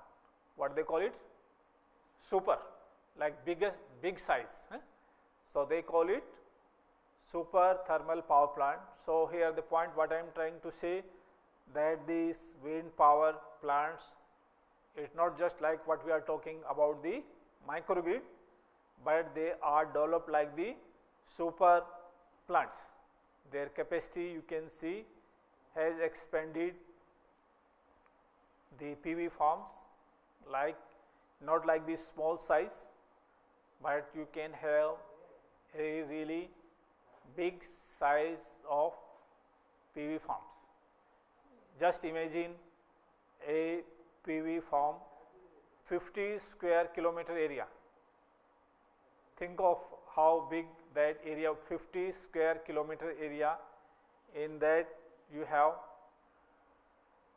PV plants. Can you imagine? 50 square kilometer area, in that you have PV plant. So, it will need huge area, and this size will be really big. So, PV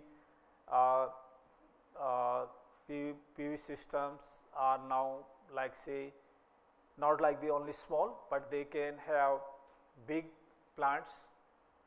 So, very small size, medium size, and big size as well. That is also the flexibility with the PV system. This is the graph for the University of Queensland. I previously worked at the University of Queensland, Australia. At that time, we used to have 5 megawatt of PV systems installed on the rooftops. This I am talking around the year 2012. But now we can see that almost everywhere we see this PV system. Okay, even you will see here you have also PV plant. Okay, now this is not something new, but how fast is this PV system is expanding through this website. Through this website, you can find lot of interesting information from this website. What type of the technology is there, and several interesting information you can find through this website. Okay. Now, when you are integrating PV systems, what will be the integration issues? What are the size of the photovoltaic system? As I mentioned, photovoltaic system could be small size, medium size, large size. when your small size PV system, you will be interested in studying the issues like if there is moving clouds, how the power produced from the PV system will be affected because of the moving clouds.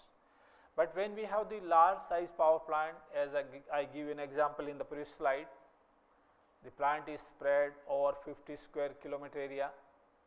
So, in those size of power plant, we will be interested in studying the effects, like how it will impact on the stability of the power system. Because in the conventional power system, we have the synchronous generators, which will store the energy in the form of kinetic energy, half mv square. But now when you are adding the PV systems, so it means you are replacing the synchronous generators which are rotating one by means of the static PV generators. So, this stored kinetic energy is helpful in this sudden disturbance.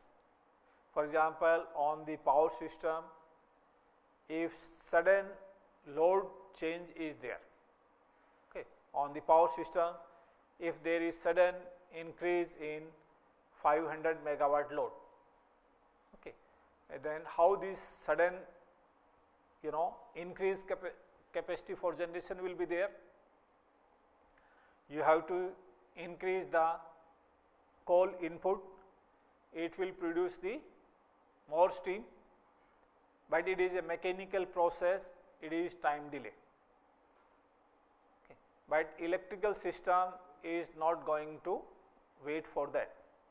So, whatever is the stored energy in the rotating generator in the form of kinetic energy, so sudden disturbance is taken care from this energy stored in the generator.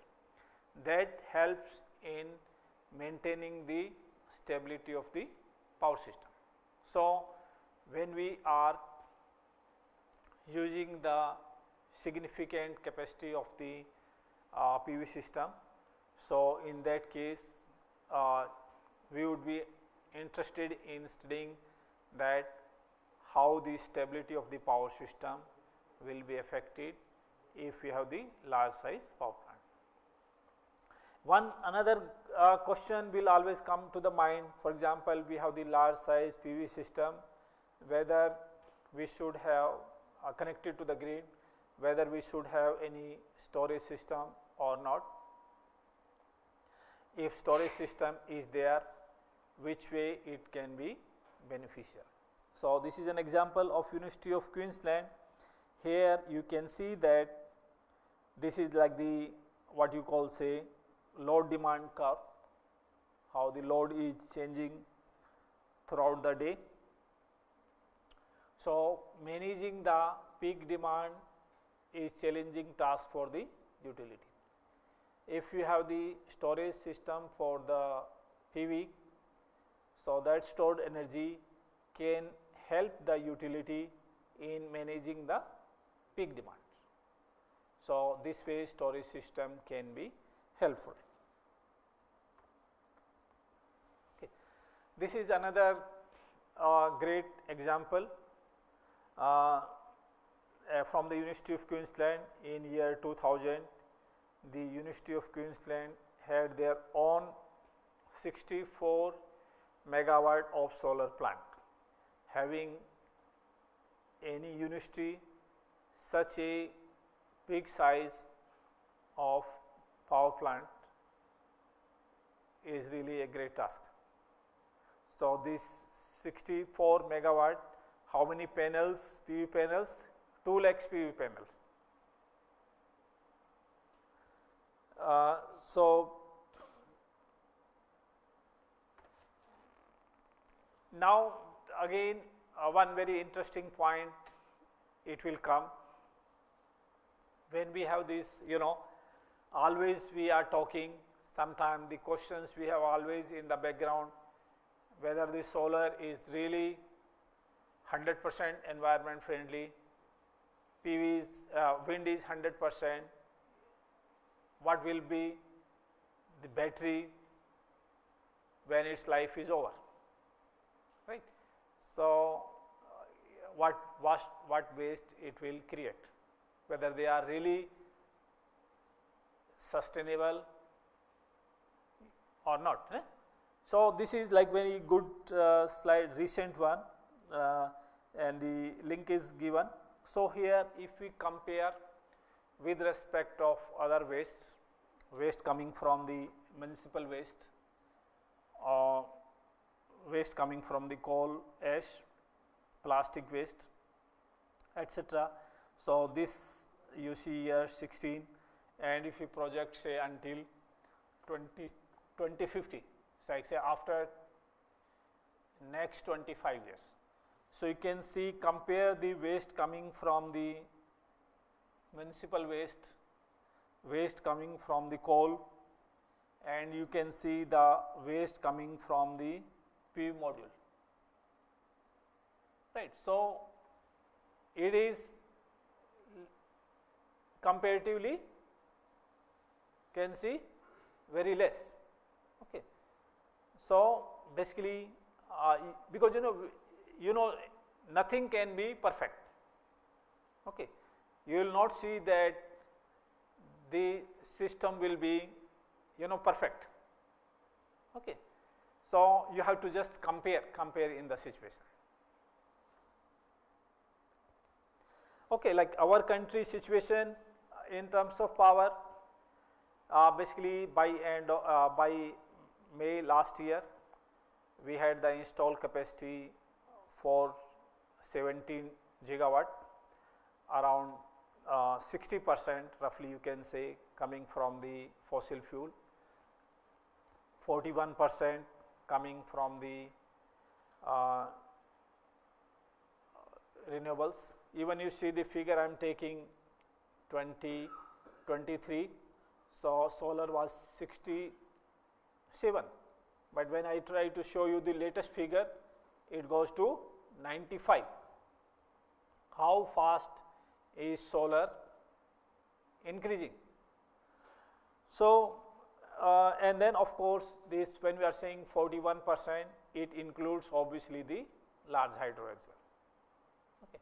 So, our country really doing great. Okay. Previously, we used to always have the gap between the generation and demand.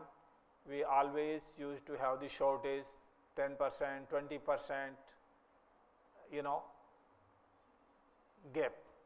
Demand is more, generation less. But now we don't have this kind of big issue. We are really doing great. Even our renewable energy share is also very good if you compare with respect of other countries. So, we are quite good. Of course, we have to keep on improving. We need to reduce the coal share because of the obvious reasons, but it is quite great. Then you see the growth of the renewable generation, what we see from the different, it is just same what I explained, but little bit more better way. Total what we have by September this year, we have the power generation from the renewables is 154. Let me go previous slide.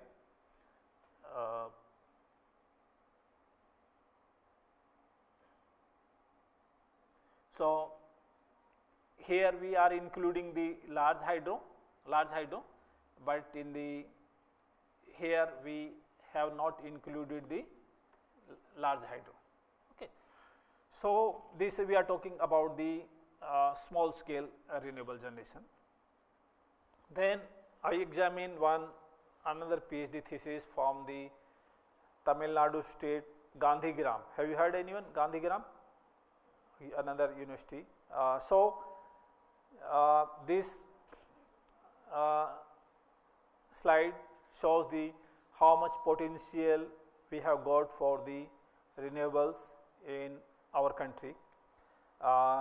This like the wind potential. When you make the potential for the wind, we will always seeing what height you are doing the potential for the wind, whether you are measuring at the height of 50 meter, 80 meter or 100 meter.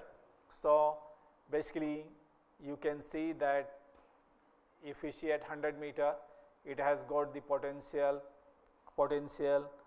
of like say 300 gigawatt, or even if we see around 80 meter, the potential is 100 gigawatt. How much we have explored? Just like say around 40 gigawatt. So we have got the huge potential for the wind. Same is the case for the solar, small hydro, biomass, tidal, OTEC. So we have got the huge potential for the renewables, and we expect to expand in renewables significantly. Now I examine another thesis from the same Gandhigram University. So some of the important key points I just added. It could be research questions, or very nice to see that. So as you see that renewable requires this significant land. I give an example of solar, how much land it needs for the large size power plant, and the land is really an issue, like for our country, highly dense, So basically how we manage with the lands. So I am not going into the detail, but like say my apology, we are slight bit late, but I will try to cover up, because this slide I say is most important, and I really fully understand. Okay, I can pick up for the others. So here basically you can see that whatever the wind turbines we installed maybe 15 years earlier, their size used to be smaller size. Most of them would have almost about to complete their useful life. Okay. So what we can do now, we can replace those with the bigger size of the wind turbine. Okay. And in between free space, we can also place the PV panels as well. Whatever the free space available, we can place the PV panel. Not only that, we can also have the irrigation in the same place as well. Okay. So having the multiple utilization for the same land. So this is very much essential to have the optimal and multiple use of the land. Okay. So this slide you can see whatever cost we used to talk for this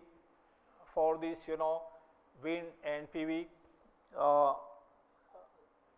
Few years earlier, the cost for the wind you can see used to be say around 6 rupees per unit of the electricity. Now this cost has decreased significantly. Now the cost has come down around 3 rupees per unit of electricity. The cost of the solar, you see how fast this start decreasing. Now we have the cost of this electricity generation from solar less than 2 rupees per unit, and this PV still it is not mature technology. Cost can come down further. Of course, this cost from the wind, it may not come down because the technology is matured and we may not expect the cost down, but the cost of PV can go further down. Not much, but little bit decrease further as well as technology matures. So, now cost is no more an issue. So, our government plan, great plans what we have from our country, our country has great plan, great targets, at least we should keep the target very high. So, our country plans to have renewables 500 gigawatt by 2030. And we expect to achieve net zero by 2070, and we expect that our growth will be there. Maybe so we try to achieve as much as we can. You can see how fast we have expanded in the solar. Okay, so this expansion is there. Now talking little bit about the microgrid, particularly hybrid power systems. This same name what you previously used to call like the hybrid power system. When people get bored, they will try to little bit change the name. Now microgrid looks more appealing, right? But you see similar. Of course, the hybrid, it can be connected with the grid, it could be isolated, but when you see you are writing your thesis, so it will be lot of brainstorming what should be your thesis title. Initially you have title, then fine tuning, and you see what name it really is very attractive. Yeah? So, I will maybe speak tomorrow, maybe when we have this another session related to that.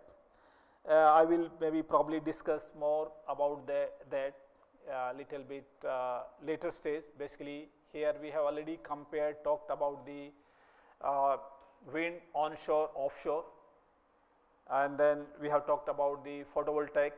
There are other solar technology, but photovoltaic is the main one. Solar can have another applications, then some of the other renewables, what we are talking about the fuel cell, okay, that is also part of the course. I am not talking more about that, I am not expert in that, but it is little bit new technology. So, at this stage may not be very commercially successful, but in the coming years like it could be commercially more successful. Okay, so that is hydrogen, batteries. So, battery is the most dynamic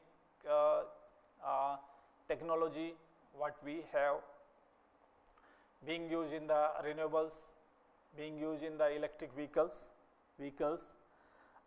So, how we are doing, maybe a smart grid probably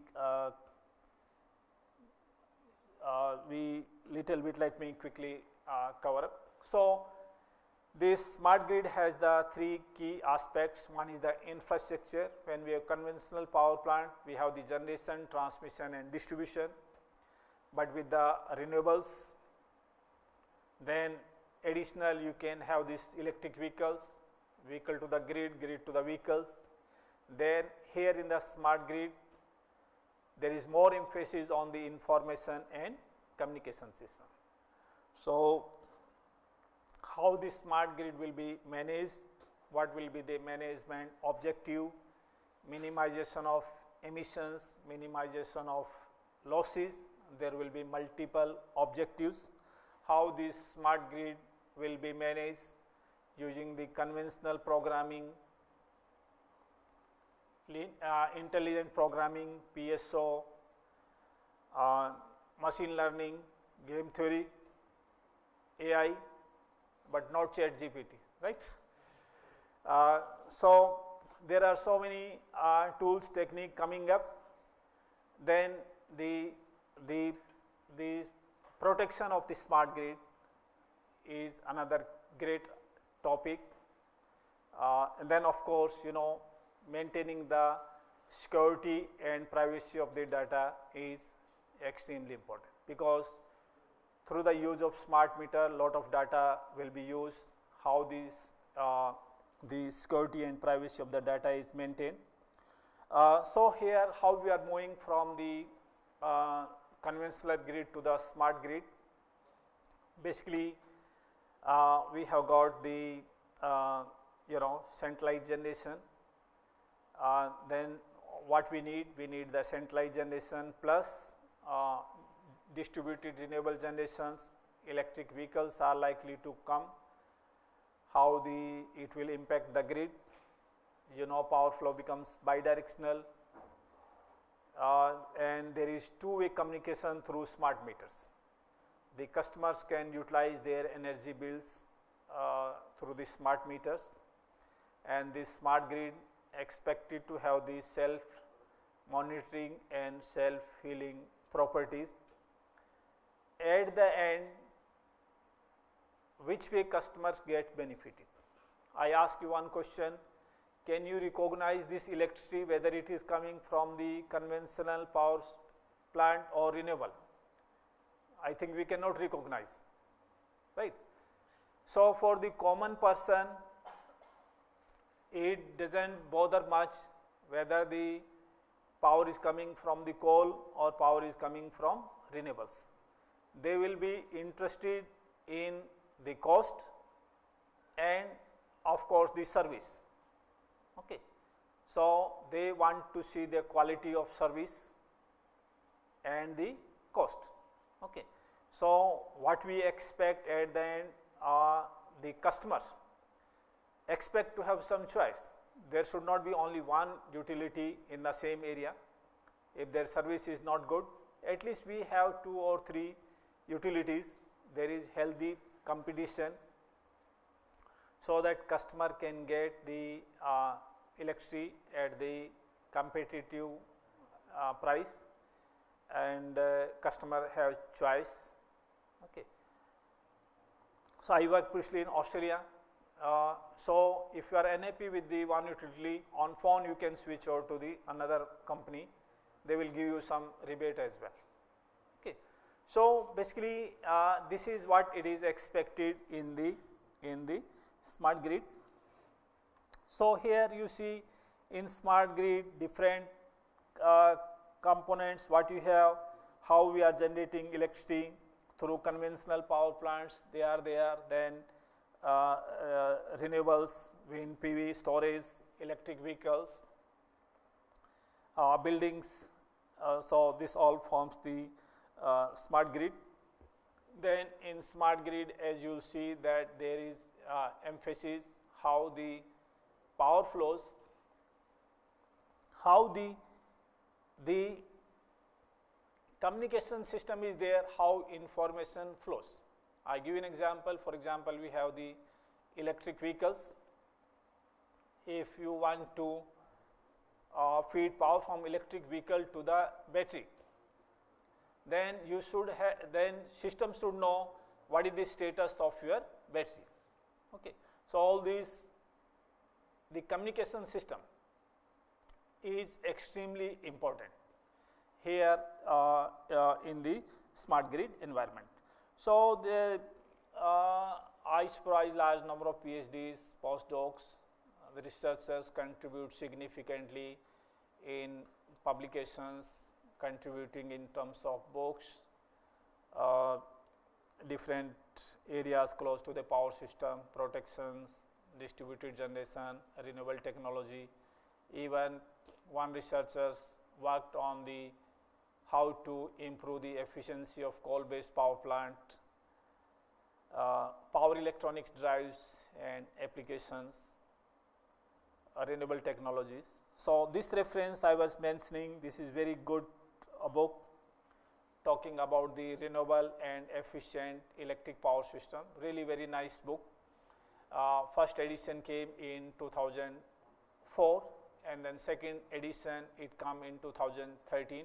I think 2004 you can freely download freely downloadable, and there are several interesting references. So this is all from my side for this chapter. So I will just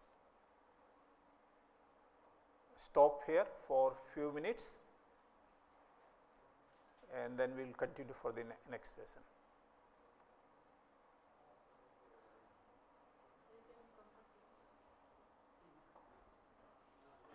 Stop. Yeah, we have one more session in fact. Yes. So how we do we? This is for today's. No, one small. I can cover a little bit faster. So and then we have the research as well, research meeting. You want to cover one more topic? Yeah, one we can cover maybe. No, 1 to 4.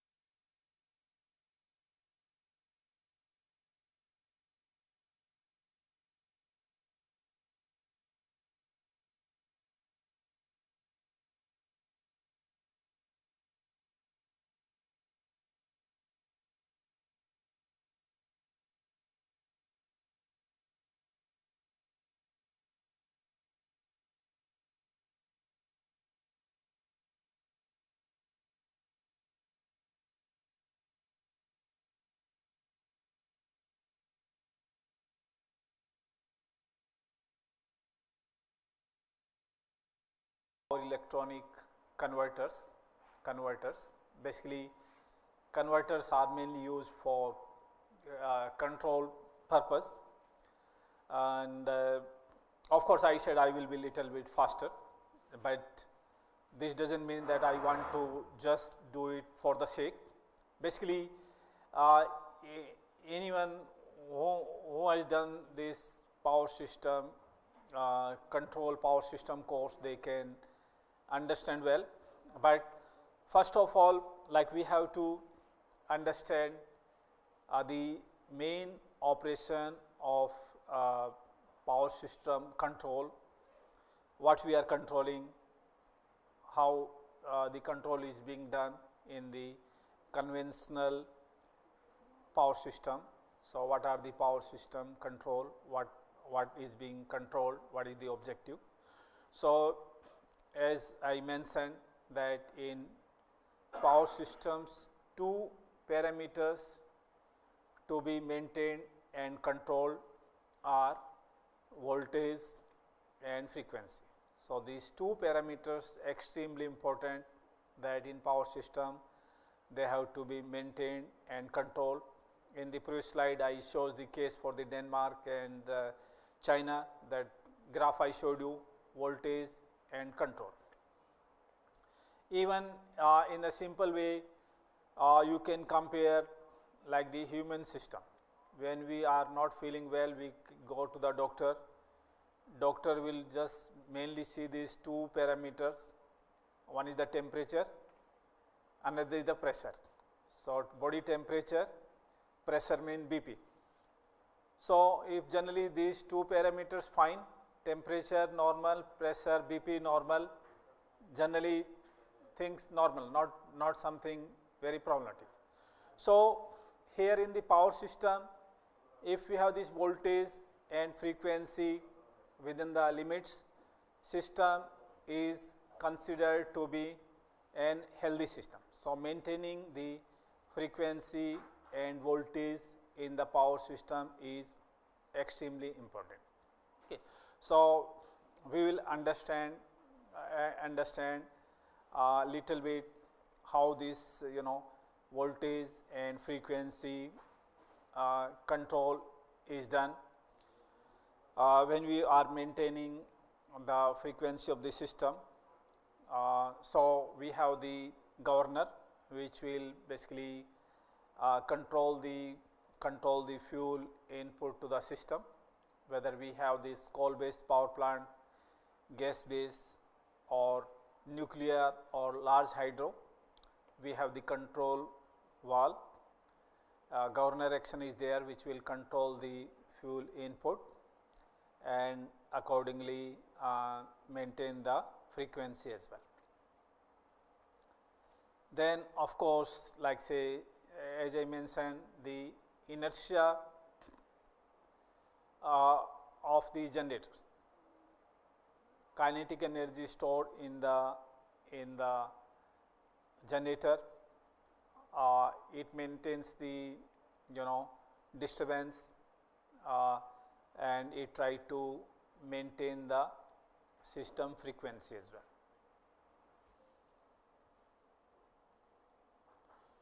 So, as we said that in the morning we said that the control, what we are doing, control in 3 steps or control even more steps. So, we have basically primary control, maintaining the voltage and frequency, primary control, secondary control of course to the restore the frequency to the set point, nominal frequency, and manage the power flow in the different region of the grid. Like in power system, when we are doing the simulation study, we are doing this load flow analysis. Power flow means the load flow analysis. What method we use, what given in this textbook, Norton-Raphson methods and Gauss-Seidel method. I think everyone have heard this name. So, even even when you are doing any simulation study, it will ask you what method you want to use, Newton-Raphson or Gauss-Seidel. Okay, so you are using the power flow basically just to ensure that in power system all the buses you have got the voltage which is in the specified limits. Voltage in the power system at none of the bus it is expected to have variation of plus minus 10%. So, you try to establish this, maintain the frequency. So, frequency could be maintained from the generation side, and the frequency can be maintained through the load side. It's called as the automatic generation, AGC, or load frequency control, LFC, and sometimes both these terms LFC and AGC they have the similar terms and can be used any of these. So, their main purpose is to control or maintain the frequency. As I said, you know, the primary control whose objective is also to maintain the frequency. Here also secondary to maintain the frequency. So, here you can say the first one can have like the coarse control, and then the secondary could have the fine tuned control. Okay. Then in the tertiary control, okay, one is the primary and secondary is the your technical control, technical need. Then the tertiary control, here you are seeing it is not only the technical, but then you also see one step further in terms of economic aspects as well. The way you are operating the power system, how much generation cost is there, you want to minimize the cost of the power generation. So, this is what we call as the tertiary control in terms of economic dispatch. So, this economic dispatch is established through the unit commitment, how in the power plant there are say 4 generators, how much load will be shared by each generator. So, that cost of the power in that particular generating plant is minimum. So, this is called as the unit commitment problem. But if you go little bit bigger, then this problem is called as the economic dispatch. When you are optimizing for one particular power plant, in that there are 4 generators for example. So, how this sharing of this demand will be occurring based on these different generator. So, this is called as the unit commitment, because all the 4 generators, some generator can be old, some generator can be new. Okay. So, new generator can share more power, old can share the less load. So, how you decide this, how you optimize, this is called as the unit commitment. Then once you have the unit commitment, then economic dispatch. So, economic dispatch is the broader problem that in the power system you have got the many generating stations to meet the load, how the power should be shared from the different generating station. So, it is called as the economic dispatch, economic scheduling. So, the objective of this tertiary control is to have the economic aspects of the power system as well. So, this is also very important to that we operate the power system not only meeting the technical requirements, but to ensure that cost of the electricity generation is also optimum one. Then of course, like as I said, we have to maintain the voltage in the power system. That's why we do the load flow study. Every bus in the power system, we will ensure that voltage deviation is not more than plus minus 10%. So we have this, we want to ensure this voltage which is in the limits, and this voltage, how we regulate the voltage on the generator. Every generator is installed with this with the AGC for control of frequency, and every generator is associated with this AVR, which regulates the voltage in the power system. Additionally, by providing the reactive power support, the voltage in the power system can be maintained. Then this in terms of tertiary objective, there could be some other objective in terms of protection and safety. It will detect and isolate the faults to protect the equipment and other safety. So protection is established through the device, what we call as the circuit breaker and relay. So the circuit breaker and relay combined is called as the protection system. So basically,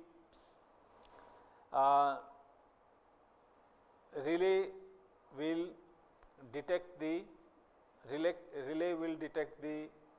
power system whether fault is there or not, and then circuit breaker will take the corrective action. I give you an example.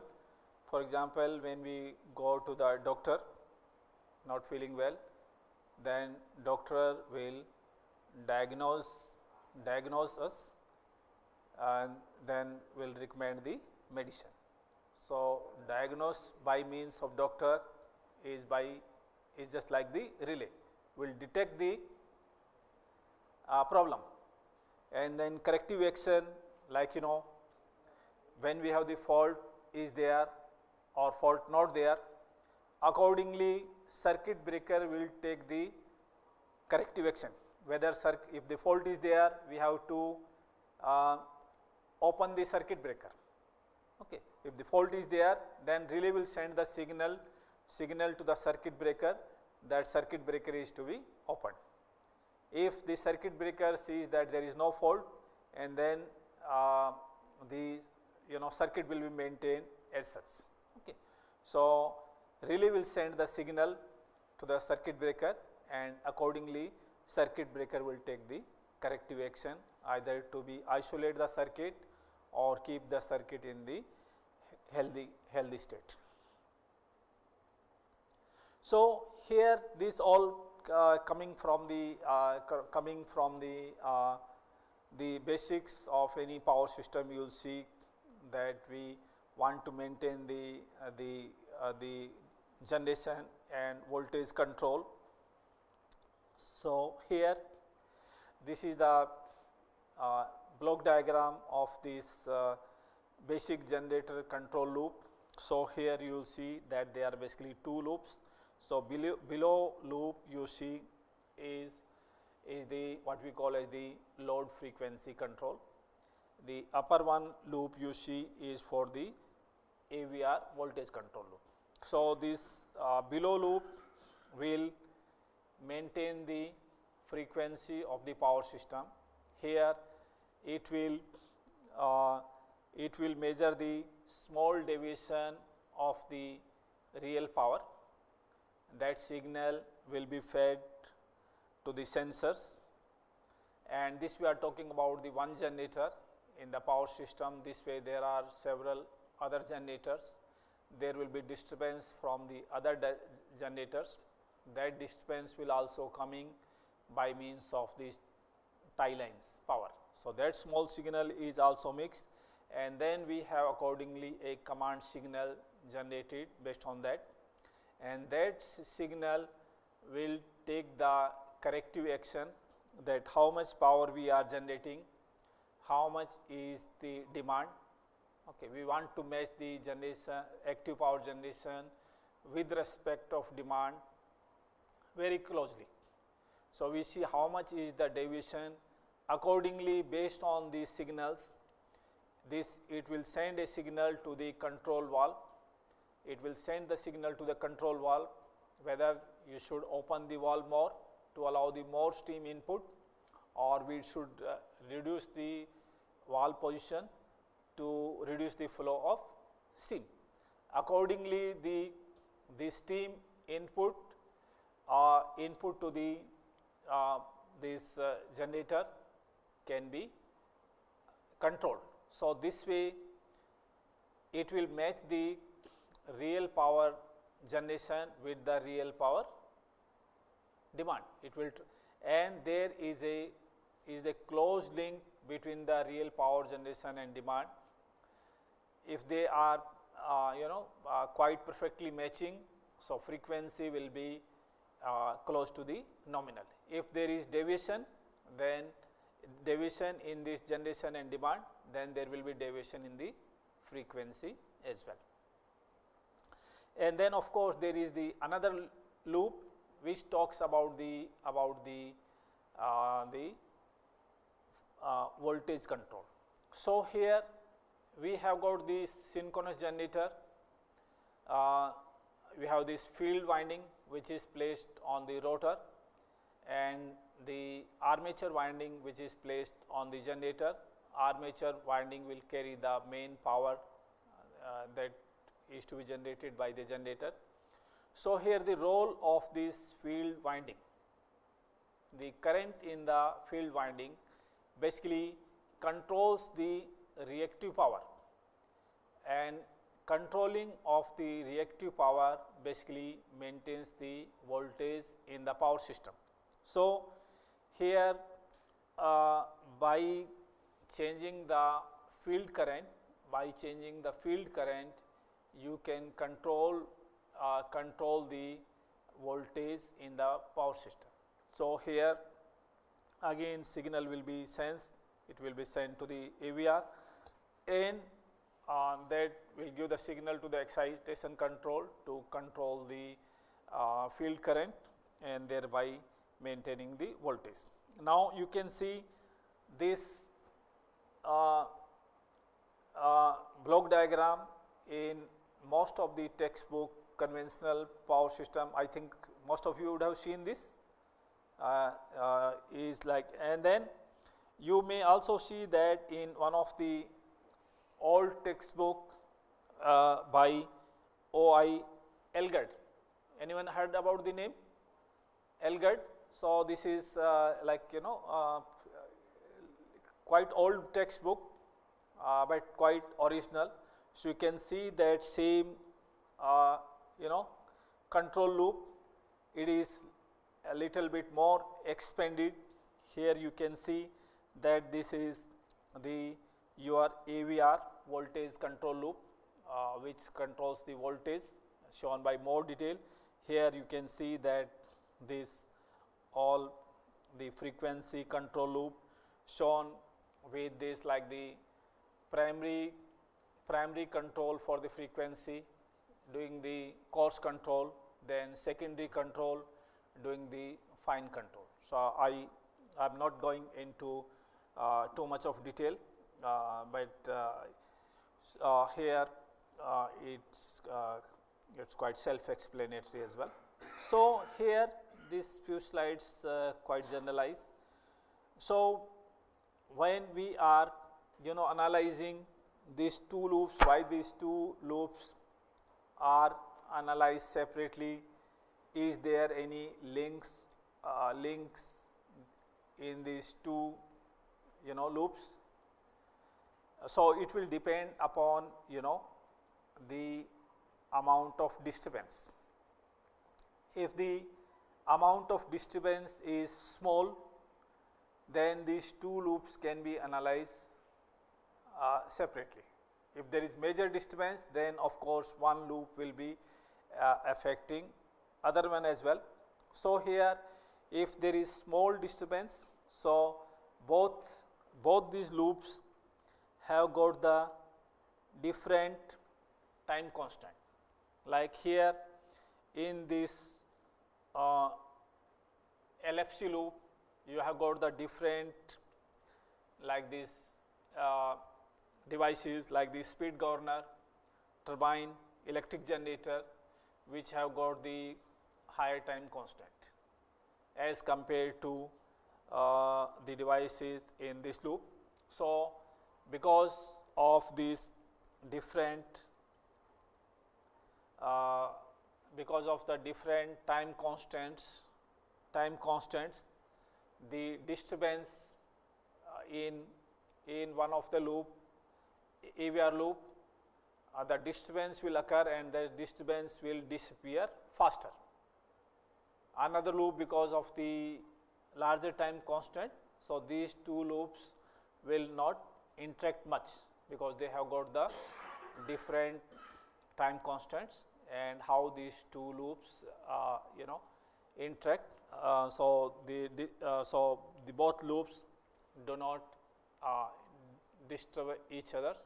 Both these loops can be analyzed separately. But if there is major disturbance, then you have to consider the effect of one another as well. So how we are dealing with this like load frequency control in the normal literature text? Initially we discuss about that load frequency control for a single area system, and I am not going into the detail. This is all coming from this any undergraduate textbook. How we analyze area control error, then this loop what I explained for one area, we develop in terms of like this control system, how the time constant for each of these elements. Then of course this is the case for the two areas, which can be similar be extended for n area systems as well. Then as I mentioned that when we have this primary control, secondary control, then we talk about the tertiary control in terms of this AGC control with optimal dispatch, because our objective is also that to generate the power with the optimal dispatch, minimizing the cost of the electricity generation. So as I talked about the load frequency control, same way there is another control what I said, AVR voltage control, or we call it reactive power versus load control. The first loop what we call as the real power P versus F, frequency control. Here we call it voltage V versus Q, reactive power Q versus the voltage control. So voltage, we are controlling voltage through AVR from the generation side, then additional reactive power required in the power system because of the reactive power load in the power system, induction motor loads, or reactive power needed by the transmission line. We use the other reactive power support devices in terms of capacitor banks, inductors, then the FACTS devices like the static var compensators, STATCOM, and some upcoming device like the IPFC, UPFC, etc. So I am not going into this too much of detail, so this is all self-explanatory. Now giving like little bit giving you a basic overview of this power system control for the voltage and frequency. So this is the control what we talked about, the control for the conventional power system when there was not too much of this renewable power integration. So here when we are talking about the renewable power integration. So, when we are integrating renewables, then you see the power electronic converters is must. Like this electricity generated from PV is DC, that you want to feed to the grid, you have to convert to the DC to the AC. Okay. So, when we are integrating renewables, these converters are must. So, I am from the power system background. Initially, I did not give so much importance to the power electronics. I thought that these are also guys doing some waveform, doing some analysis. But last time some faculty contacted me from some university in Malaysia, and he said that please can you give one day, you know, some course, some topic he suggested. Then finally he said please include whatever other things you include, PV etc. is fine, but please include these converters. So then I realized, you know, utilities, because this is how the trend is changing.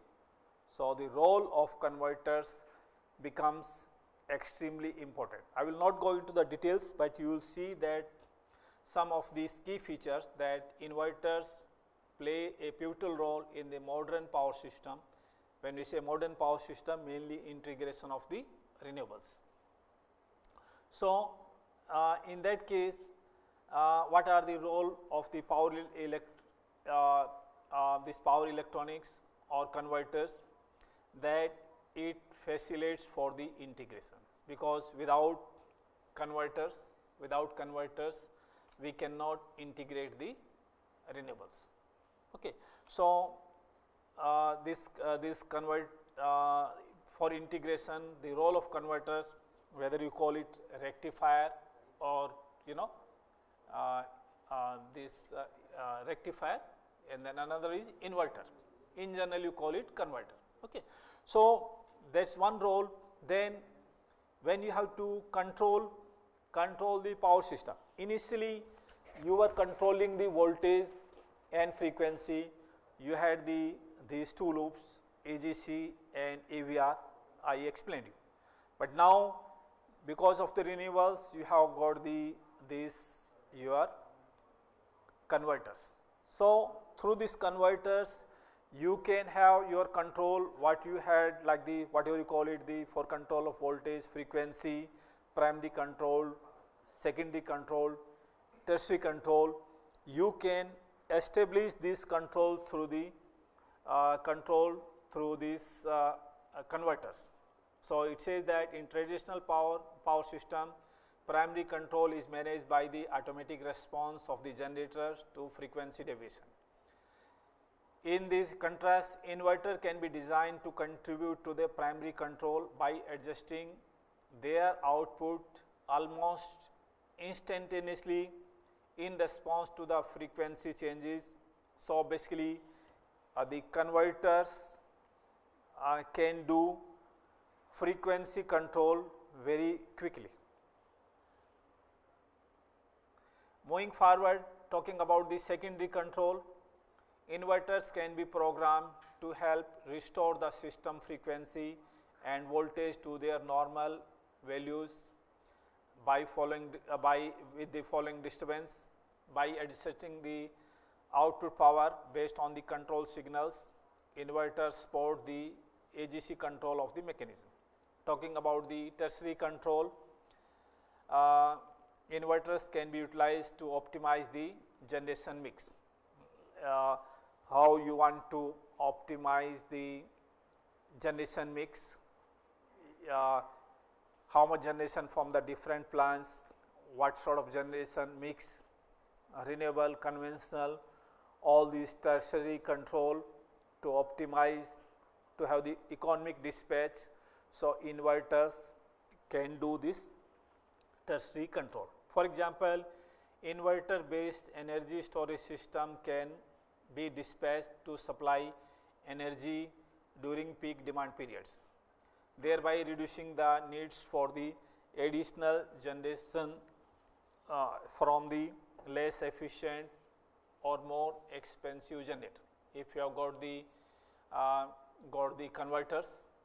Okay. So you want to have economic dispatch. So in that case, during the inverter based energy systems can be dispatched to supply the energy during the peak demand.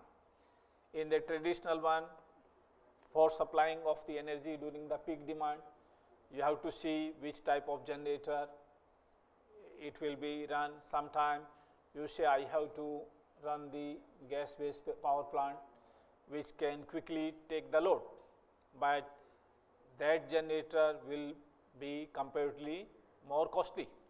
Okay. Here, based on the inverter system, it can economically dispatch the power. So you maybe probably see the importance of the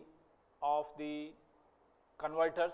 It is just not only the voltage matching or what you call conversion from AC to DC, but it has got several other important roles it can do in better way as AGC or AVR will do in the conventional type of power plants. So moving forward, you can see that these inverters can support for the voltage through reactive power compensation. In the converter, you can vary the reactive power. As I give an example, photovoltaic system. Initially, we used to have photovoltaic system operating at the unity power factor.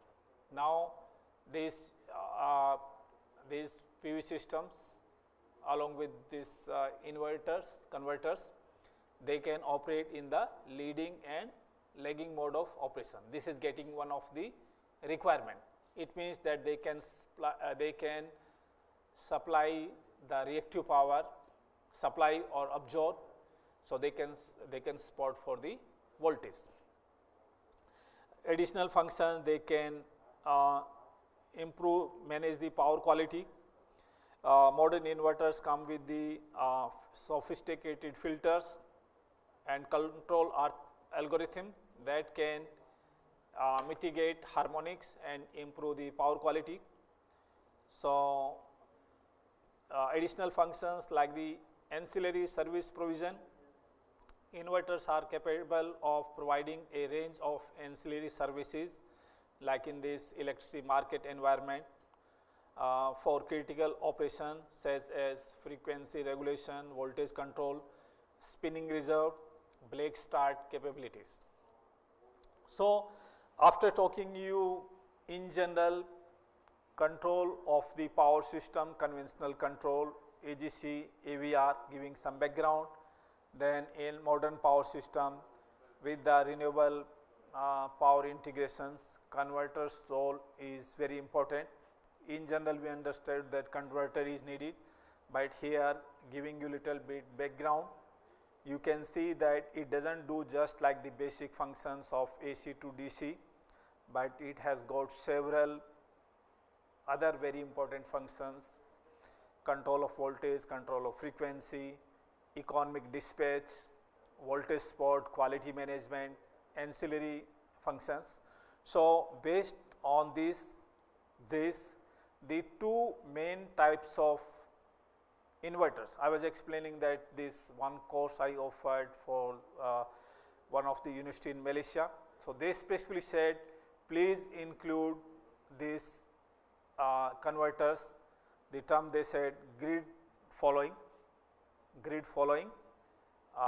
GFL and grid forming inverters. So I explained the previous one as well. So there are two types of inverter. One is what we call as the grid following, another is the grid forming. Offer the different functionalities and are suitable for the different grid scenarios. So this grid connected inverters, which you can have this grid following inverters, and another is grid supporting. So grid following means that, as the name, the this type of inverter just follow the grid. They don't dictate the grid, but they just follow the grids. So, as I explained in the morning, so how you model this? So, basically these are the like the Norton's sort of things. You have a current source in parallel with the high impedance, or another one you have the grid forming, which it can you know control or dictate the grid as well. So, these two types, I will not go into these too much of details. I asked the coordinators. Initially, they said that we will provide you the slides at the end. Then I requested that please provide the slide day wise, so that you know participants can go at the same time. So, it really helps, you know, when your slide device. So, I requested and they said they will try to do that. Okay. So, these grid forming inverters are, maybe I may need maybe 15 or 20 minutes more, but maybe please bear with me. I really see that things are very important. Sometimes we are discussing more, so a little bit time needed more. So, here grid forming inverters are advanced power electronic devices that can autonomously establish and regulate the voltage and frequency of an electric grid. So, here one point I want to mention, very important point, that in you saw the conventional power system, you have separate loop for controlling the voltage and frequency, two separate loops, two separate systems. But here these inverters can do both function, voltage and control through inverter. So, you can see difference. In the conventional one, you need the separate devices for controlling of the voltage and frequency. Here these inverters can automatically establish the voltage and frequency in the grid. So, they are the instrumental in integrating renewable energy sources like the solar, wind, battery storage, and particularly during the disturbance and outage. Their operational modes are droop control. When we want to control the frequency, will adjust the power output based on the frequency and voltage variations, mimicking the behavior of these traditional synchronous generators. Virtual synchronous machines, it will emulate the dynamics of the synchronous generator, providing the inertia and contributing to the grid stability. So, the inverter's roles is extremely important. Whatever the functions we are doing in the conventional power systems, it is being done by the inverters. Hierarchical control implements a multi-layered control approach, coordinating between various energy sources to optimize overall grid performance. For the grid forming, because as I said, this grid forming can have this better control features. Grid following just follows the grids, has lesser control, but grid forming can have superior control. So, it can provide the ancillary service in terms of inertia contribution, system strength, voltage regulation, frequency response. Inertia contribution offers synthetic inertia to counterattack the variability of the renewable energy sources. System strength improves the fault resilience of the grid. The question you asked me, how much renewable energy integration we can have. So, even the role of inverters can be very important in that situation. So, these inverters, because whatever these parameters you are there, you know, you have this inverter, you have the synchronous generator, you have the load. At the end, when you model it, you have this, you know, resistance, inductance, impedance, you are modeling like the circuit. Okay. So, that way it will show that what is your circuit, how robust is your power system network, how much fault it can withstand. So, from that perspective, the role of these inverters becomes extremely important. The inverters can manage the voltage profile, ensuring consistent power quality. It can respond to the frequency deviation by adjusting the power output, helping to maintain the grid frequency within the required limits. Talking about the features of the another inverters, grid following inverters. So, here grid following inverters are designed to synchronize their output with the existing voltage and frequency of the grid. As I said, this grid following.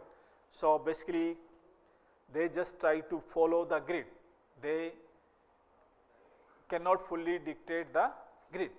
So, they follow the grid. So, they act as the current source that adapt to the grid's phase angle and magnitude to maintain the flow of active and reactive power. Dependence on the grid signals, these inverters rely on a stable voltage and frequency reference signal from the grid. They will take the signal from the grid and are not capable of operating. So, these grid following operators, they cannot operate in islanded or off grid modes. They are just following the grids. So, they cannot operate in the islanded or off grid modes.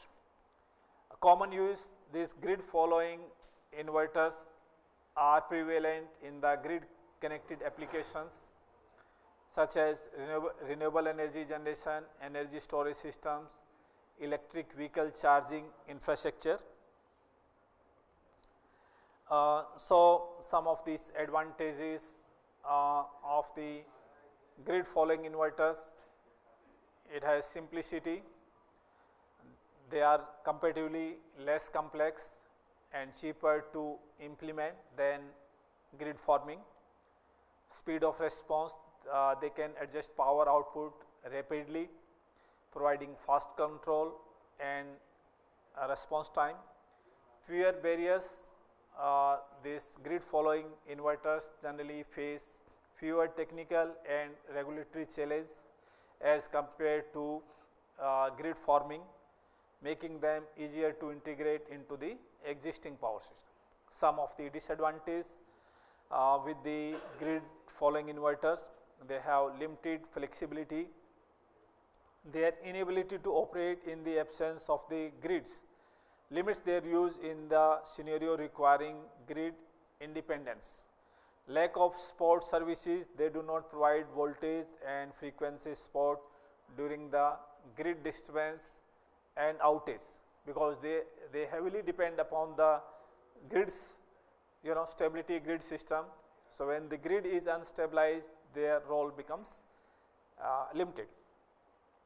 Grid following inverters cannot offer services such as inertia or system strength, which are increasingly important as the penetration of the renewable energy to grow. In renewable energy integration, while these grid following inverters are well established and widely utilized, the shift towards the higher renewable energy shares in the grid is driving the need for more grid forming inverters that can ensure grid reliability and security. Okay. So, here after giving you most of the background, The rest of the things are like the little bit more detailed, and like say if you have some background, you can try to little bit understand the interaction of the grid interaction capability of this both grid following and grid forming. So these are some of these block diagrams, little bit more detailed one, but the basic one I explained. For example, for the grid following, it will look like the current source in parallel with this impedance, okay. And here grid forming like the voltage source in parallel with the impedance, and then a little bit more this input signal, etc. So I am not going into too much of details, but I just provided in terms of slides. You want to go a little bit more deeper. Then same way as we are talking about the generator model. So you have got the generator, as I explained you, this is your frequency control loop, LFC, governor turbine generator with machine inertia, and then this feedback loop, what you have this droop control, then what sort of excitation system you are providing for the voltage control. Then of course when you are analyzing, conducting your research, you develop appropriate time constant models for the grid following, grid forming inverters. Okay. Again in the power system, whatever we are discussing, talking, it becomes just theory. Okay. If you have to do research, you build up the model, okay, with the time constant models, and then you analyze, okay, and then you simulate. So this way developing of these models. So here in power system becomes simply theoretical step without control. So this control becomes extremely important in the power system. So this is like the block diagram of the expanded grid following, grid forming. I am not going into the detailed one. The major difference I think I explained. You can read through. If there are questions, I am happy to explain maybe little bit more tomorrow. But these are the some of these slides talking you little bit more in detail.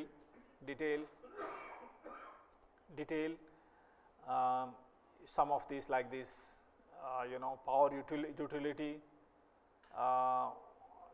what sort of these inverters, what role they do. So it is for you to little bit go more in deeper. So in this slide I placed little bit more detail, but the summary again you can see what the grid forming versus grid following inverters can do. Like say grid forming is something can do better job, some significant role, but at the same time it can be more costly, more complex. Okay, both have got their own pros and cons. But at the end, when we are talking about the renewable power integration, role of these power electronics is extremely important. As you saw, when we talk about the development in the wind turbine technology, the generators. We started from 1980s until 2000, not much increase in the size. But when we had the generator technology DFIG, say the role of power electronics, because in the wind power system we need the flexibility. Wind is varying, so we need the flexible operation. That generator which can act better for the varying wind conditions. So the role of DFIG, 30% power electronics. Then we have this permanent magnet synchronous generator, where the role of power electronics is 100%. Of course, it adds the complexity in the system, it adds significant cost as well, okay. But because of the flexible operation, it can generate more power.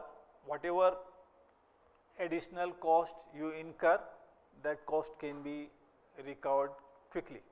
So the role of these inverters in renewable power integrations becomes extremely important. When we are talking about the renewable power integration, we are talking about the electric vehicles. So in this modern power system, whatever the conventional control we talked, AGC, AVR, even talking about the ancillary services, even in the modern power system, what we talked, for example, reactive power support, we may need to use this synchronous generator without loading condition, what we call as the synchronous condenser, okay. So we have this dedicated synchronous generator only used for the ancillary services, and that is going to be quite costly. Same thing can be also done by these inverters, okay. So here the role of these inverters really becomes extremely important, okay. As at this stage, like as we are growing the renewable power system, what is the practically available sizes we have available for these inverters? As capacity increases, so we need to go bigger and bigger size of the inverters rating. So I have given some references. I will just stop here, and then my apology for being slight bit late, but I think hopefully you enjoy today's session. Thank you all. Thank you very much. So we end up today's session. So please, looking forward to see you tomorrow morning as per the schedule. Thank you all.